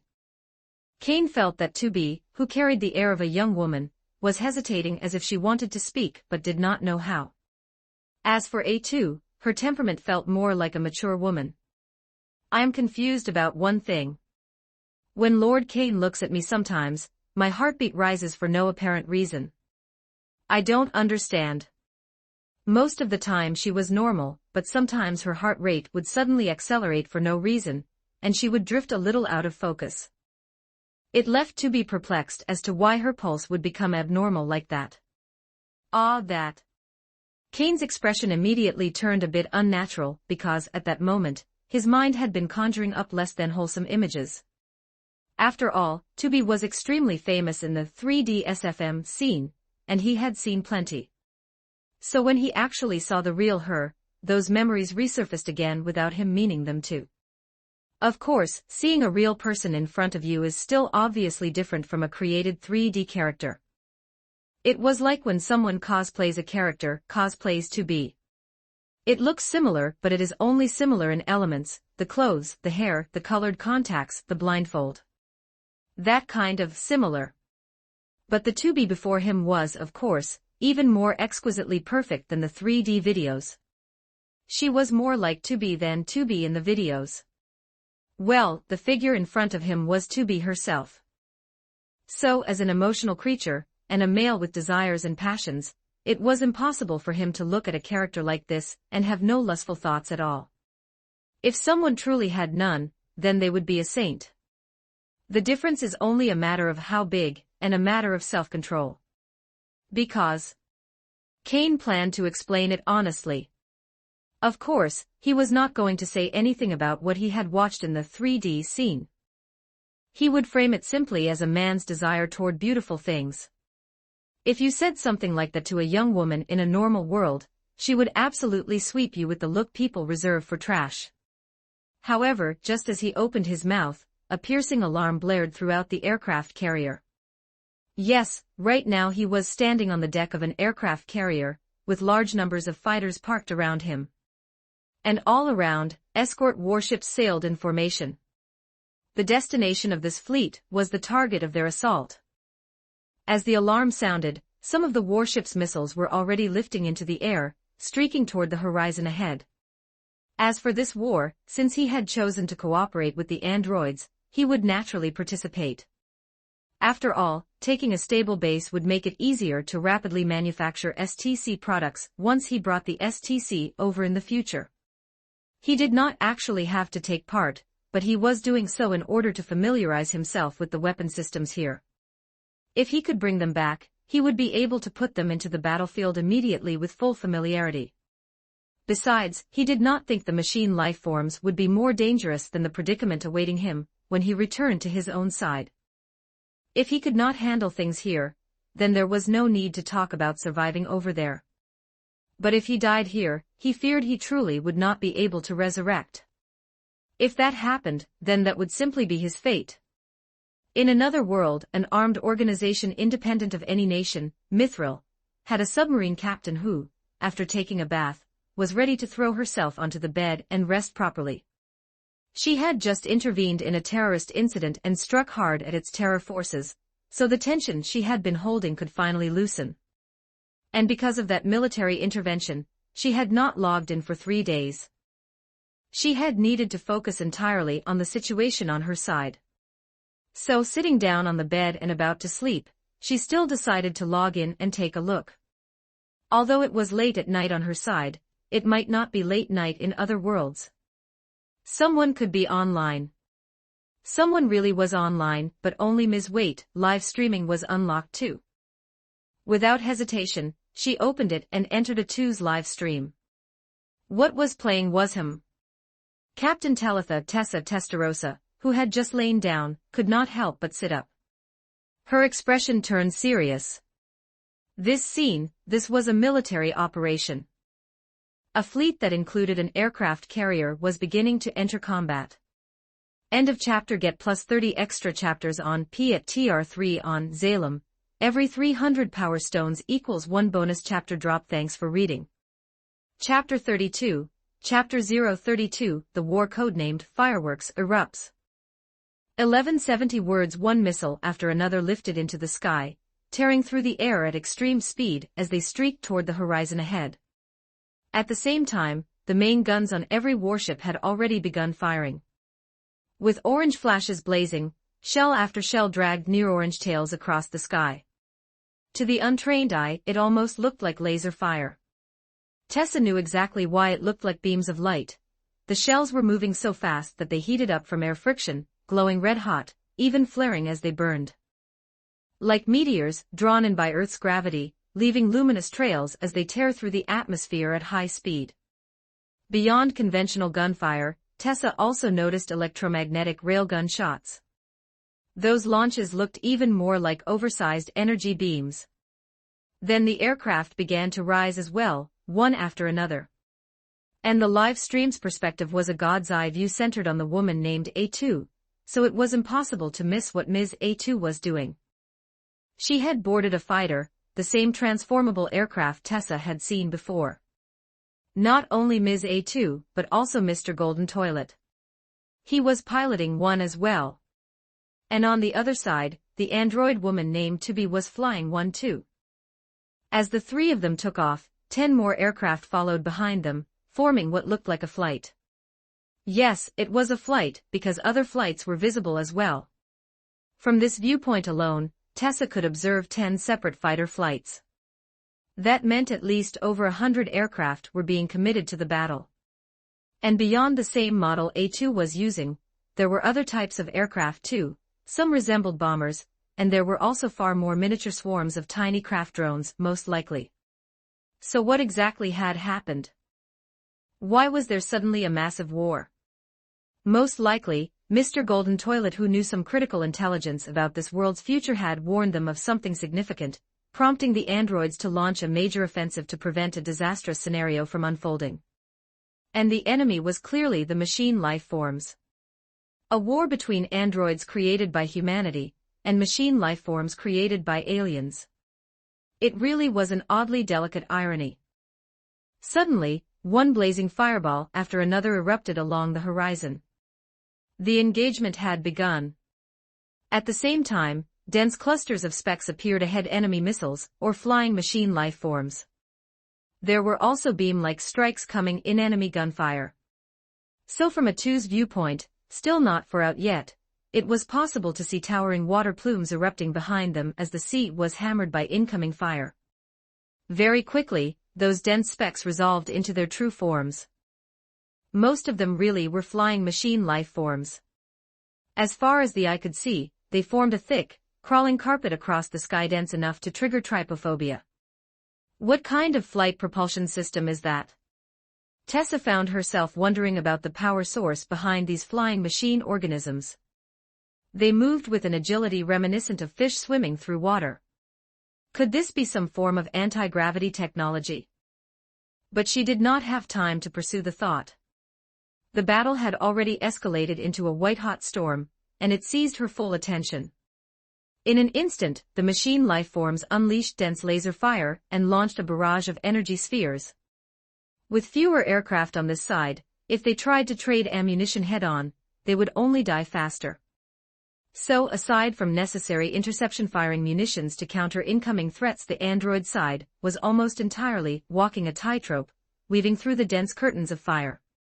Once they plunged into the mass of machine life forms, their weapon systems began to pour out devastation. In the blink of an eye, fireworks bloomed across the sky. Just from the strength they're showing like this, if that happened back in our world. Tessa abruptly imagined how catastrophic it would be, and how long they could possibly hold. To be frank, even if all the nations on her side combined their strength, it likely would not match either side of the war she was watching now, at least not by the scale of military power currently on display. Of course, if her world used certain black technology assets and escalated to nuclear weapons, it might end in mutual destruction. After all, the technological level of the androids and the machine life forms did not look so absurd as to casually deploy full-spectrum defensive shields everywhere. Still, Tessa did not believe either side lacked superweapons. Units 4, 7, and 11 have been shot down. All remaining units reform into Plan C formation. A female voice sounded through the support system inside 2B's fighter, her communications operator, 6-0. Based on the battlefield data from her side, 6-0 was providing guidance. Plan C formation meant that the surviving aircraft in her flight would reassemble into a new pattern, each one covering another's back, so that no one's rear arc would be exposed to enemy fire. With mutual fire support like that, they could strike the flying machine life forms attacking from all directions. The aircraft that had been shot down were not being piloted by Warhammer units. And the fighters themselves were not Yora's dedicated models either, they were outdated machines. On this battlefield, only her aircraft, Mr. Kane's, and A2's were Warhammer fighters. And among the Warhammer-type androids present, there were only her and A2 at Mr. Kane's side. As for why more Warhammer units and advanced fighters were not coming to reinforce them, there were, of course, higher priority missions elsewhere. In fact, Commander White had wanted more Warhammer units here to protect him. And now, with most Warhammer units aware of the truth, they also wanted to come protect him. But after calculating the requirements, they concluded that if they wanted to seize the target territory, Yora's strength was best committed there, not spent guarding him. Kane refused their protection. When they first entered the battle, 2B had been extremely anxious about him. But in practice, he was not inferior to her at all. It looked like her and A2's protection was unnecessary. And judging by how increasingly at home Mr. Kane seemed to be, with his kill count rising rapidly, he would likely surpass them soon. At that point, they might end up being protected in return. In a flash, when the aerial defense net formed by the dense swarms of flying machine life forms was torn open into a massive gap, sea surface fireworks operation has begun. All units provide escort and be careful not to be caught in the fireworks bloom. Operation Fireworks. Through the display, 2B saw camouflaged special-purpose ships farther behind the main fleet drop their stealth and launch enormous missiles. Then she looked up toward the inland sky beyond the coastline, less than 10 kilometers away. Points of light were beginning to appear up there. Orbital fireworks operation had begun as well. Fireworks had started deploying. End of chapter. Get plus 30 extra chapters on P at TR3 on Zalem. Every 300 power stones equals 1 bonus chapter drop. Thanks for reading. Chapter 33, Chapter 033, A Beautiful Yet Lethal, Fireworks, Gala 1192 words. Rurigoku Kuroneko finally cleared the second near in front of her. At last, she had familiarized herself with the content again. And this second near, a PS3 game, was not something she had at home. She had borrowed it from an online friend whose screen name ID was Saori Bajina. This was one of the few friends she had. They had even met offline before. She was a very big female otaku. The reason Kuroneko described her as big was because after meeting this female online friend, she had the strange illusion that a halfling had run into a giant. Her height was at least 1. This extremely kind female online friend had lent her the second near game without the slightest hesitation. So tired, Kuroneko lifted a hand and pounded her shoulder a few times.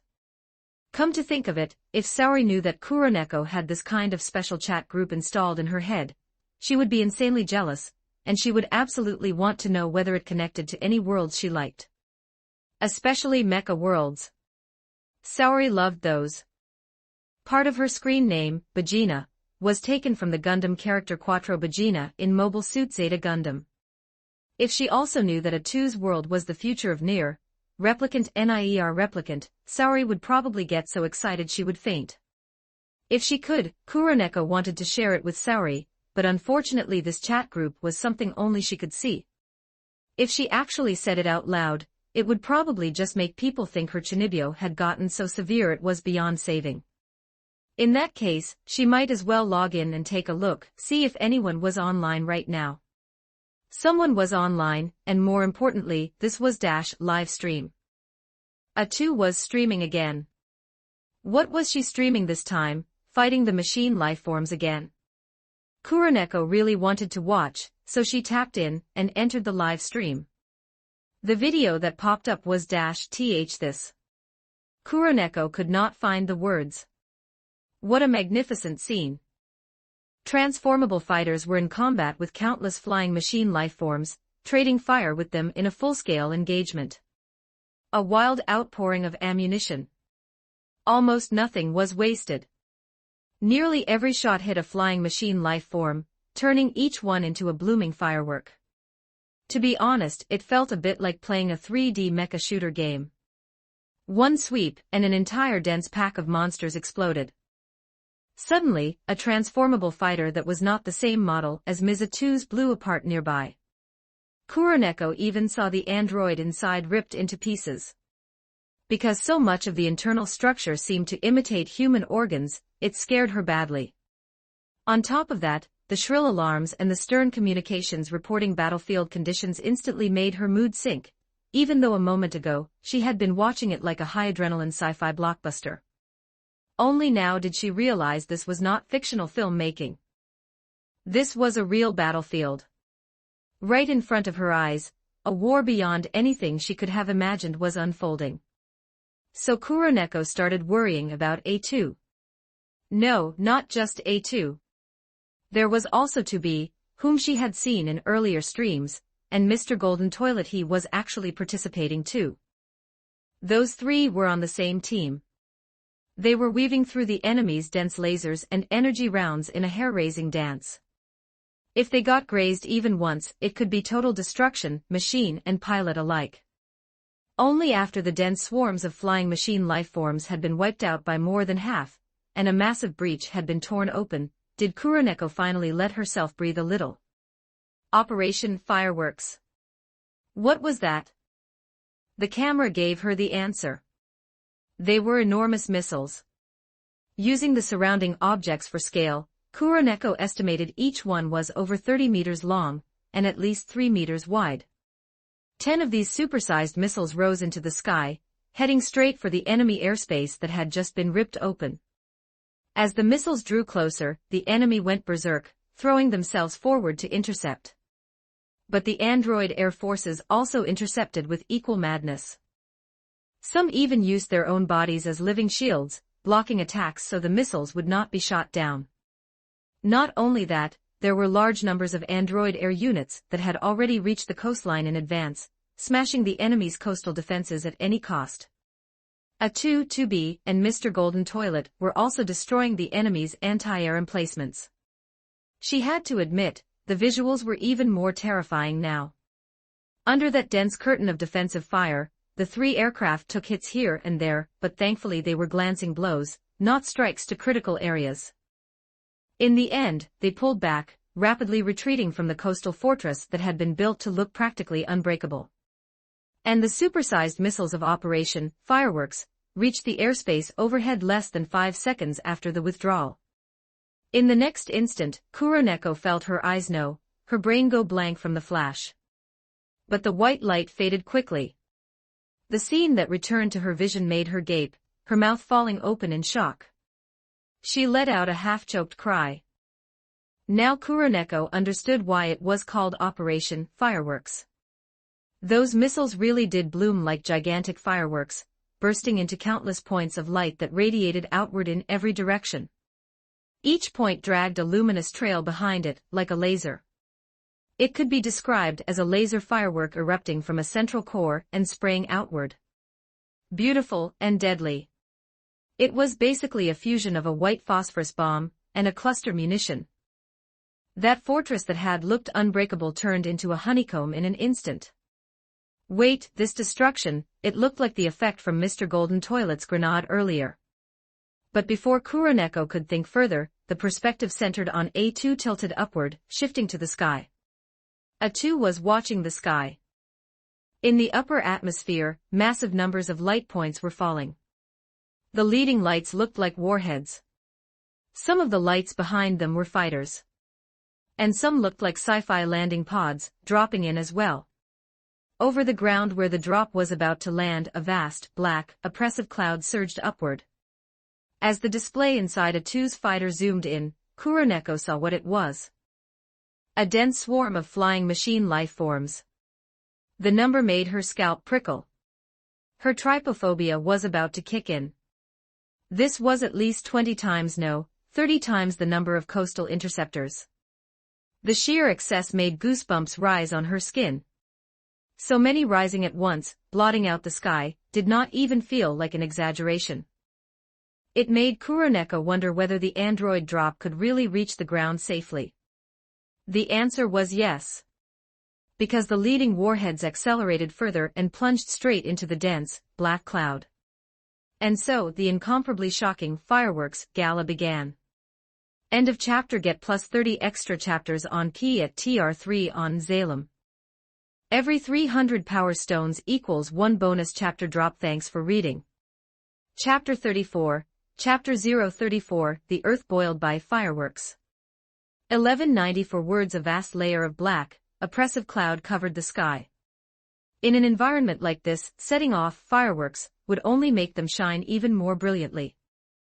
And so one enormous, dazzling firework after another blossomed inside the black clouds.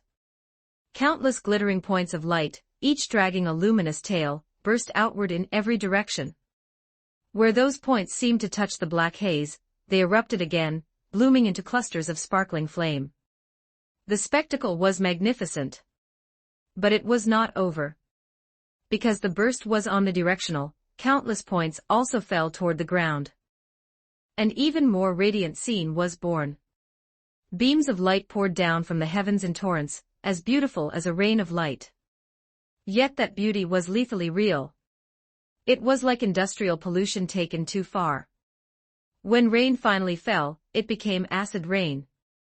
Highly corrosive droplets splashed onto the earth, onto every substance, and ate into it. But the corrosive power of these light points was not something acid rain could even begin to compare to. Their erosion was more terrifying than molten rain from a volcanic eruption. On the ground, fortifications that could withstand tank armor-piercing rounds, once struck, melted as if red-hot molten iron had been poured onto plastic foam, rapidly liquefying, with parts of the material even vaporizing outright.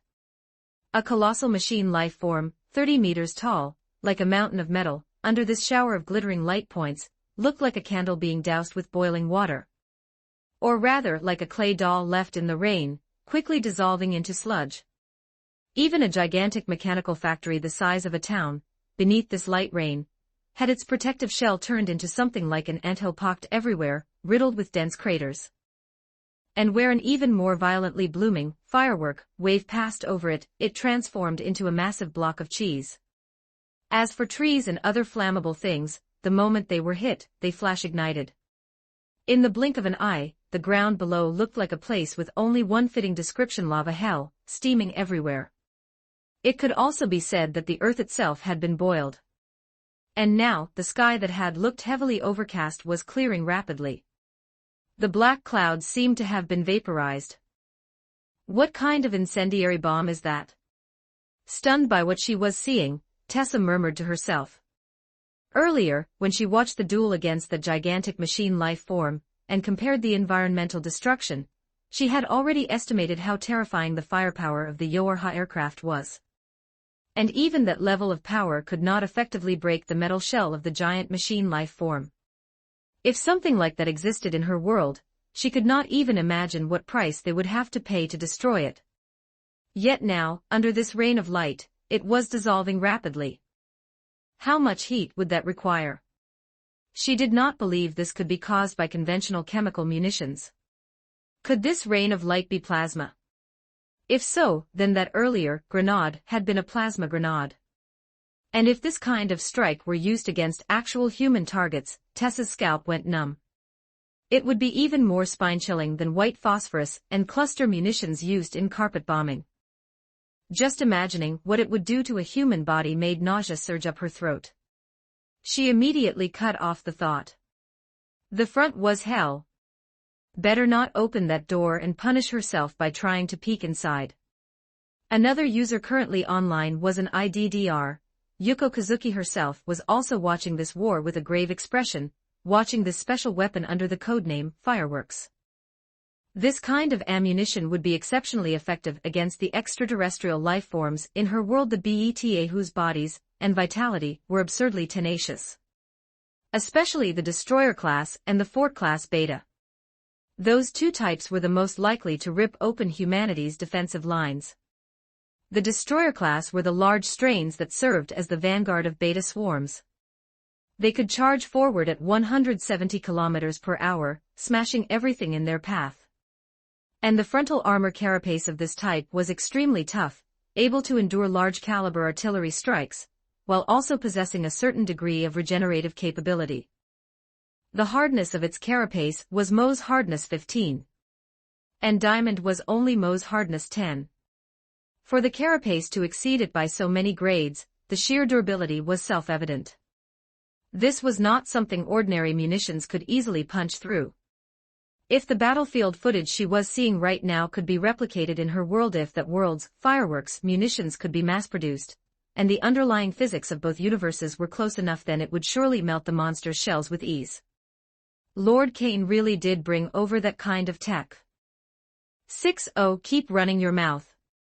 Do you want to be decommissioned? A Chu suddenly cut into the comms channel with a voice so murderous it made the air freeze. What did that mean? Her pupils constricted violently. Yuko shot to her feet, and then she heard static followed by a scream. Her attention flickered back to reality for a moment, and she saw a small silver-haired girl in front of her, trembling slightly from being startled. Kasumi, can you tell what I'm thinking right now? Yuko asked with sudden seriousness. The petite silver-haired girl, Kasumi Yashiro, was a product of Alternative 3, someone created in an artificial womb, gifted with extrasensory perception. After the Alternative 3 plan was switched to Alternative 4, before the girl was sent away, Yuko brought her to her side to assist with Alternative 4. Just say it. It's fine. So after Kasumi described what she perceived, Yuko felt a trace of disappointment. Kasumi could not sense the transdimensional channel.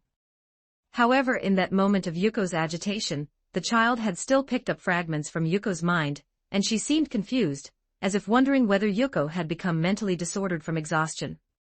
Kasumi, from now on, keep reading my thoughts. Yuko decided to try anyway to see whether she could use this child as a bridge, whether Kasumi could also connect to the transdimensional channel and become a member. After giving that instruction, Yuko forced herself to reorganize her thoughts. What 6-0 had said just now sounded like an implication that the weapon used in Operation Fireworks had come from Lord Kane's side. And that Kane was, of course, the man with the ID Mr. Golden Toilet. So technology from Mr. Golden Toilet's world could be used in A2's world. Was it the same technology as the grenade used to blow up that large machine life form back then? Only a few days had passed, and they were already producing it at this kind of scale. If they brought it to her world, could they also mass-produce it that easily? Not only that, perhaps A2's world's technology could be compatible as well. At that thought, Yuko's breathing rhythm changed. This might be her world's hope. So the next chance to invite a world, she could not afford to miss it. End of chapter. Get plus 30 extra chapters on P at TR3 on Zalem. Every 300 power stones equals 1 bonus chapter drop. Thanks for reading. Chapter 35, Chapter 035, Glory to Mankind, Forever. 1174 words. Glory to Mankind. After shouting that slogan in a solemn, reverent tone, another woman rammed her already barely flyable fighter in a suicidal collision into a large aerial machine lifeform carrier. And this was not an isolated case. On this battlefield, there was almost no such word as retreat. There was only death in battle. If your hands were gone, you still had your feet. If your feet were gone, you still had your mouth. If even that would not work, then you self-detonated. That was how brutal, and how heroic, it was. You could see what a staggeringly strong-willed army this was, advancing without fear. So for the viewers watching this, if they did not already know these were androids, they would genuinely believe this was a human army launching a final general offensive against alien machine lifeforms, fighting to reclaim humanity's land, humanity's seas, humanity's skies. To reclaim humanity's home world. For the sake of their home world, all of mankind was fighting with its back to the wall. Not a single coward among them. But in truth, these people, who looked almost human, were, in fact, androids created by humanity. On this battlefield, it was all androids. Humanity itself was not fighting. So some people pitted the androids. Some condemned humanity as inhuman, for sending androids to die. Because these androids were not thoughtless machines. They were androids with individuality. Calling them living beings would not be wrong. And yet they were being made to fight wars, to die in place of humans. How pitiful. But the truth was, humanity had already perished long ago. These androids were still carrying on humanity's last wishes, fighting to take back Earth. And the androids' attitude remained the same as ever, yearning for humanity, worshipping humanity, believing that going to war for humanity was an immeasurable honor. That only made the viewers' feelings even more complicated. The last enemy aerial machine lifeform carrier has been shot down. That suicidal strike just now had detonated and destroyed the final large carrier in the enemy's skies. Now it had become a massive fireball, then shattered apart, raining down toward the ground. And on the ground, quite a few machine lifeforms were crushed to death by the falling wreckage. Ground Forces Advance mission has reached nearly 80%, 30 minutes ahead of projected time. The camera shifted toward the coastline, where roiling dust plumes surged up like an oncoming sandstorm. That was the advance of vast numbers of armored vehicles rolling off the sea transport ships. They had already all but destroyed the enemy's coastal strength, and were pushing inland. Enemy XXX-type factory successfully destroyed. The explosion erupted from inside a gigantic factory complex the size of a town. This could also be called the machine lifeforms city, also a factory wrapping countless factories large and small within it. In the earlier Operation Fireworks, it had been blasted into a huge block of cheese that looked ready to collapse. Now, the human army's air power exploited the gigantic holes, infiltrating inside to sabotage the deeper internal factories. Enemy hacking is coming in through the bunker server's previous vulnerability. Good thing 9S already handled it here, or we'd be finished. So they took the bait. That exchange came from the bunker in Earth's outer space. Our assigned sector has enemy strength exceeding estimates by 30%. There are also 5 ultragiant machine life forms. Requesting support. The camera cut again. A unit assaulting an enemy mining zone had fallen into a hard fight. Massive machine life forms had appeared unexpectedly. This is the human army's XX unit command. Ordering the Warhammer unit led by A2 to proceed and suppress the threat. That message was transmitted directly to A2's side. I refuse. That is not within our mission scope. A2 refused without hesitation. As for why she refused, the viewers could already see the problem. The Warhammer forces and the non-Warhammer forces did not seem to have a good relationship. But that was not the point. The point was that A2 cared about the presence of a special member in her current team, someone who was not an android but a human. That special member was Mr. Golden Toilet, the invited guest. A2 clearly did not want him taking too many risks. And as for the fact that he was participating in the battle, most of the android forces did not know. What do you mean? Your air detachment clearly has spare capacity right now. I've already redirected other units to reinforce your sector. Oh okay, Commander White. Commander White was the overall commander of this operation, and also the direct commander of the Warhammer forces. She seemed somewhat biased toward Warhammer, yet it was also strange Warhammer did not seem particularly grateful to her either. A2, 2B, you must protect our hope. The commander contacted those two separately, issuing a demand an order. Understood. 2B answered like a soldier who felt almost emotionally flat, her reply crisp and purely procedural. I don't need you to remind me. A2 answered with total bluntness, showing no respect to the commander at all, as if there was personal hatred between them. Well, there clearly was some real grudge. At the beginning, A2 had seemed like she was going to become hostile to 2B. But because of Mr. Golden Toilet's involvement and because he later told them something, she returned to Warhammer, and they fought together. Even so, it looked like something the commander had done had made A2 furious enough that she still could not forgive her. Then A2's team surged toward another battlefield. This time, they did not continue using their fighters. Perhaps their fighter ammunition was nearly exhausted. They abandoned the aircraft, jumped down, and began engaging the ground enemy directly. However, some sharp-eyed viewers saw the truth. In reality, A2, 2B, and the others were accompanying the special guest to conduct mobility training and armor testing. That guest's previous armor had been shattered, and now they had prepared a new suit of power armor for him to test on this battlefield. And then the viewers noticed a plaque-like insignia on the new powered armor, the same insignia as the one on the heavy, clunky, ancient knight-style power armor he had worn before. It did not look like this was simply a newly painted emblem added onto the new power armor. This was the android's own powered armor, after all. The sharpest viewers analyzed more carefully and arrived at the truth. The metal plating on this power armor was likely not material native to this world. It was probably rebuilt and refashioned from metal fragments taken from his original, destroyed power armor. Why rebuild it using pieces of his old armor? Most likely because the material of his original power armor had greater physical defensive strength than the power armor materials in this world. And the redesigned, rebuilt power armor now looked truly futuristic, pure science fiction brought to life. End of chapter. Get plus 30 extra chapters on P at TR3 on Zalem. Every 300 power stones equals 1 bonus chapter drop. Thanks for reading.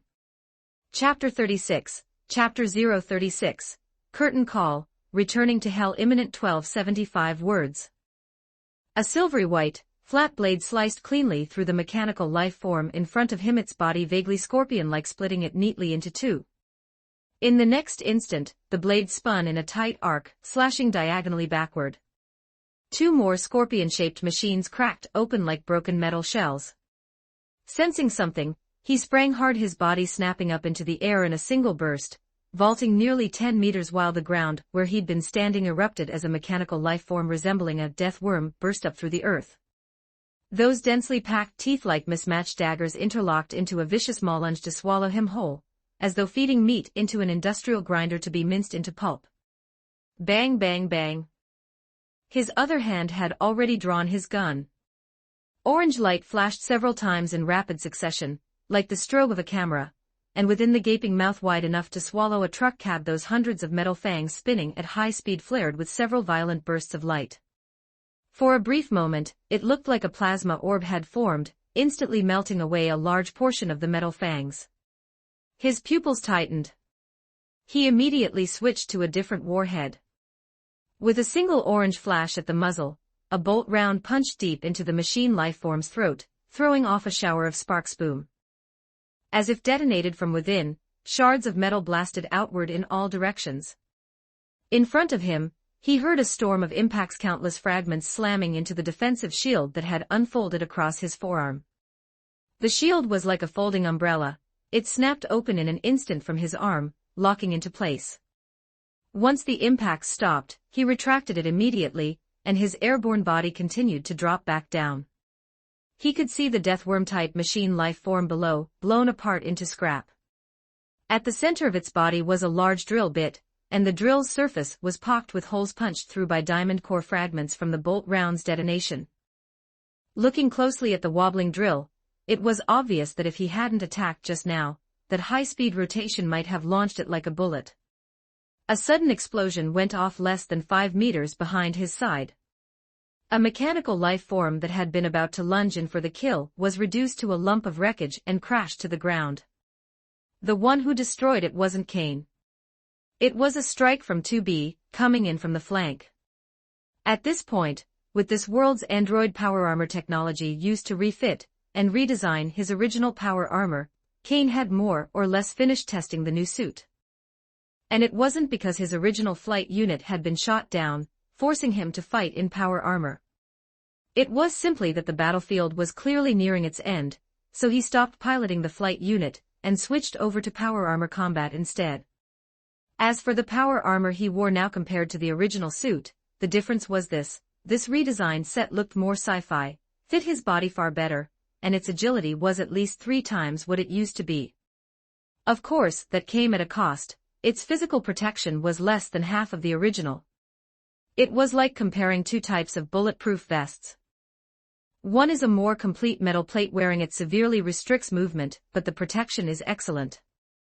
The other is more like a liquid bulletproof vest. It doesn't hinder movement as much, but the defense is weaker.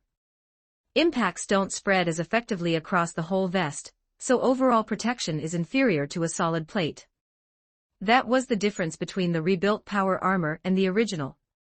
Additionally, its internal life support system couldn't compare to the original suit. And then there was. In short, taken as a whole, Kane still felt the new power armor redesigned and manufactured from the fragments of his damaged original suit was far more usable. If the old power armor was like equipping a game character with gear that boosted combat power by 200%, then this new suit boosted it to 400%. The trade-off was durability. The difference there was obvious, probably only about 1/3 of the original. The remaining mechanical life forms suddenly fell into chaos. It looked like the enemy's server had been successfully destroyed, which meant this war had reached its end. And as for the 100 hours he could remain in this world, there was no need to log in and confirm it. By rough estimate, he had less than 6 hours left. In the blink of an eye, he was in the central command room. When he stepped inside, Kane found that the entire command room held only Commander White. Everyone else had been sent out. Clearly, this was another conversation involving information that couldn't be casually leaked. As the door closed behind him, the tall, shapely figure walked up to him. Her sensuous lips parted as she spoke. Mr. Kane, I have a request that may be slightly troublesome. The way the commander said it made her expression subtly complicated, different from the upright, rigorous attitude she'd had when facing him before.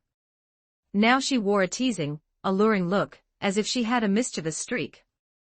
A request. We hope that before you leave this world, you can leave behind a life seed. That froze Kane on the spot. A life seed, was she talking about that? You may designate anyone to assist you. To be is also an option. She even emphasized to be. What was that supposed to mean? The way her mouth curled upward made it feel like she could see right through him. This commander, she really did seem to have a little devil in her. I'm the one helping. Obtaining a life seed. The command room wasn't only Commander White and him. A 2 and 2B had also come in with him. So 2B, who had been singled out, spoke up in a confused tone, looking both startled and oddly flattered. Commander, I think having 9's assist would be more appropriate. 2B spoke with complete seriousness. Even though she didn't understand what this was about, it clearly sounded like an important mission. And she was a Warhammer combat type android. She wouldn't do as well as 9's in a task like this. If it were combat, she was obviously far stronger than 9's. But leaving behind a life seed clearly wasn't about combat. It sounded more like genetic extraction or something along those lines, and that was exactly what 9's was better suited for. In fact, an H-type android would be even more suitable, but for security reasons, it would be better to have someone familiar handle it, someone he'd trust. And 9's was the best fit. Commander White couldn't help laughing, and to be noticed that Mr. Kane's expression had gone a bit dark. This mission can only be assisted by a female, 2B. Is that so? And if you were the one to help, I think Mr. Kane would be very happy because he seems to like you quite a lot. He likes me. Commander White's affirmative answer made her expression grow even more complex. Because Kane being human, his elevated heart rate response toward 2B was an unmistakable physiological reaction of attraction to the opposite sex. And human liking typically only applies to one's own kind. In other words, 2B was being treated as the same kind, recognized as such. In a certain sense, 2B was the existence closest to human. That was why Commander White felt so conflicted. End of chapter. Get plus 30 extra chapters on P at TR3 on Zalem. Every 300 power stones equals 1 bonus chapter drop. Thanks for reading. Chapter 37, Chapter 037, Psychic Power. Development. 1265 words. A life seed. Kane still refused against his better wishes. Why against his better wishes? Because any man with normal desires would find it hard not to be moved when someone he liked offered to help in that way. No one is without impulse. It was just that, right now, his rationality outweighed his emotions. Because of his refusal, Commander White, whose honey trap had failed, looked a little downcast. Then, with the little time we have left, could you go on a date with us? The mature commander seemed unwilling to give up, sending him an alluring invitation like that. But if you looked closely, she didn't truly understand what a date meant. She simply wanted to learn through him. She wanted to experience what a human date was like. To her, an android, that kind of yearning was reverence, and also a wish. That I can do. So what was a date supposed to be like? To be honest, Kane had spent his life gaming, reading novels, reading manga, and so on. Where would he find extra time to waste on dating? Of course he'd never dated. So in the end, this date of 4 people became nothing more than walking around. With no idea what dating topics were supposed to be, the conversation naturally drifted into serious matters. Psychic power. White murmured those 2 terms. According to Mr. Kane, his world had a supernatural power called psychic power, its nature somewhat similar to the magic that had once existed in this world. If that was the case, then they needed to push the application and development of Maso even further. Yes, further. In fact, some of their technologies already used Maso in certain areas. And if they were going to research Maso, they'd inevitably need the help of 2 special androids. Those 2 were the world's only remaining special twin-type androids, and they were also by definition great sinners responsible for humanity's extinction. It was because of their mistake that the Human Soul Return project failed, leading to the total annihilation of humanity. Android twin sisters who had committed such an unforgivable error should have been destroyed. But they were kept alive. They had been implanted with a guilt program forced to live in pain and atone. As for the matter of Mr. Kane being human, Commander White had ordered it concealed. She didn't want those two to find out and come close. In her eyes, those two were practically cursed, and she didn't want that misfortune to spill over onto him. Still, no matter how she tried to hide Kane's existence, with the twin sisters' capabilities, they would inevitably learn something. But without White's permission, they would absolutely not be allowed to approach and meet him. A message suddenly came through, proving an ancient saying true: speak of the devil and he appears. The message was from Operator 60. The twin sisters wanted to speak with her specifically about Mr. That was White's answer. Besides, there was no time anymore. By the time the sisters arrived, it would already have exceeded the window of time he had left in this world. In the blink of an eye, a transformable fighter was parked before Kane. This was a combat aircraft modified specifically for him. Its performance wasn't dramatically better than the fighters currently used by Yoarha. With such limited time, there was no way to push the specs too far. However, in terms of safety and defensive capability, it had improved significantly. Some components had been swapped out in modular fashion, replaced with superior defensive armor that the current lab couldn't mass-produce. One more confirmation. No issues detected. 9S, Yora's scanner type confirmed the aircraft's condition once again. The onboard systems had also taken in Mr. Kane's piloting data from today. And as for the power armor he'd been testing, 9S was also working at high speed to consolidate and optimize the data as much as possible.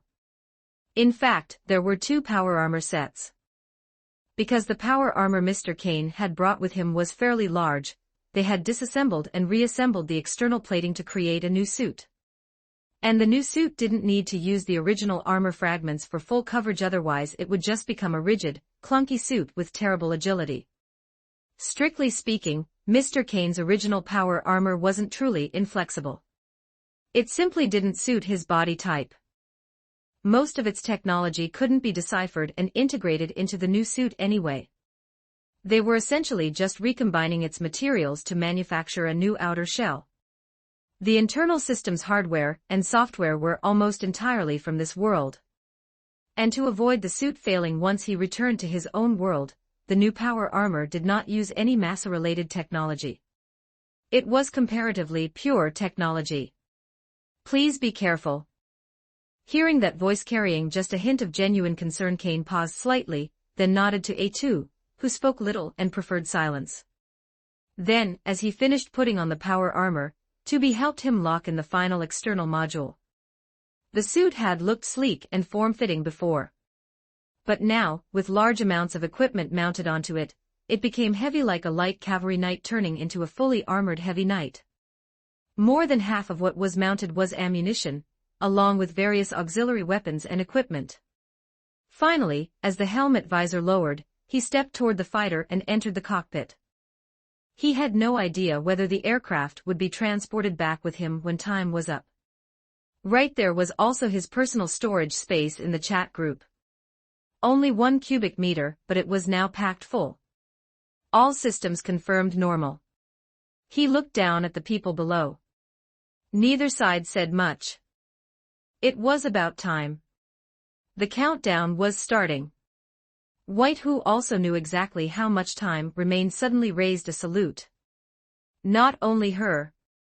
The others did the same. May the glory of mankind endure.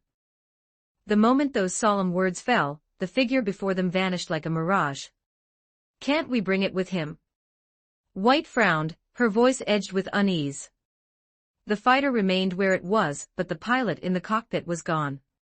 However, the equipment mounted on the power armor had clearly all been taken.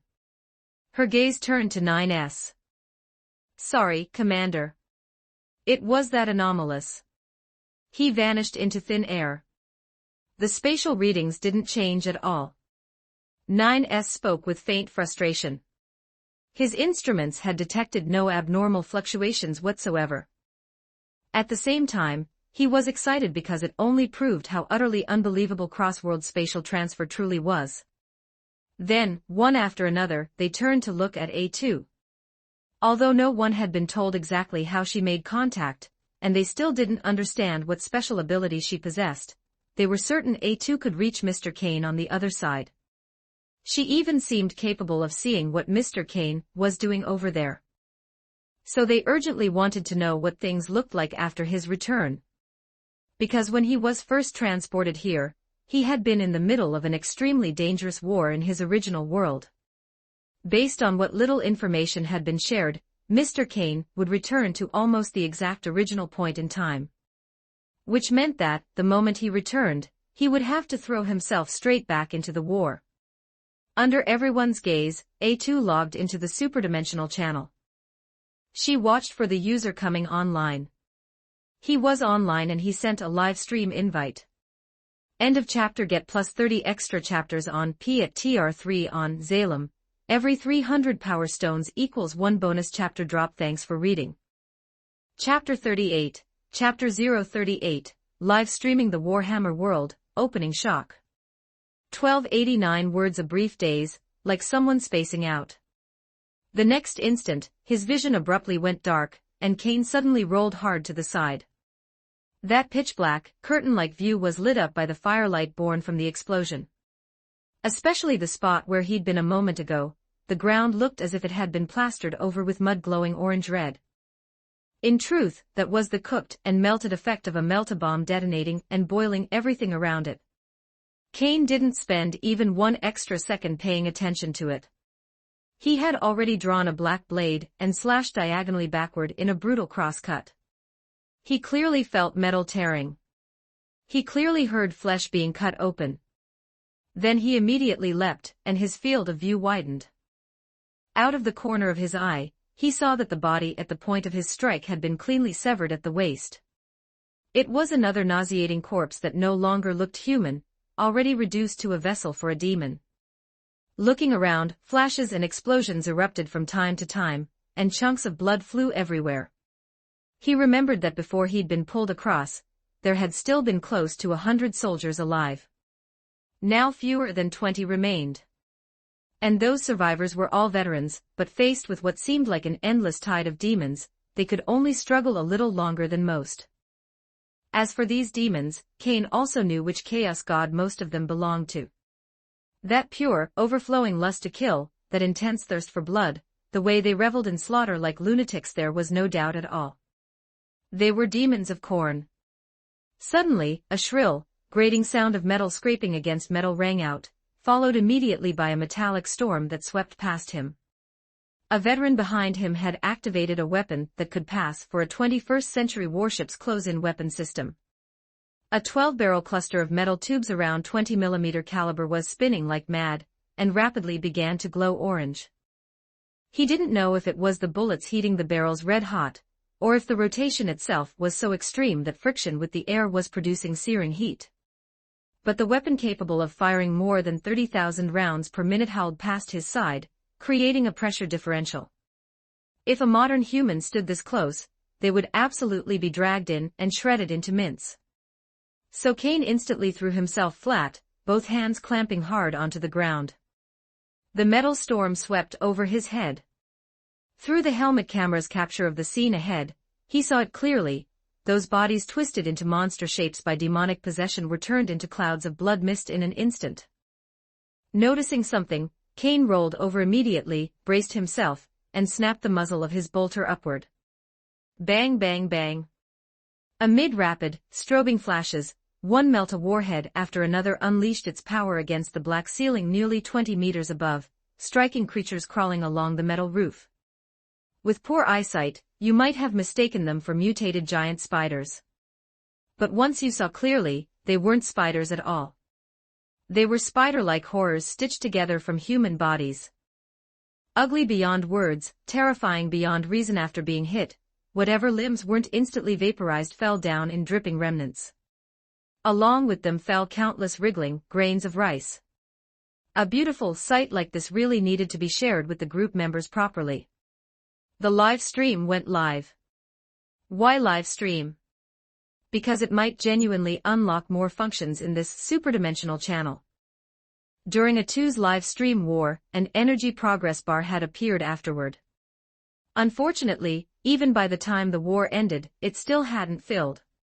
Now, with Kane starting his own stream, he saw that same energy bar again. He glanced at it once, then ignored it. This was not the time to let his attention drift to the superdimensional channel. He needed to focus on the present danger and find a way to survive. Their Empire of Mars. In the princess's room, a blonde young woman sat in worry, unable to properly eat. Your Highness. The concerned voice came from a petite girl who looked about 12. Edelrichuo, the princess's handmaiden. These past few days, Edelrichuo had clearly sensed that the princess had something on her mind. The princess kept wearing a melancholic expression. A few days earlier, the princess had even told her that she intended to serve as the Martian ambassador, to travel to Earth personally, and work to break the ice between the two sides. Edelrichuo, of course, had opposed it with everything she had. The princess was the Empire's princess, its first heir in the present era. How could she personally go to such a dangerous Earth? If anything went wrong, she could be taken hostage and never return. Worse still, she might be targeted by extremists and lose her life. And ever since that afternoon, the day the topic came up, the princess had abruptly grown gloomy. Surely the princess's request had been rejected by His Majesty the Emperor. Yes, rejected was good. Edelrichuo, am I naive, as a princess, for wanting to visit Earth as a goodwill ambassador? Of course not. Is that so? As the granddaughter of the first Martian Emperor Selim, Vera Lugiashi gave a bitter smile. Because she had paid close attention to her maid's reaction, and it was clearly a little insincere. With a soft sigh, Selim logged into the superdimensional channel again. She wanted to see whether Mr. Golden Toilet had come online. Half a day earlier, Ms. Atu's world had just gone through a war, but unfortunately it had been nighttime for her, and she had been asleep. By the time she woke and went online, Ms. Kuroneko, who had still been online, told her about what had happened. Only then did she learn that such a war had taken place, and that Mr. Golden Toilet had joined it. Now the war was over and Mr. Golden Toilet had survived. What is it, Your Highness? I want to rest. Please clean this up for me. So Selim went to the bedside and sat down. She let her awareness sink back into the chat group, tapped on Mr. Golden Toilet's avatar, and confirmed entry into the live stream. In the next instant, the live stream window popped open, and the image This is. Selim's face turned deathly pale in an instant. A violent wave of nausea clenched her stomach, and surged up toward her throat. Countless maggots, blood, flesh, rotten meat, things that looked like organs, torn limbs, and other unidentifiable matter were raining down. The next second, a horrifying figure suddenly burst into the frame, and she nearly fainted from shock. Its whole body looked like rotting meat. Its armor was fused to flesh, stuck to it, grown into it so much so that even the armor itself seemed to be decaying. It barely looked human at all, yet it still carried countless human features. This spider monstrosity opened a massive maw made by cutting and stitching together pieces of multiple heads, and lunged to bite into someone's back so close that Selim almost screamed a warning. But before she could, the one being ambushed, Mr. Golden Toilet, seemed to have sensed the attack long ago. He dodged with razor-sharp precision and swung the black blade, nearly dismembering the creature. In the next instant, he pressed the attack, slashing at high speed, truly carving it into dozens of chunks. Selim finally breathed out, then she took in the wider scene. At once, her face went even paler. This place. Was this hell? End of chapter. Get plus 30 extra chapters on P at TR3 on Zalem. Every 300 power stones equals 1 bonus chapter drop. Thanks for reading. Chapter 39, Chapter 039, The Appearance of a Chaos Space Marine. 1424 words Tendo Civil Security Corporation. Calling it a corporation, in reality it was only 2 people, no, 3 people. One of them was a cursed child. Those 3 were all that kept the place running, taking commissions to hunt Gastria so they could earn enough money to survive. And the president of the corporation, Kizara Tendo, was actually a high school girl. Her partner was also a high school student, while the kid was still in elementary school. Business was brutal because being young made them seem unreliable, and people rarely entrusted jobs to them. Also, if someone knew Kizara's family name, they might be even less likely to hire them. The reason was simple: the Tendo family was one of the most terrifying forces in this country. Her grandfather, Kikunaju Tendo, was Saitenshi's advisor, seated at the pinnacle of political power. So, as the young lady of the Tendo family, Kizara should have been able to live in absolute comfort. However, she refused to accept any resources from the Tendo family. She hated the family, and even hated her grandfather, because her parents had been killed by this family, by that grandfather. She wanted revenge. Enough of that. It was cup noodle time.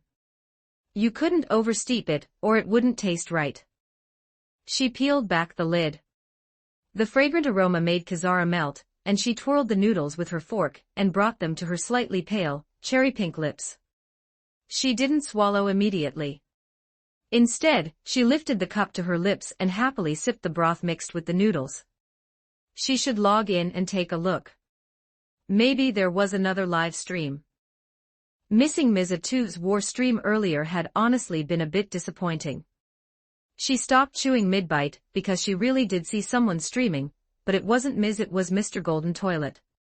So he had returned to his original world. Streaming from his original world. Did this stream mean something? After all, ever since live streaming started, new functions had gradually appeared. For example, she'd discovered that she could start her own live stream now, too. So she tapped his avatar, entered the room, and took a look at what was being shown. The image popped up, and in an instant Kizara was so shocked that blargurk. She puked. Ah, my cup noodles. Snapping back to reality, she realized she'd thrown up straight into the cup. What the hell was this opening shock? Good thing she wasn't some delicate ordinary girl. She'd seen plenty, and she'd been through plenty. Otherwise, that single scene just now would have given a normal person lasting psychological trauma. If someone had a weak heart, it wouldn't even be strange if they died from fright. But even Kizara, who had witnessed the horror of Gastria in her own world, and had personally cut down those nightmare monsters, still couldn't withstand what she'd just seen on the live stream. That was not normal. That was hell.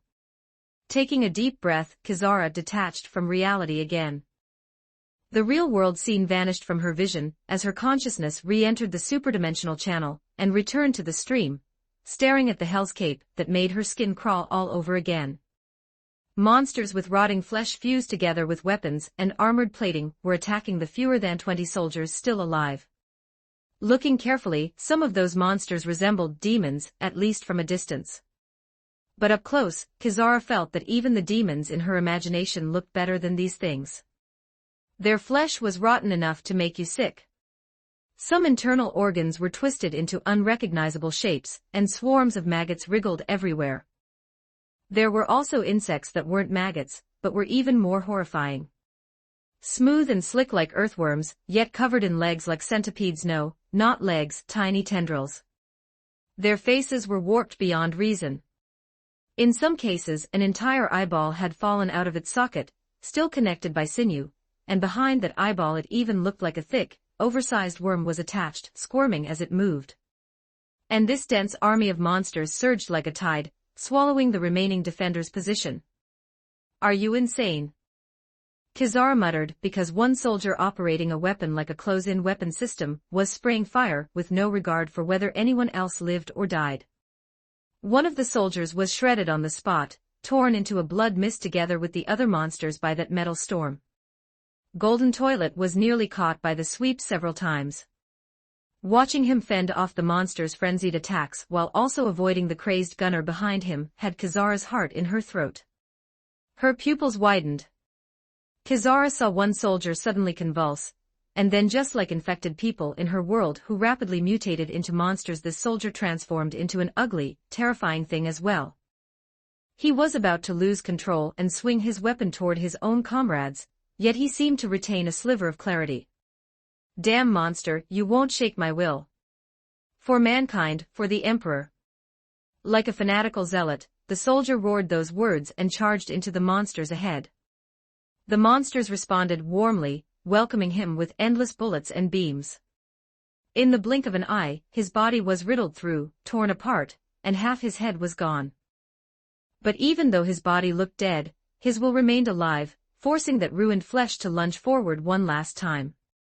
In the next instant, a massive bloom of flame erupted among the monsters. The soldier detonated the explosives he carried. That scene weighed heavily on Kizara's chest. And then she began to think, if these monsters appeared in her world, how terrifying would they be? What level of threat would they represent? Ordinary humans could never handle them. These soldiers, wearing little to no armor judging from their combat movement alone, would be beyond the limits of normal humans in her world. They were elite among elites. So the monsters they were fighting, judging by the exchange on the battlefield, were at minimum equivalent to level 2 Gastria. Because these things weren't killed by destroying the head or heart. You had to destroy them completely. Their regeneration was actually comparable to level 3 Gastria. They could refuse scattered limbs on the ground, patching their bodies back together whenever they were too damaged to move. Kizara even saw a small mound of piled corpses and scraps writhing, gradually taking shape into something even more terrifying. Suddenly, what looked like a grenade round slammed into it. A flash of intense light erupted, and the flesh mound instantly melted and vaporized by more than half. Even the ground glowed red, almost like magma. That shot came from Mr. Golden Toilet, fired as a micromissile from his sci-fi-looking power armor. Even though the flesh mound was destroyed, the situation didn't look any better.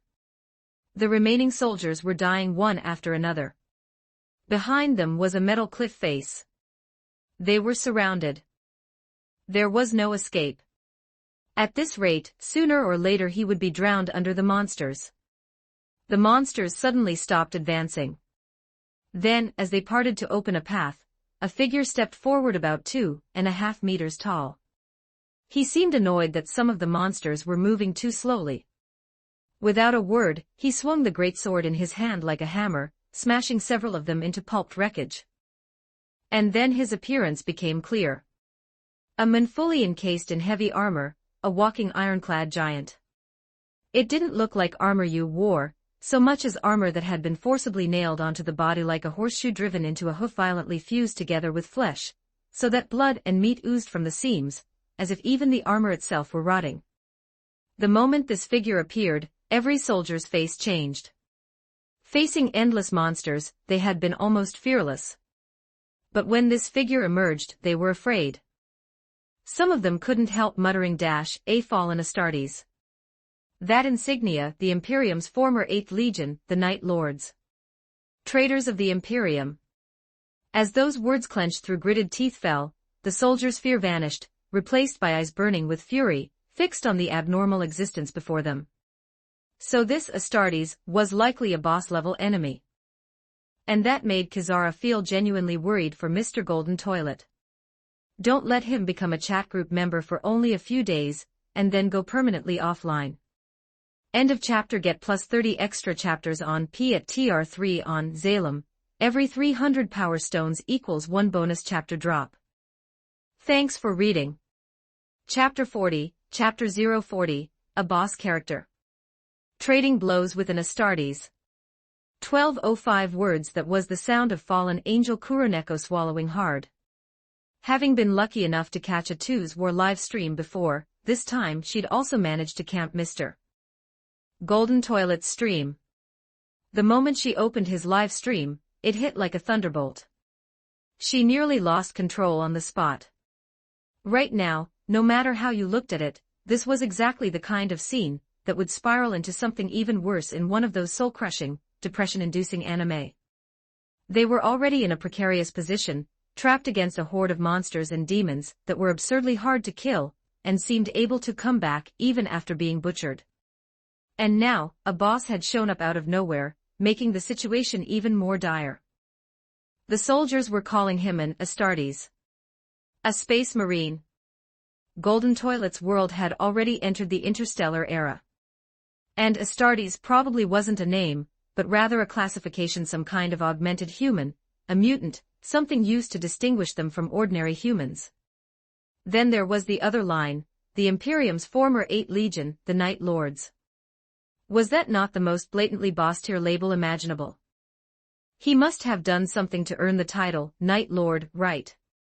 Suddenly, one of the soldiers on Mr. Golden Toilet's side, unable to contain his rage, charged straight at the Night Lord, that iron can-looking figure, at a speed so fast Kuroneko's eyes barely caught it. In the next instant, the soldier exploded. Like there had been a bomb inside his body, he burst into a spray of blood mist. Fallen Angel Kuroneko, what was that? Did he use some kind of supernatural power? She couldn't help speaking up in the channel. Tendo Civil Security Corporation, no, this is beyond bad. He literally got smashed apart by a sword swing. What kind of monster has that speed and force? Kizara Tendo gave that answer. With her abilities, she had barely managed to catch a blur. Then, from the iron can's slightly skippy motion, like a few frames had been cut combined with the direction the shattered flesh and blood sprayed, she judged that the soldier had been swatted apart by that iron can's massive, bizarre greatsword. That level of pure violence was terrifying. If Kizara put herself in that position, even at her absolute best, she wasn't sure she could dodge. And if she took that hit head-on, whether she died or not, she'd be crippled. And that looked like a casual strike from the enemy. So if she truly became his enemy, she had only two options, die or run. But with that kind of gap, could she really run? So there was only one outcome. Which meant that if Mr. Golden Toilet's current performance truly represented the limit of his strength, then he was in serious trouble. The soldier operating the CIWS-like weapon suddenly activated it again. The killing machine roared, and the metal storm shrieked as it tore toward the Night Lord. And the result was UVE got to be kidding. Fallen Angel Kuroneko, what just happened? Kuroneko was bewildered, her whole body trembling. Even though she asked, she already knew from Kizara how the earlier soldier had exploded. So now, staring at this brutal scene, she could more or less guess what had just occurred. Every remaining soldier, aside from Mr. Golden Toilet, was shredded in an instant by metal rounds. The defensive position, too, was riddled into ruin. And all of it was likely because the CIWS rounds had been batted back by that iron can sent rebounding in a dense storm. That weapon was even more terrifying than any Gatling gun she understood. A single round could tear her body into pieces, and he had deflected hundreds of them back in an instant. What was this? What kind of monster was that? Kuroneko suddenly noticed a new function button in the live stream interface. Honestly, it was placed so inconspicuously that it was easy to miss. She tapped it. And immediately she lit up with relief. It looked like slow-motion playback. That meant she could actually see how the iron can did it. She clicked it, like watching a video on a computer, and a timeline appeared that she could drag backward. She pulled it back to about here, then slowed it down. And sure enough, now she could see it clearly. Without this function, any normal person would have seen the metal storm hit the iron can and assumed he was simply an indestructible can of steel. They would have thought the dense impacts produced endless ricochets that randomly bounced back and killed his own side. But in reality, with the new function active, you could see the iron can swinging that massive, heavy-looking, door slab greatsword like a shield, parrying the barrage. Then he made fine angle adjustments, deliberately reflecting the cannon rounds back, shredding the soldiers and their position into a wreck.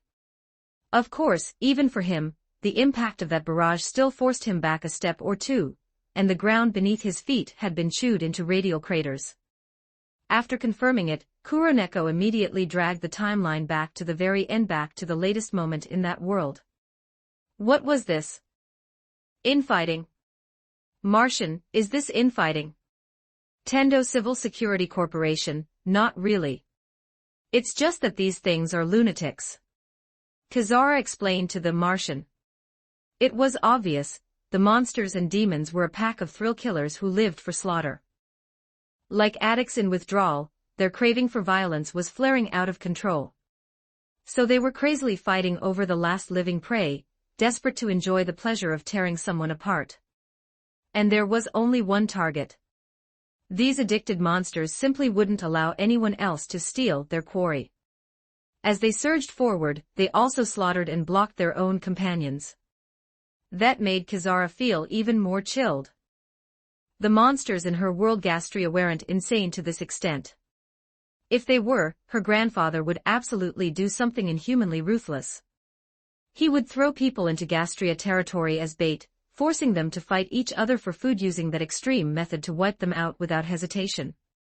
Something this frenzied, something that didn't distinguish friend from foe, was the truly terrifying kind. Because it would be fearless. It would never retreat. Even Gastria would sometimes avoid danger and pull back under certain conditions.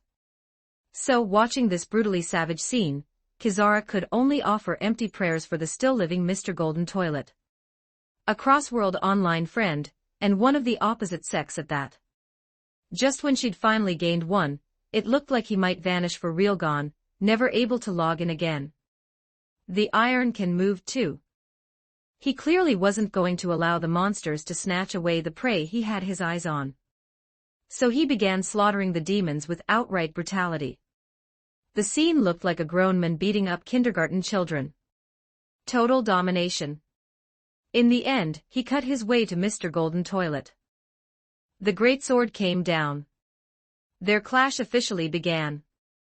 End of chapter. Get plus 30 extra chapters on P at TR3 on Zalem. Every 300 power stones equals 1 bonus chapter drop. Thanks for reading. Chapter 41, Chapter 041, not a boss, just a grunt. A fight with no retreat. 1280 for words. It was the thunderous crash of a metal beam slamming into the floor. And judging from how grotesquely it had bent a beam, as thick as an adult's torso, this was clearly not the kind of deformation you got from a simple fall. It could only have been the result of an impact beyond common sense. In other words, it was collateral from two people trading blows. Kazuki Yuko ran a quick mental estimate, after judging the beam's mass and hardness. The conclusion was simple. That tin can was a monster. That kind of impact would have been enough to smash the main battle tanks in her world into severe deformation. Maybe not quite flattened into a pancake, but half a pancake was about right. And now that same kind of thick metal column was raining down. Like construction girders, a whole batch of steel beams suddenly dropped from above, crashing toward the tin can. In truth, they were part of the factory's ceiling. This steel everywhere plant had been punched apart by Mr. Golden Toilet, who had timed it perfectly so the armored man would arrive right beneath it. Unfortunately, the barrage of falling beams was either swatted aside by the greatsword or simply cleaved in two like cutting tofu. At the same time, bullets that released extreme heat hot enough to melt the beams into liquid in the blink of an eye were fired into the mess. Micromissiles followed. Their detonations weren't just explosions, they burst like miniature cluster munitions, and after bursting they clung to the beams like white phosphorus. In only moments, the steel turned into molten metal about to pour down over that tin can. In the next instant, molten spray erupted everywhere. The sight made Yuko think of an Japanese folk tradition, the iron flower fireworks performance. The custom had spread far enough that some regions in her own country used to stage it during festivals as well, tossing red-hot molten iron into the air, and striking it so it scattered into countless glittering sparks, like fireworks. What she was seeing now was effectively the same thing, except the tin can had smashed apart the molten metal mid-flight, blasting it into a storm of liquid fire. Those trails of searing, unknown temperature metal drew luminous tails through the air, like countless lasers scattering outward. Quite a few demon things were struck. The ones with frilier bodies were like foam hit by molten iron, instantly burned through. Then, suddenly, the God's Eye live stream view spun violently out of control. A deafening impact followed, and the picture shook like it was about to tear apart before it barely stabilized again. Compared to how steady the feed had been earlier, Yuko's heart sank. It looked like he had just been hit. The hit had sent him flying straight into a point defense gun emplacement, crushing it into the same state as an empty soda can after being stomped repeatedly. Yuko's pupils contracted. She caught sight of obvious cracking on his helmet's glass-like visor, with liquid seeping out. Before she could confirm, he dodged sharply. The already ruined point defense gun gained a dozen new gouges in an instant. Those claw marks came from demon-shaped monsters creatures that were now lunging to tear him apart. But in the next moment, some of those monsters were pierced clean through by beams of light shots from other monsters' laser weapons. They had fired a beat too late, missed the target, and hit their own side instead. It didn't matter. These things were lunatics. Killing each other over prey was normal. Of course, anything that got in the tin can's way was slaughtered as well. The scene devolved into a massive melee and all-out brawl, and for him, it was disastrously unfavorable. The camera caught the tin can again. His armor showed damage in multiple places. The earlier barrage had affected him after all, at least a little. And then Yuko lost him. She could no longer track the tin can's movements. He had entered a realm of speed beyond her dynamic vision. The only reason she had seen him at all a moment earlier was because he had paused briefly. Not just the tin can, Mr. Golden Toilet was also impossible to follow. All she could see were afterimages everywhere, and sparks bursting in the air. And since the God's Eye camera was centered on him, the feed itself struggled to make sense of the motion at this speed. All that remained clear were the sounds, impacts, booming collisions, near explosions, and the monster's howls and shrieks. Yuko noticed the chat panel in the live stream. Fallen Angel Kuroneko was offering a helpful reminder. There was a slow-motion feature. Slow motion. Following the tip, Yuko tried it and immediately saw the problem. If you slowed it down enough to catch the details, the fight would be minutes ahead in real time by the time you finished watching a single exchange. For all she knew, the outcome would already be decided. So this superdimensional channel couldn't provide a mode where your awareness could keep up with the combat in real time. A live viewing enhancement. Still, maybe it was better this way. It made the gap painfully clear between a viewer like her and the people inside the fight. Another massive crash. Both figures became visible again. It was obvious the tin can held an overwhelmingly dominant advantage, almost like he was playing with his opponent. As for him, things were grim. His power armor was battered to ruin, and viscous fluid could be seen flowing, blood, most likely. Then he removed his helmet, one that looked like it might split into several pieces, at any moment revealing a pale face streaked with blood. From his expression, it looked like he was preparing to stake everything on a final strike. Win or die.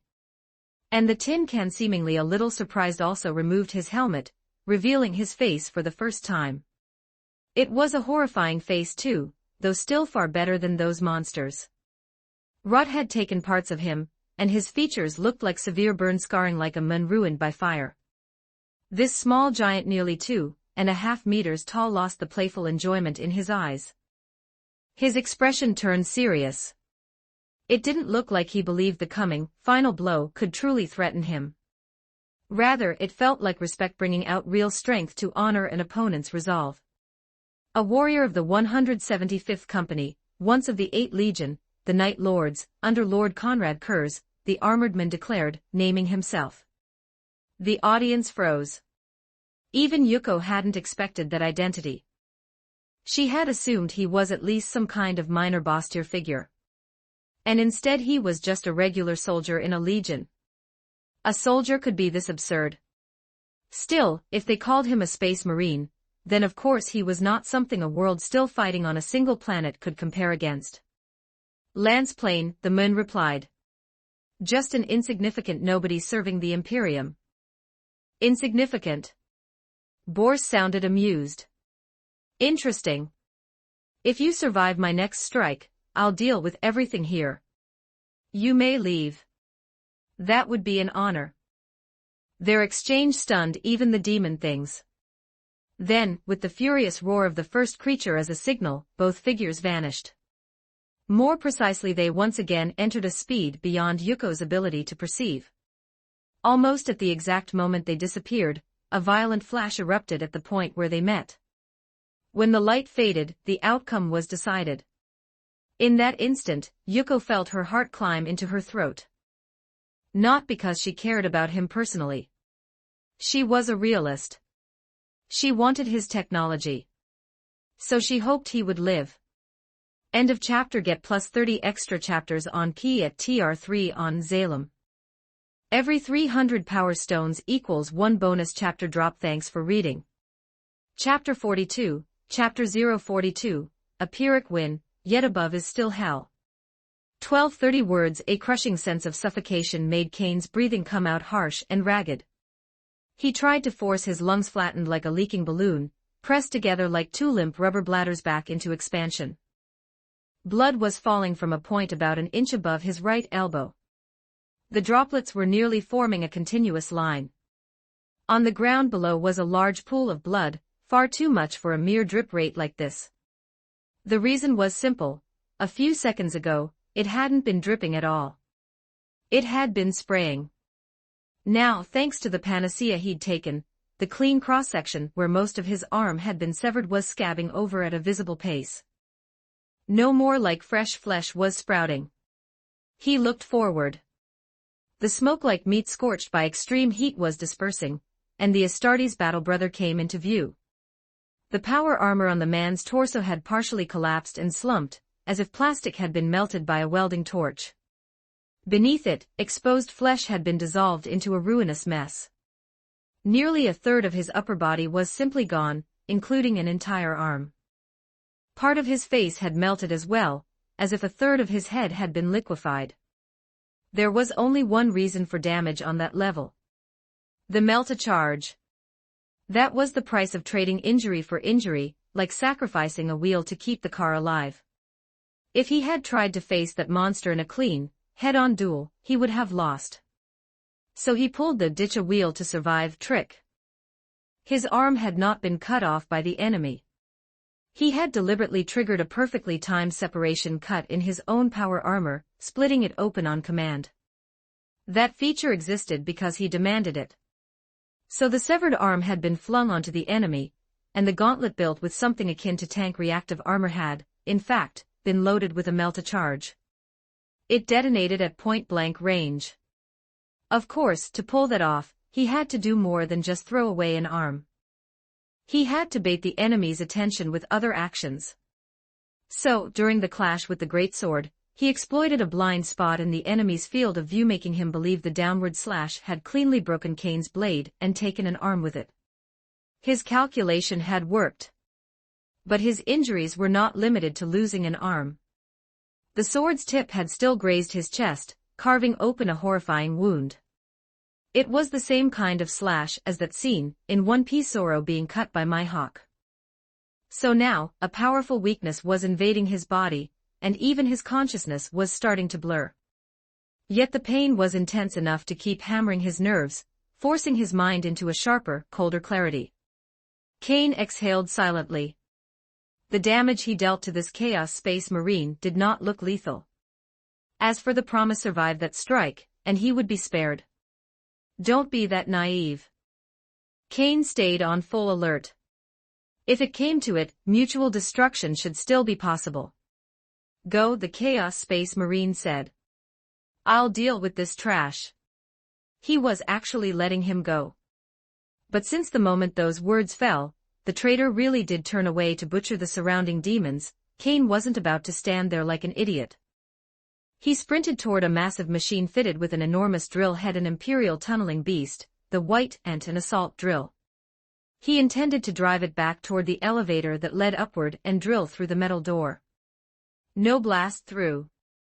Drilling a wall that thick would take too long. Better to pack melt-a-charges into the machine, and detonate the whole thing.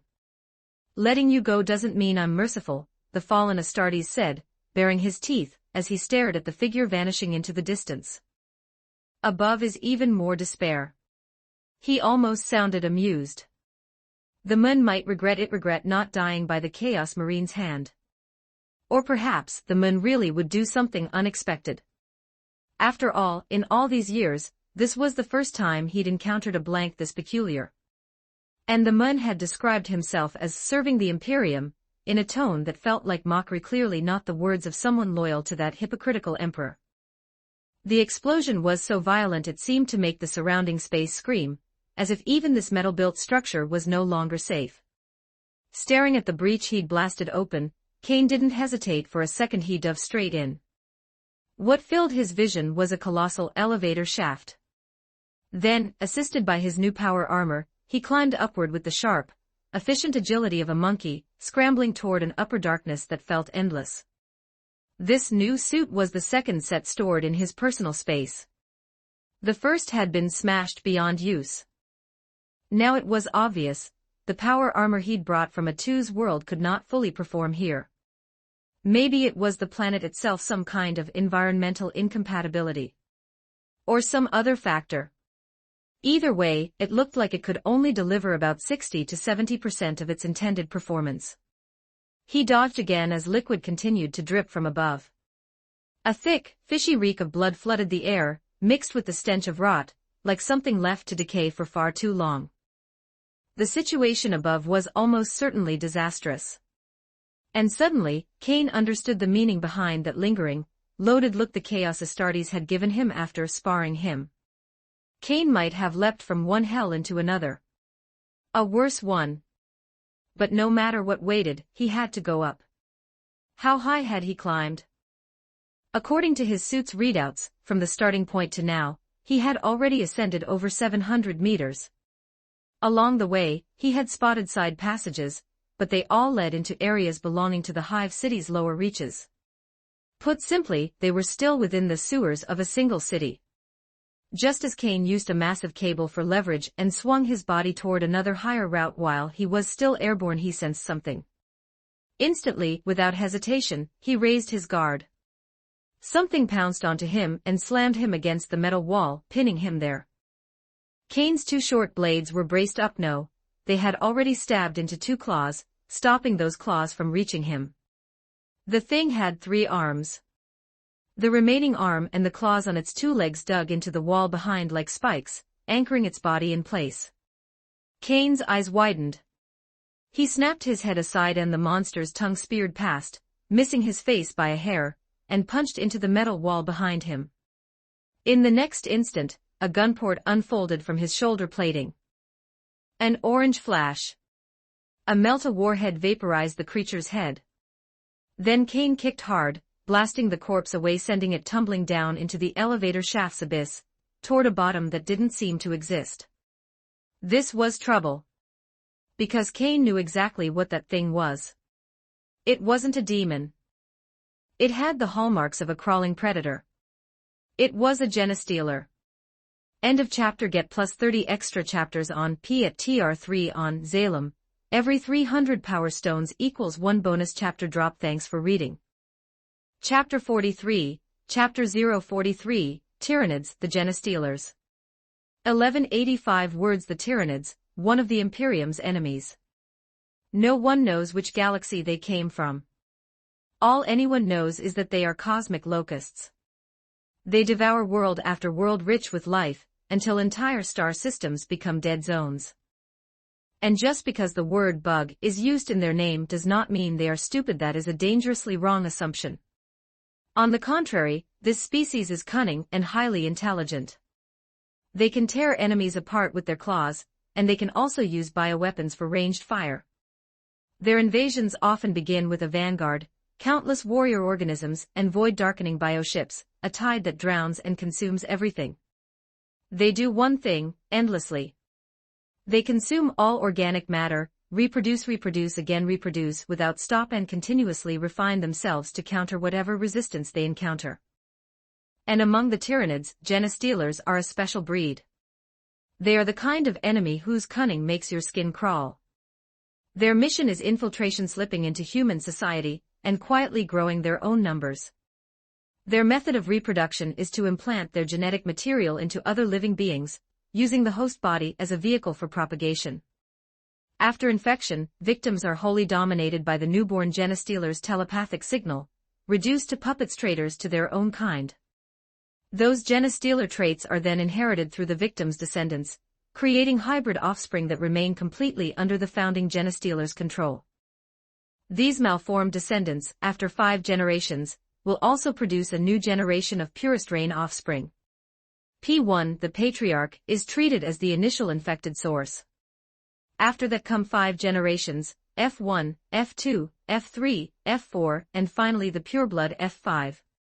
Among them, P1 is still a controlled human, and both P1 and F4 can possess fully human appearances. From F1 to F4, they gradually become more human-like, while F5 shows a kind of atavism. So once they reach the F4 generation, because their appearance is almost indistinguishable from baseline humans, it becomes easy for them to deceive others and blend into human society. Within the Imperium, they will take on countless jobs: miners, demolition-clearing crews, dock loaders, slaughterhouse staff, PDF volunteers, planetary defense force, and more, gradually replacing normal humans with cult members. They are patient. They are extremely cunning. They will do everything possible to worm their way into every department of local institutions, spreading the poison of corruption into every critical organ, waiting for the right moment to ignite an uprising. They will even build religions to lure locals into joining. And the object of that faith is the Imperium's supreme ruler, the Emperor, using his name as a banner to recruit and expand. That is why they are truly insidious. The individual that attacked Kane just now was clearly either P1 or P2. And with its appearance paired with the elevator overhead, as if drenched by an enormous amount of blood, just how much slaughter did that imply? It gave Kane a headache. If this was the work of the chicken thieves upon chain, from genestealers to gene thieves to hen thieves, then it meant they no longer needed to hide. And that was a very big problem. It meant an extremely bad possibility had appeared.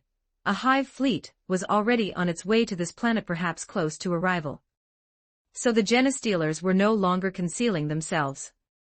They were coming out into the open to trigger rebellion, throwing the entire planet into chaos, so the hive fleet could invade easily and consume the biomass of this world, perhaps even this entire star system, as food. Kane could only hope things were not that bad. Very close now, the top of this elevator shaft was almost within reach. But Kane's heart only grew heavier. Like a slab of meat, if you want it to taste better, you pour sauce over it. And the higher you go, the more sauce you get, wider coverage, thicker layers. Whatever drips down below is only the leftovers. And now, every wall of the elevator shaft on all 4 sides was coated in sticky liquid. There was no way to tell what it was. Some other fluid. It even felt as if he were entering the inside of a gigantic living creature surrounded by the slick secretions coating internal organs. He fired a grappling claw, anchoring himself to the underside of the elevator car. Then, like planting C4, he fixed a melta warhead in place. Swinging to one side, with a small sound, a blinding flash vaporized the viscous surface, and the metal itself, punching a hole straight through to the space above. With one final swing, Kane hauled himself through the burn-through opening, and into the elevator car. And what filled his vision was even more nauseating, even more horrifying. If a moment ago it had felt like a hallucination, like he was crawling inside some enormous organism, then what he saw now was almost not a hallucination at all. Ruri Goku felt like she was about to develop another lasting psychological shadow. Even before he reached the top, the sticky, viscous coating on the surrounding surfaces had already screamed one truth: whatever was above would be even worse. She was terrified. She should have stopped watching. But she couldn't. A cat's curiosity dragged her onward. The moment he swung himself through the blasted opening and entered the upper space, in that instant, raw terror, shock, and nausea flooded Kuroneko's mind. She looked like the heroine in a horror film who had been scared stupid. No worse. She had gone pale to the bone. When she recovered a little, she knew she would probably be eating vegetarian for a while. There were human limbs everywhere. Chunks of flesh everywhere. But unlike the situation below, these countless remains looked as if they were being digested. Everything in sight looked like the inside of some monster's stomach. The walls seemed alive as if they were writhing. No, calling it a nest was more accurate. Because there were eggs everywhere. No, eggs was far too cute a word. Call them larvae, sac-brood eggs. Some were translucent, on the verge of hatching. You could see twisted, grotesque shapes inside, with partially insect-like structures. Brood eggs of every size were scattered everywhere, absorbing the nutrient slurry produced from the liquefied human bodies, pulsing as they swelled and grew. Kuroneko wanted to pass out so she could wake from the nightmare and forget it all. Ah, wait, straight ahead. A colossal mining cart. Just how big? The rear bed alone looked 20 meters long and 10 meters wide. As the bed tipped and dumped its contents into the nest, Kuroneko's scalp went numb. She was going to throw up. They were human corpses. All of them. Some were still alive. Still writhing. And they were being poured in like feedstock, becoming nourishment for this place. What kind of hell was his world? It felt like even actual hell would weep in sympathy. She couldn't take it anymore. Her stomach was rolling, her mouth couldn't hold it back, she had to go vomit. And she needed to change her underwear. End of chapter. Get plus 30 extra chapters on P at TR3 on Zalem. Every 300 power stones equals 1 bonus chapter drop. Thanks for reading. Chapter 44, Chapter 044. A metropolis where the sky and the earth are both steel. 1184 words. The Ver Empire of Mars. In the room of Princess Asilum Vera Lugia, granddaughter of the first Martian emperor. Why, Your Highness? Edelrituo let out a panicked, frightened cry. Her youthful face was at a complete loss. The princess she served had suddenly started vomiting without warning. Her complexion had turned deathly pale, with a sickly greenish cast. She looked terrible. Her whole body was trembling, as if terrified of something. It scared Edelrituo senseless. A sudden illness didn't look like this. Could there have been something wrong with the food? She had made it herself. How could it be poisoned? I'll go get. No need, Edelrituo. Asilum cut her off and caught her hand. It's just. I had a nightmare, Asilum said, forcing the words out. I dreamed we went to war with Earth. People were dead everywhere. That explanation finally convinced Edelrituo, someone Asilum treated like a little sister. After Edelrituo cleaned up the mess, Asilum pressed a hand to her chest. Then, gritting her teeth and gathering her courage, she reopened that miserable live stream. It was a hell she had never seen before. Even the most horrific wartime records, she had studied images of the Ver Empire's conflict with Earth, could not compare to the sheer ugliness of the world where Mr. Golden Toilet was. In Yuko's world, the Beta invasion, people being torn apart and eaten by those monsters, was already hell at the highest order. She had witnessed that hell with her own eyes. So Kazuki Yuko had more resistance to the kind of imagery currently flooding the stream. It did not hit her with the same overwhelming psychological nausea. From what she could tell now, the world he was in faced two categories of enemies. One was the more mysterious, kind demonic monsters that looked capable of possessing human bodies and twisting them into new demonic forms. The other was this nest-like place she was seeing right now, eggs everywhere. Some were translucent, and the creatures inside looked insectal. They had noticed him. The monsters on the mining cart surged toward him, similar to the one that had attacked him in the elevator shaft, 3 arms and razor claws. Wait, there were also people who looked like normal humans attacking him. They had betrayed humanity and sided with the monsters. But they were cut down almost immediately. And instead of fleeing at once, he didn't leave this enormous elevator platform. He moved upward toward the top of the elevator car using a grappling claw to hook on. What was he doing? Yuko could more or less guess his intent. And sure enough, he sabotaged the elevator's cables. The result was immediate. That gigantic elevator large enough to rival a football field plunged downward with a screech like a dying thing. A brutal impact rang out. This was the elevator car's top, crashing down to a point less than 10 meters below the shaft mouth. The metal roof caved in with severe deformation. And a claw punched through. Just from that claw, it was obvious how terrifying the creature inside must be. Judging by the claw's size, Yuko estimated the monster's scale and locked onto a conclusion. It was likely the hatchling from the largest egg inside that elevator. Now he was sprinting outward, racing toward the bright opening at the far end of the passage. The moment he burst out of the tunnel, the God's Eye camera gave Yuko a far clearer view of the outside world. What she saw stunned her again. A city that could only be described as a forest of steel, or perhaps, nest, was the more accurate word.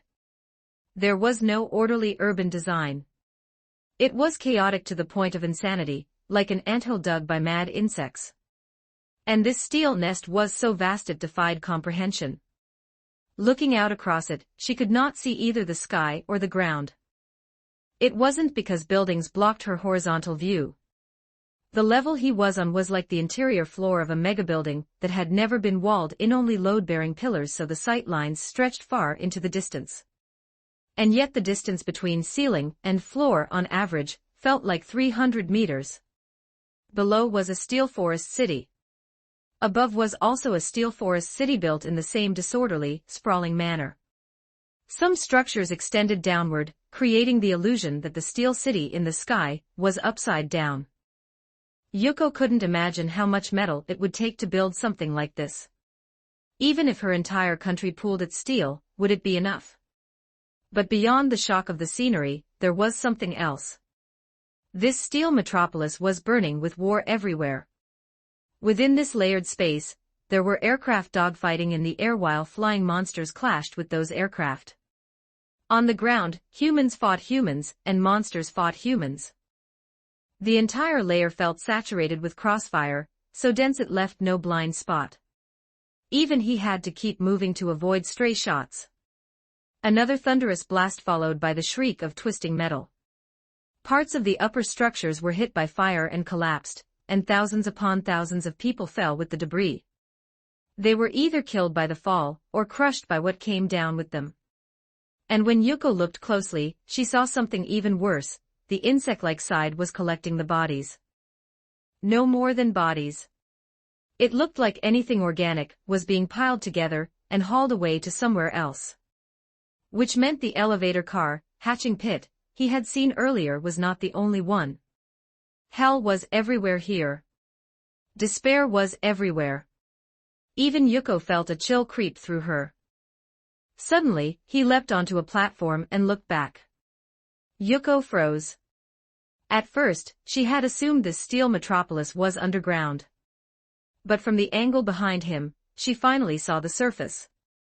His position seemed to be near the edge of this unimaginable steel city because far away, in the outskirts, she could see what looked like a mining facility. A facility so enormous it forced silence. A mining complex rising thousands of meters into the air. It was built against the mountainside, ugly, brutal, without any trace of aesthetic intent. Thick black smoke poured upward in rolling clouds, the pollution severe. The land around it looked dead from contamination, no sign of life, only barren, stone-like terrain. The mountain being mined had been hollowed out through most of its mass, and even the portion that remained easily dwarfed the tallest mountain in Yuko's country. Wait, this wasn't just mining. It looked like a fully integrated warship production facility, because she could see a vicious, brutal-looking warship lifting off unfinished but already moving. And the moment it rose, the guns that were functional rotated without hesitation, turning toward this direction. A flash of blinding light. The beam that lanced out was even more horrifying than the laser-class beta beams in Yuko's world. A beam so appalling it left her speechless. It swept past directly over his head.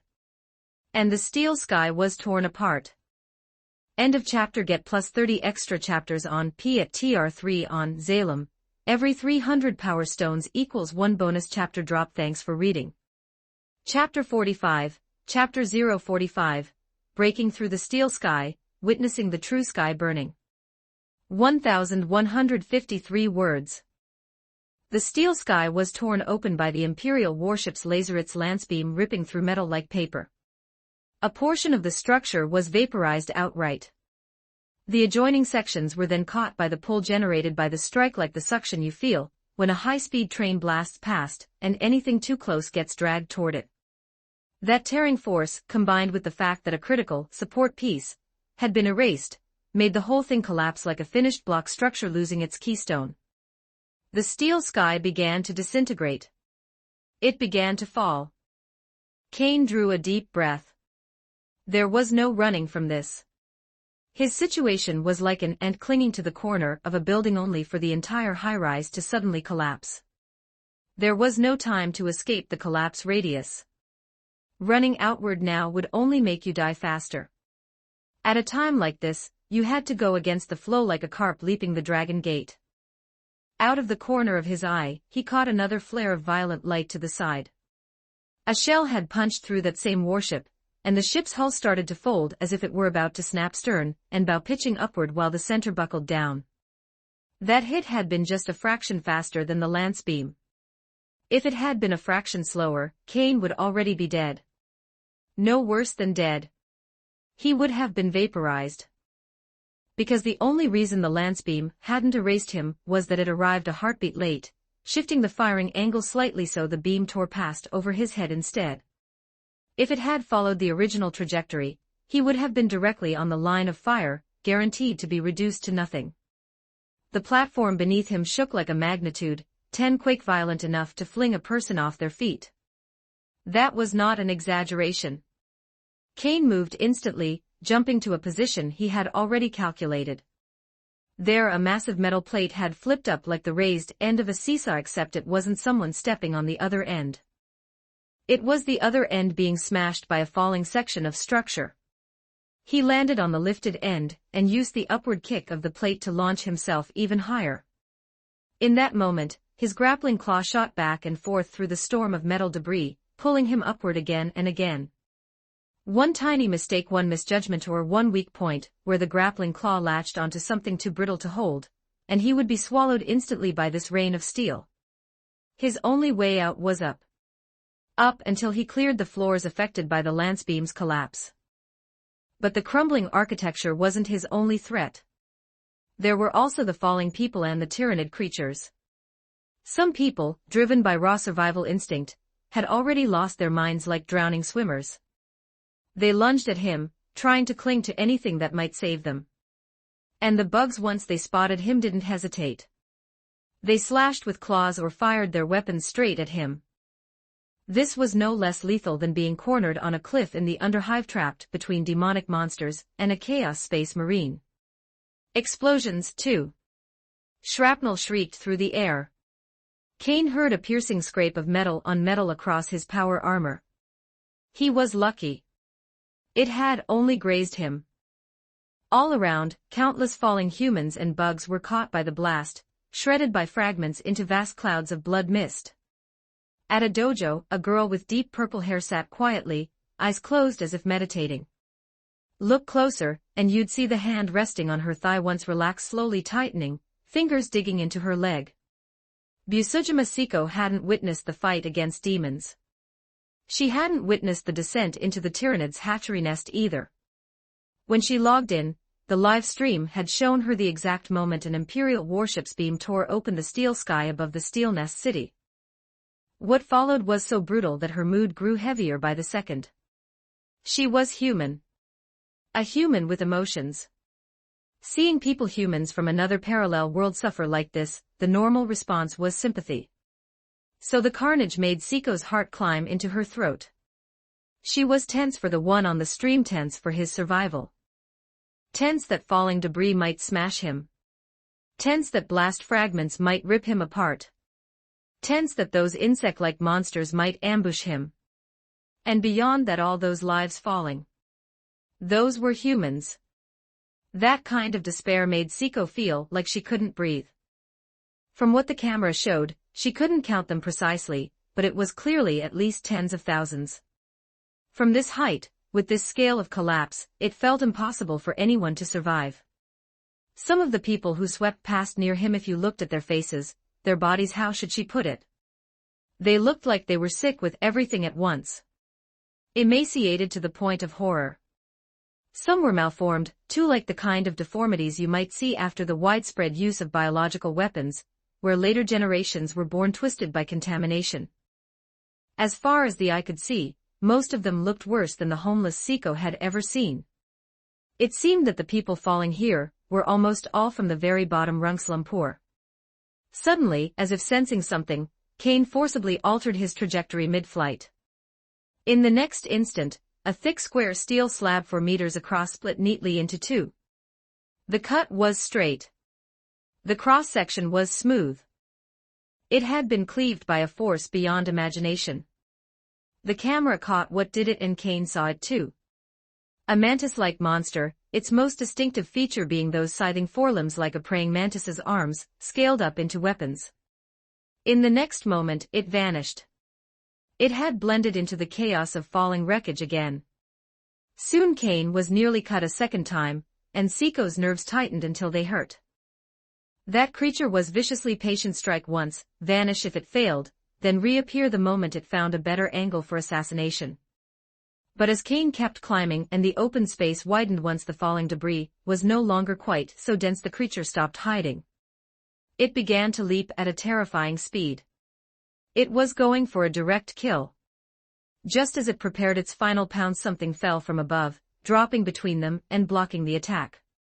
A fighter craft over 30 meters long. It didn't just wedge itself into the gap. It slammed into the monster as well, dragging it down with it into the abyss below. So the lethal crisis was finally about to know.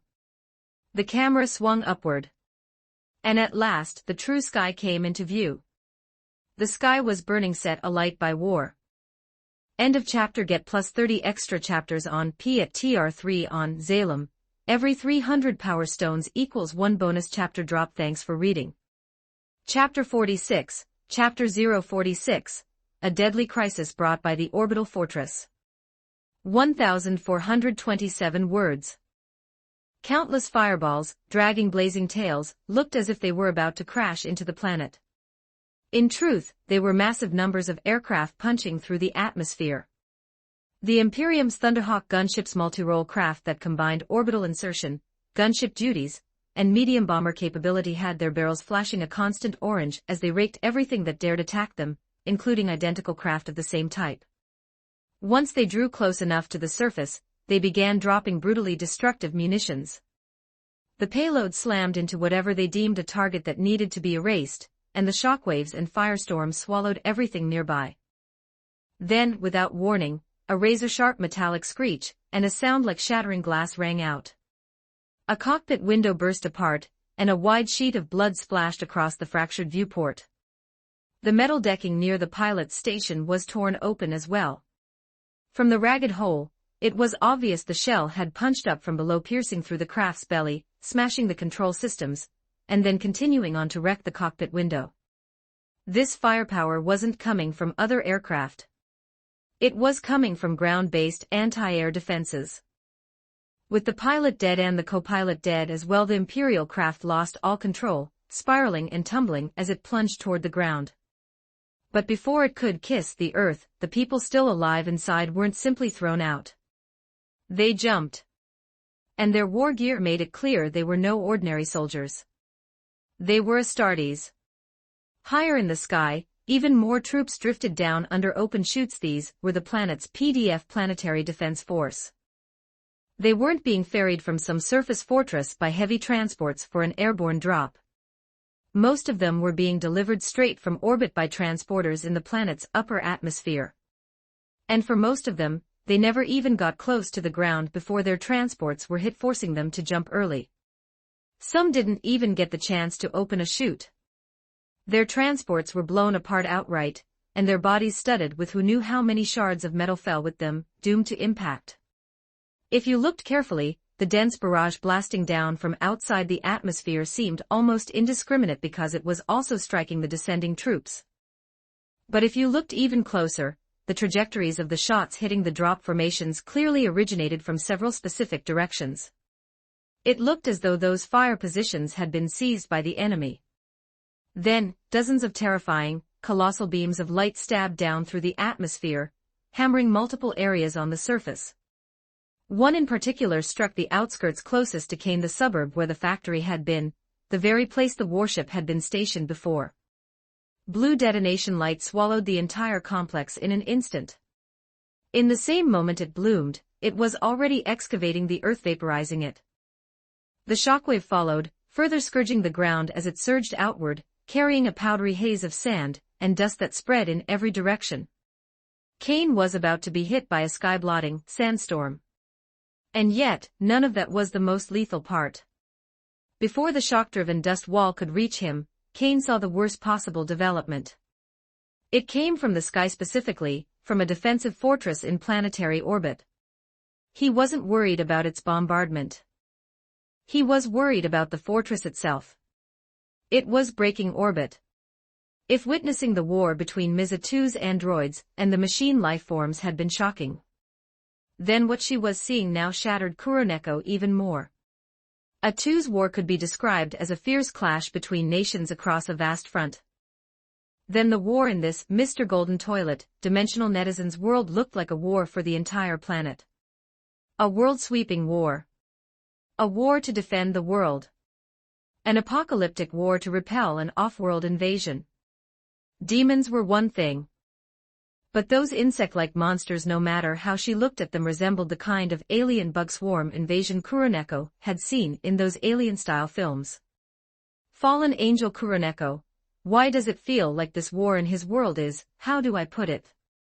There were laser cannons, electromagnetic guns, and even something so massive you could see it clearly with the naked eye through the cloud layers, an enormous shape that looked like a space fortress. A world with this level of technology had combat visuals and military hardware utterly unlike Miza-2's battlefield. A 2's war felt like a sleek, far-future science fiction conflict. But this war somehow gave Kuroneko a sense of backwardness. Take the dense, swarming airborne drop troops in the sky, for example. It looked like a World War II-style mass airborne operation on an absurd scale. In other words, goal, become S. The way they fight is outdated. They can't keep up with the times. It's like World War II human wave tactics. That was exactly what Kuroneko had been trying to say. In the world of Goal, Become S, someone apparently knew her story's plot, and had warned her about events that were going to happen. So now she needed to infiltrate an organization called S. To investigate something. A T-virus crisis. As for what kind of crisis, another dimensional netizen had said they needed to log off and organize their materials properly before coming back to explain. But the reason that netizen could know anything at all was because Goal, Become S, had mentioned a company in her world. The netizen recognized one from a Resident Evil film. That was one of the key pieces of evidence everyone used to reach a conclusion.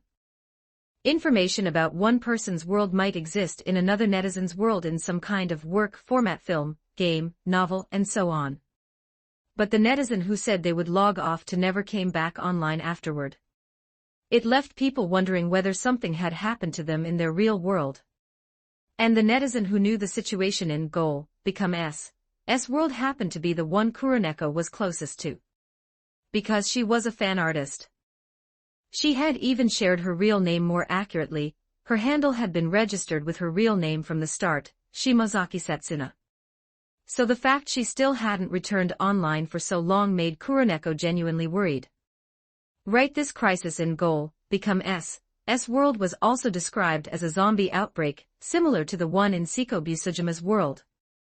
That was why Kuroneko had searched for zombie-related information in the first place, only to stumble across intel about Seiko's world existing in her own world as well.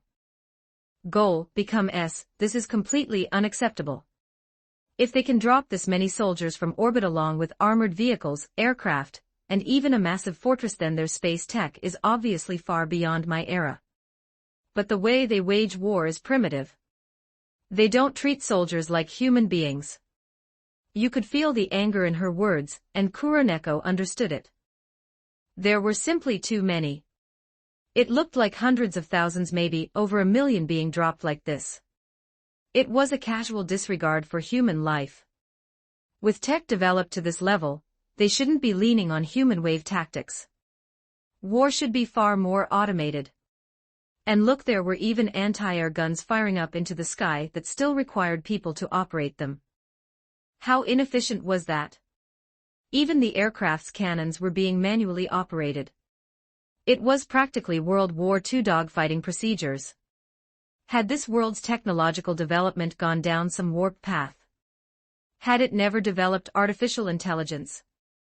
A sudden, massive lance of light fired from space, punching through the atmosphere, striking the ground, detonated with a blast that shook Kuroneko to her core. This was what a nuclear explosion must feel like. The worst part was that one strike landed near him, obliterated the factory, and then the terrifying shock-driven dust storm came roaring in. For a moment, the live stream looked almost like it had gone black, chaotic, smeared, and barely readable, making everyone's anxiety spike. But since the stream was still live, it meant he was still online. Still alive. Finally, when the image cleared, he had survived again. But what had been a fairly new second suit of power armor now showed obvious issues. It felt like it wouldn't survive a second round of punishment. And the shockwave had turned everything around him into an even deeper hell. He was staring fixedly up at the sky. Why? The sky. This is beyond super bad. End of chapter. Get plus 30 extra chapters on P at TR3 on Zalem. Every 300 power stones equals 1 bonus chapter drop. Thanks for reading.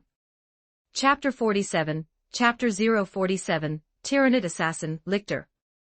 1,203 words.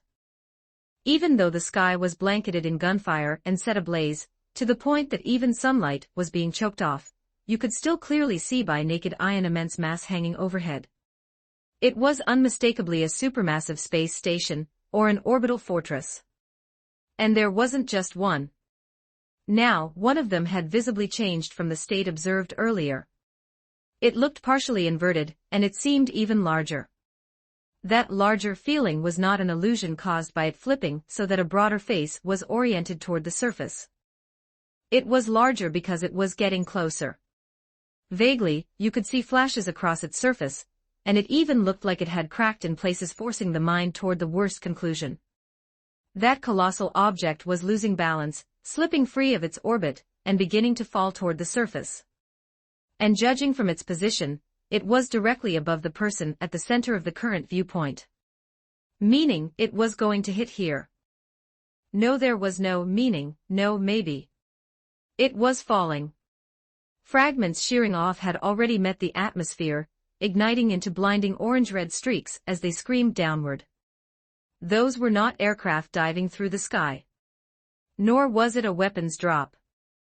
The falling path had the unmistakable look of gravity's natural pull, no evasive intent whatsoever, even under fire from hostile aircraft. Unfortunately, as the live stream host shifted perspective, moving his own position, it became harder to keep track of the orbital fortress's exact condition.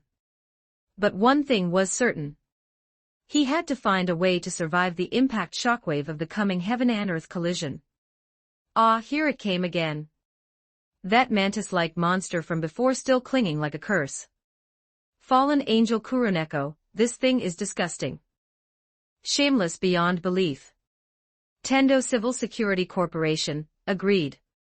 It's vicious, so it can also do chameleon camouflage. This thing was an assassin.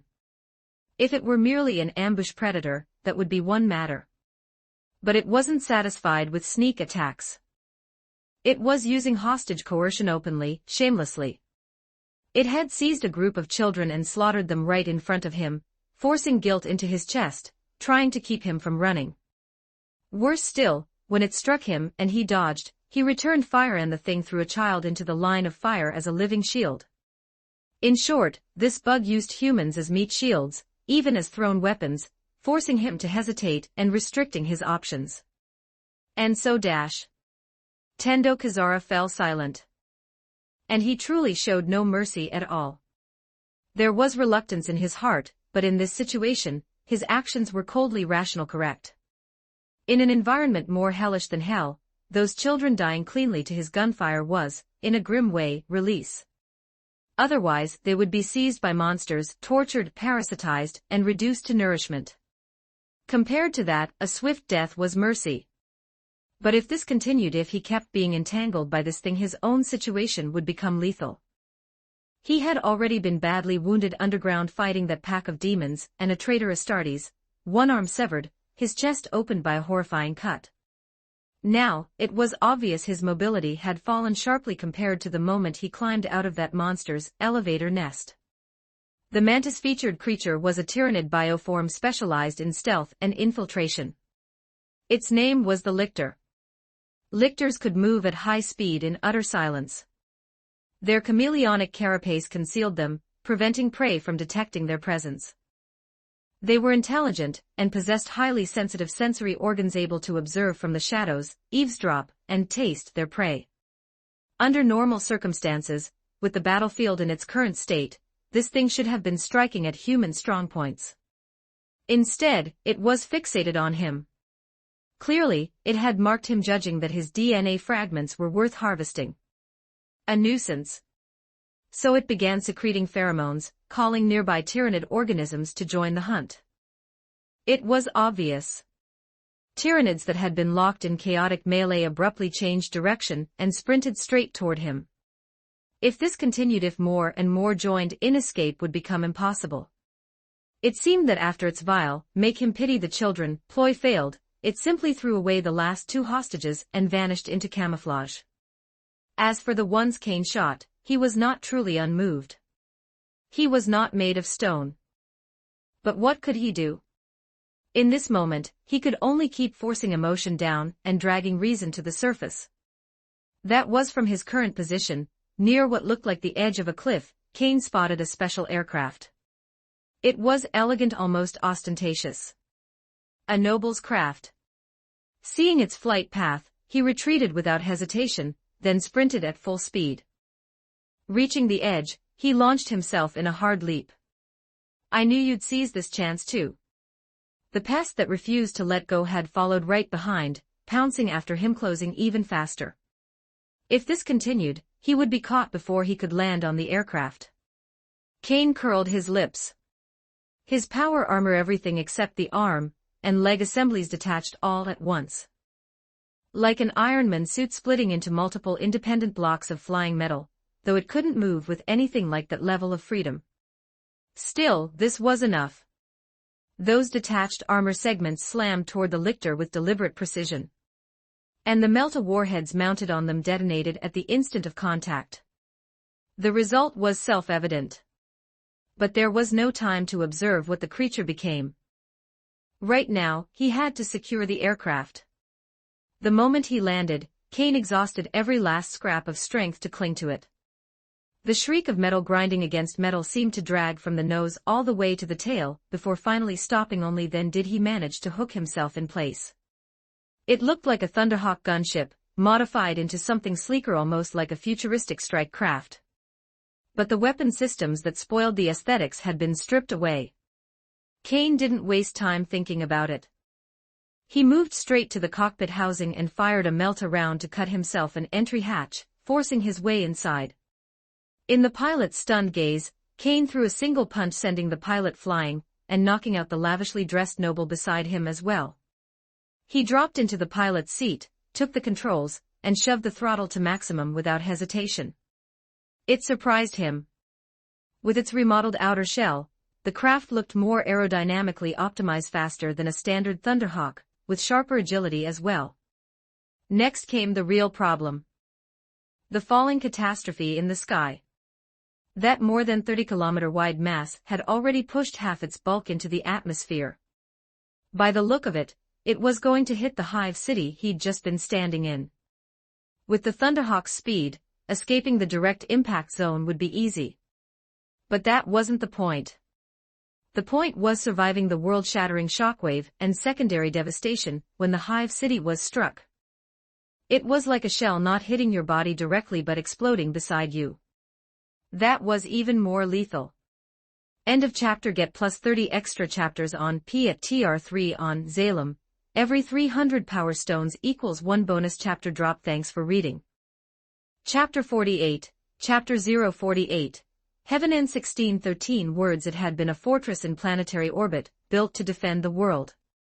Now, it was punching through the planet's atmosphere. If you looked closely at the fortress's space-facing side, you could see its thruster arrays firing. They weren't trying to keep the fortress from falling, trying to push it back into orbit. It was the complete opposite. This was accelerating the collision between the fortress and the surface. And from the brilliance of the exhaust plumes, it was clearly being driven beyond safe limits, as if whoever commanded it wanted the fortress to hit harder, faster, more violently. That meant one thing. The fortress hadn't been knocked out of orbit by enemy fire. It was very likely being driven into the planet on purpose. Anyone would assume that only rebels would do something like that. But the truth was the exact opposite. This order had been given by the PDF Planetary Defense Force commander in the fortress's core control chamber. He wasn't being controlled by the bugs. If anything, he wanted nothing more than to purge them from existence. But the fortress was being seized bit by the enemy. It was falling, section by section, into hostile hands. If this continued, the fortress would be captured. So he would destroy it himself. Not by detonating it in space. By ramming it into a hive city on the surface. That hive city was beyond saving. It could not be allowed to become superfertilizer for the swarm. And according to intelligence reports, the hive might contain a special tyrannid organism. If it could be killed, the swarm would descend into chaos. It might even prevent the tyrannid bioships elsewhere in the void from receiving a proper beacon, delaying or outright preventing them from arriving here. As the ground grew closer, as the hive city rushed up to meet him, and as aircraft still fought and died between heaven and earth, he let out a long breath.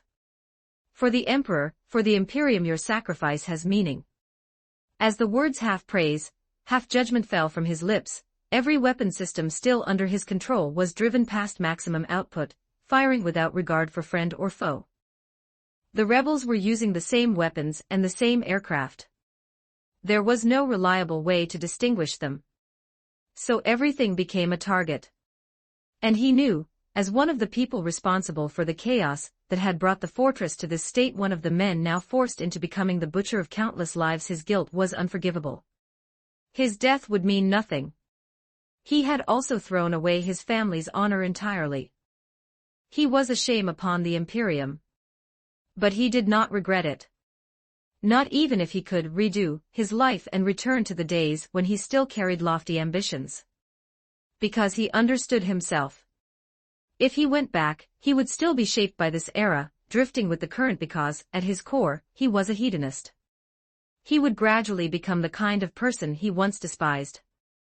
He could not change an age like this on his own. No thinking he could was arrogance. Who did he think he was, to compare himself to the Emperor? He couldn't even change this planet. All he could do was sink into the times, sink into the pleasure-soaked aristocratic circles of this world. He would indulge. He would neglect defense. He would fail in his duties. But there was one thing he would never do. He would never collaborate with the Xenos. Couldn't they have waited until he'd had his fill, until he was dead, before they started all this? Why did they have to shatter his paradise now? Die, you bugs. A crisp sound came from the neck, then a corpse was thrown aside. The noble hadn't been knocked fully unconscious. He had crept up, trying to drive a dagger into Kane's throat. That was the result. Kane gained a decent knife. He tossed the body away, and something slipped out from inside the clothing, tumbling free. Kane's pupils constricted. He stepped half a pace away from the controls and snatched it out of the air. It looked exactly like the STC hard drive he'd dug up this time. What technology was stored inside? A fine haul. The next instant, that brief flicker of satisfaction vanished, replaced by a sickly pallor. Because countless laser beams poured down from the colossal fortress like a curtain of rain. This was indiscriminate fire. And it wasn't just beams, missiles as well, launched in such numbers it felt like someone had decided to empty every rack in one breath. It was like stabbing a supermassive hornet nest and watching the swarm boil out, attacking everything without discrimination. Blazing light, black smoke, shockwaves, shrapnel, everything churned through the sky in frantic, lethal chaos, so dense there wasn't even a mosquito-sized gap to hide in. Many of the soldiers still descending from the sky were either vaporized on the spot or turned into red mist. For them, the greatest mercy was that there was barely any pain to feel. Down below, the hive city was even more hopeless. There were roughly 1 billion people living there. Under this kind of indiscriminate bombardment, Cain couldn't bear to watch. And he had no time to watch. He had to evade the storm. The modified Thunderhawk he was flying became like a dancer forced to perform atop countless blades. One mistake, and it would be pierced into scrap, riddled through with holes. The windshield smeared crimson as it collided with an unidentifiable chunk of flesh. The aircraft, once modified into something sleek and flamboyantly sci-fi, was now being painted in the colors of hell. Suddenly, a shrieking alarm blared. The world spun violently. Cain nearly got flung out of the pilot's seat. A high-yield warhead had detonated nearby, and the shockwave had caught him. When he finally stabilized the Thunderhawk, the alarms still hadn't stopped. Warning panes continued to flood the display. Damage reports, maintenance requirements, system faults, warnings that it would be unable to operate normally in void conditions unless repaired. He hadn't planned to punch straight out of the atmosphere anyway. Even though a Thunderhawk had the capability to boost from surface to space, going up there right now would be suicide. This modified craft had had much of its firepower stripped out, and even its armor had been weakened. In space, there were no convenient shelters. A hit meant death. Besides, if he fled into space, where would he even go? This angle. He didn't keep veering away. Instead, he climbed straight up, forcing the aircraft into a vertical ascent, and slipped past the plunging fortress at knife-edge proximity. Even that near pass was catastrophically dangerous. It was like standing beside a railway track, as a high-speed train screams past the pressure differential can drag you in. Same principle here. The fortress's mass and the violent airflow tried to pull the Thunderhawk into it, wrenching it sideways until the hull groaned and shrieked, as if it might tear apart at any second. He kept climbing. Then, an even harsher alarm screamed. The sensors detected an unimaginable energy release. There was no need to guess. The fortress had struck the hive city. On the monitor feed, the moment of impact looked like the planet's crust had been punched through, as if hell itself had been opened. Molten hell lava surged up, swallowing the hive city whole. Infernal fire devoured everything around it in an instant, then erupted upward, blasting toward the sky and rapidly closing in on Cain's position. Yuko Kazuki had never felt her emotions fluctuate so violently. Because this time, she was watching countless people who should have been human die. Now that he was climbing higher, the perspective made it easier to see the steel metropolis. Its sheer scale exceeded even Yuko's imagination. A rough estimate put it at about the size of the greater Tokyo area. Magnified, it looked like a steel ant nest. Humans were the ants. And that ant nest was being annihilated. How many lives were inside? It was impossible to calculate precisely. But judging from the densities of people and buildings he'd encountered along the way, Yuko reached a horrifying conclusion. At least 200 million people would die in the shock of this impact. And as he climbed higher still, she saw the truth. That steel hive nest metropolis wasn't the only one. There were several more. Like satellite cities around the central hive, scattered across the surrounding region, and forming a ring, some even seeming to be in the process of linking back toward the core. Now, the crust shockwave carrying hellfire, like a volcanic tsunami of molten rock, looked certain to sweep into those satellite cities as well. And the fire surging upward into the sky mixed with scorching, superheated sand and soil at thousands of degrees resembled an inverse rainfall of molten metal mist, capable of melting anything it touched. It looked like it would punch into the stratosphere. Everything about it was too shocking. Too brutal. And in the end, the hellfire caught up to him. The live stream turned into a sheet of red, layered with one shrieking alarm after another. After 10 seconds of that, the live stream abruptly vanished. Everyone was kicked out of the stream. And among the IDs currently online in the group chat, Mr. Golden Toilet was gone. Yuko froze, about to let out a sigh. This is... Yuko stared in disbelief. A system message had appeared in the chat channel. Interesting. So who had sent the invitation?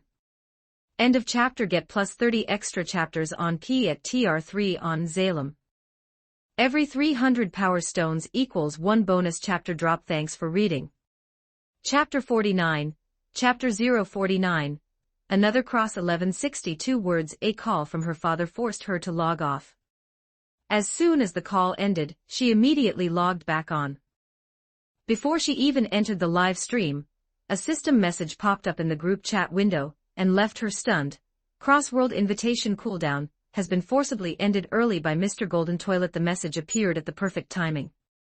She froze for 2 seconds. No one spoke, but it wasn't as if she were the only one online. She entered the live stream at once.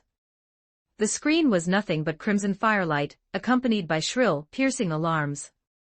In the live stream chat, she happened to see a line from Ms. If only we could use the earlier Crossworld invitation to invite him right now. She didn't clearly catch the earlier messages, but she understood the situation well enough. The streamer's circumstances were truly on the edge between life and death. So she immediately exited the live stream, and without hesitation pressed the invite button, no longer grayed out, to send him an invitation. Almost the instant she did, the other side accepted. She blanked for a moment, then hesitated for exactly 0 seconds, confirming that he would appear right in front of her. The moment she confirmed it, a person appeared on her floor without warning. At the same time, a wave of heat hit her face, scorching hot. Seiko Busujima sprang to her feet and ran out of the dojo. She needed water. She had barely reached the doorway when she heard movement behind her.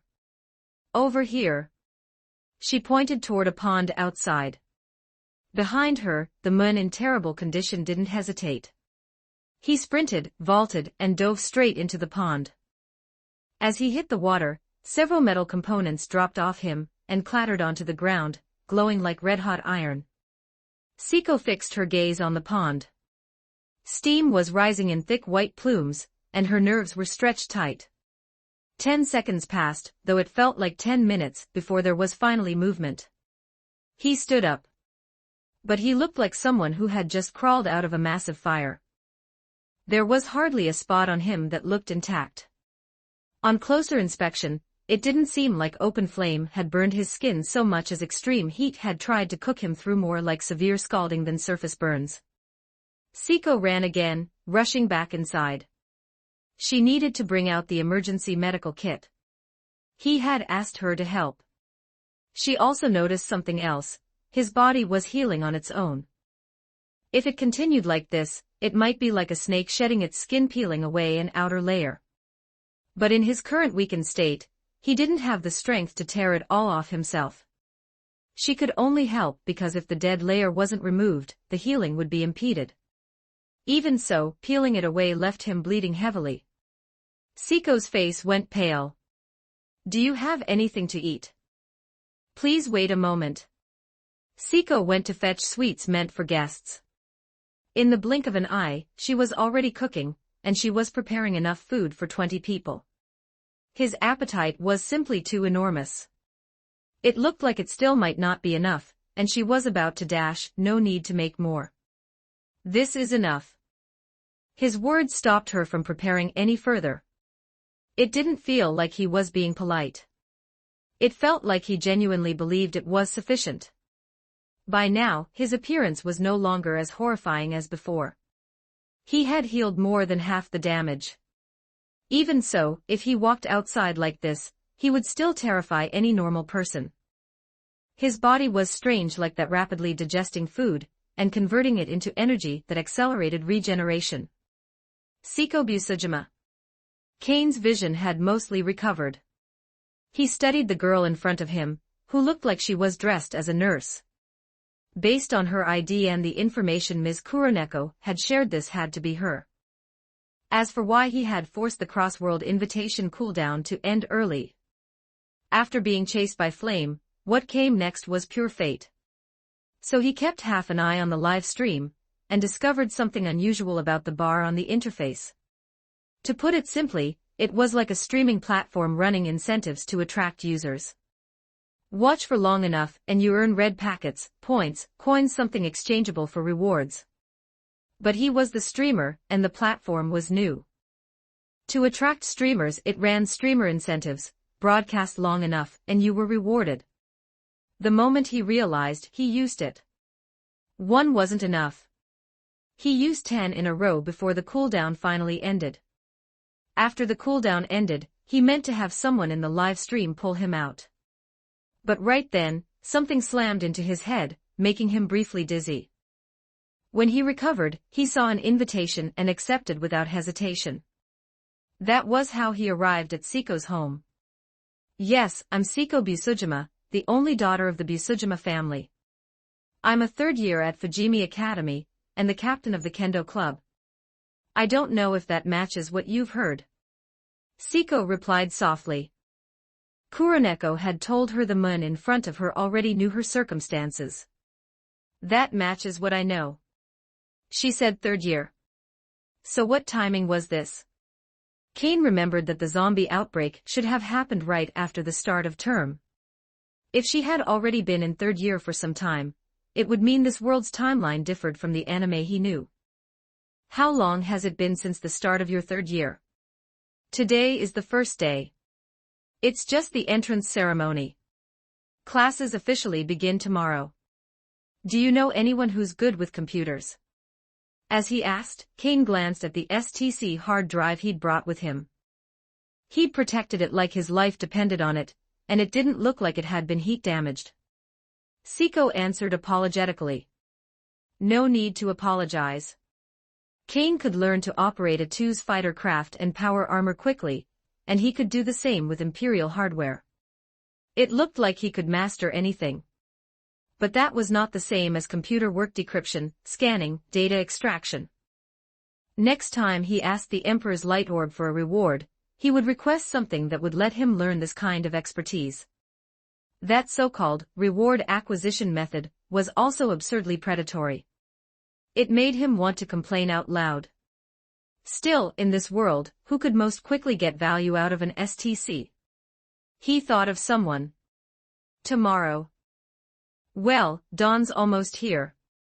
Later, I'll need you to take me to your school. Then we kidnap Saya Takagi. Seiko froze for a moment. Then she nodded and said, okay. End of chapter. Get plus 30 extra chapters on P at TR3 on Zalem. Every 300 power stones equals 1 bonus chapter drop. Thanks for reading. Chapter 50, Chapter 050, pointing a gun at the glasses girl and making her. 1317 words. Thanks you for the power stones. Spam comments / reviews and get more chapters. The first official day of school. In one classroom of the second-year division at Private Fujimi Academy, a petite girl with peach-colored twintails swayed her way in. She might have been small, but her bust was absurdly out of proportion. More than that, she carried herself with an aloof, high-born arrogance, sweeping the class with a gaze that looked down on everyone. Whether boys or girls, anyone caught by that glance tended to flinch and avoid meeting her eyes, as if instinctively intimidated. Because she really was a young lady of the highest standing. In this city, her family's position could be called the greatest of all if you wanted to put it in ancient terms. Her father was practically the city's lord. Of course, she wasn't the sort to bully others. It was simply that her status was high, she was a genius-type student, and her personality was sharp and aggressive. Most people didn't bother provoking her. Her name was Saya Takagi. Just as she reached her seat, a small stir rippled through the room. Saya looked toward the doorway. A senior had arrived, one of the school's most famous beauties, Seiko Busujima. To the boys, she was the #1 favorite, the dream girl, beautiful, gentle, and excellent in academics, the kind of perfect wife they fantasized about. Seeing her, Saya couldn't help but frown slightly. As a woman, it was only natural to feel a flicker of irritation at someone even prettier than herself. "Saya," Siko said gently, "I have something I need your help with. Could you come with me for a moment?" Being singled out like that surprised Saya. Siko was so polite and well-mannered that Saya couldn't very well refuse without looking rude. She followed. Siko didn't explain anything along the way, and Saya kept quiet as well. But judging from the route, were they heading for the computer lab? Sure enough, they arrived. Siko opened the door and stepped inside, and a figure came straight toward them. Before Saya could even see who it was, something cold pressed against her forehead. It felt rough, like it had been handmade. The kind that might misfire at any moment. "If you want to keep your tongue, don't talk. Otherwise, I'll have Potato shut you up." The man's tone was lazy, almost casual. But the moment Saya saw his face clearly, icy fear crawled over her. What little skin he had exposed bore severe burn scars, twisted and ugly. The hand gripping the gun looked like it had been flayed raw. Yet none of that was the worst part. The real terror was his presence and aura that made her body shiver on instinct, like a rabbit facing the king of beasts, pinned in place by killing intent alone. "Calm down. Don't tremble." Who was he? An enemy of her father's, maybe here to seize her as a hostage. And Siko, the senior, was she an accomplice?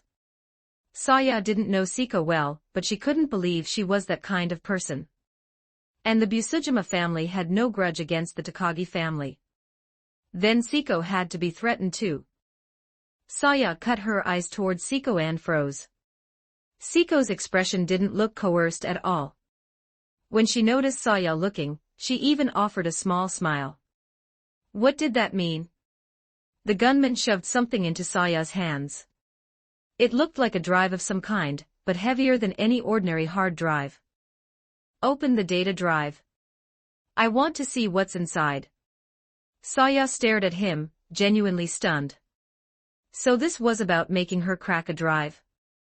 Wait, was this something stolen from her father's side? Some kind of incriminating data? Without saying more, Saya walked to a computer and powered it on. At the same time, she examined the drive in her hands. Should she smash it? Smashing it might not destroy it completely. Better to open it and see what it contained. There wasn't even a port. How was she supposed to connect a cable to this? The data interface should be here. He took it back, rubbed a fingertip along one side, and a hidden latch shifted. A square opening the size of a pinky nail appeared dark inside, impossible to see what it connected to. When he released the pressure, the opening snapped shut again. He handed it back to her. Saya tried to press it open. It wouldn't move. It was jammed so tightly it was absurd. She pushed until her finger felt like it would snap, but she still couldn't open it. Only he could. With his help, she forced an unknown cable into the opening. She couldn't even tell if the interface truly matched. As the latch closed, it nearly sheared the cable in half. If they hadn't jammed two thin metal strips in there as spacers, it really would have cut straight through. Was this thing seriously a drive? The moment it connected to the computer crashed. Blue screen. Garbled symbols everywhere. Then something happened that made Saya's scalp prickle. Every computer in the lab powered on at once. Every screen filled with the same chaotic gibberish. It was deeply unnatural. Then, just as suddenly, all the computers returned to normal. But the displayed image was strange. Saya stepped back. Then back again, scanning all the lit screens. Genius that she was, she realized the displays could be combined. Each monitor was one tile of a single larger image. Suddenly, the monitor closest to her popped up an interesting prompt.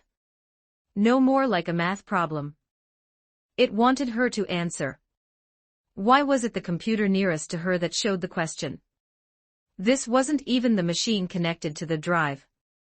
It was as if whatever program was inside knew she was standing there. Saya's pupils tightened. She noticed the webcam beside the monitor had activated. Southwest, the drive wasn't simple at all. Some automated system was surveying its surroundings, and it had locked onto her specifically instead of targeting the Mun or Seiko. Was it confirming she was the opener? She would answer. Before she knew it, paper. As soon as she said it, Seiko handed her a fresh sheet. Saya immediately began calculating, writing formulas that were far beyond what an ordinary high school student should be touching. On a nearby table, a thick pile of filled pages had already accumulated. Now she wasn't answering a single question. She was cracking a sequence of mathematical locks. No more than that. She could feel it teaching her. The program was teaching her. And it was a monstrously unreasonable teacher, the kind that in a single hour made her feel like she'd learned a month's worth of material, no, a year's worth. She could sense it, it was reaching the critical stage. A final test. Whether she could graduate. If she passed, it would unlock more of the content for her. She grabbed a bottle of milk and gulped it down in big mouthfuls, then quickly stuffed down a few bites of bread. Beside her was a spread of food and drinks Seiko had brought back from the cafeteria half an hour ago. Because her stamina and mental energy were draining at a terrifying pace. Then a scream rang out from somewhere nearby. Saya snapped, furious. This was the critical moment. Couldn't they keep quiet? Just as she was about to throw herself back into thought, she saw Seiko's expression harden. So it's here, Seiko said. The armed man by the window nodded as well. What was here? Was it related to the screaming she'd just heard? A terrorist attack? A force coming to seize this drive storming the school? End of chapter. Get plus 30 extra chapters on P at TR3 on Zalem. Every 300 power stones equals 1 bonus chapter drop. Thanks for reading. Don't forget to like and subscribe to Novels Wonderland.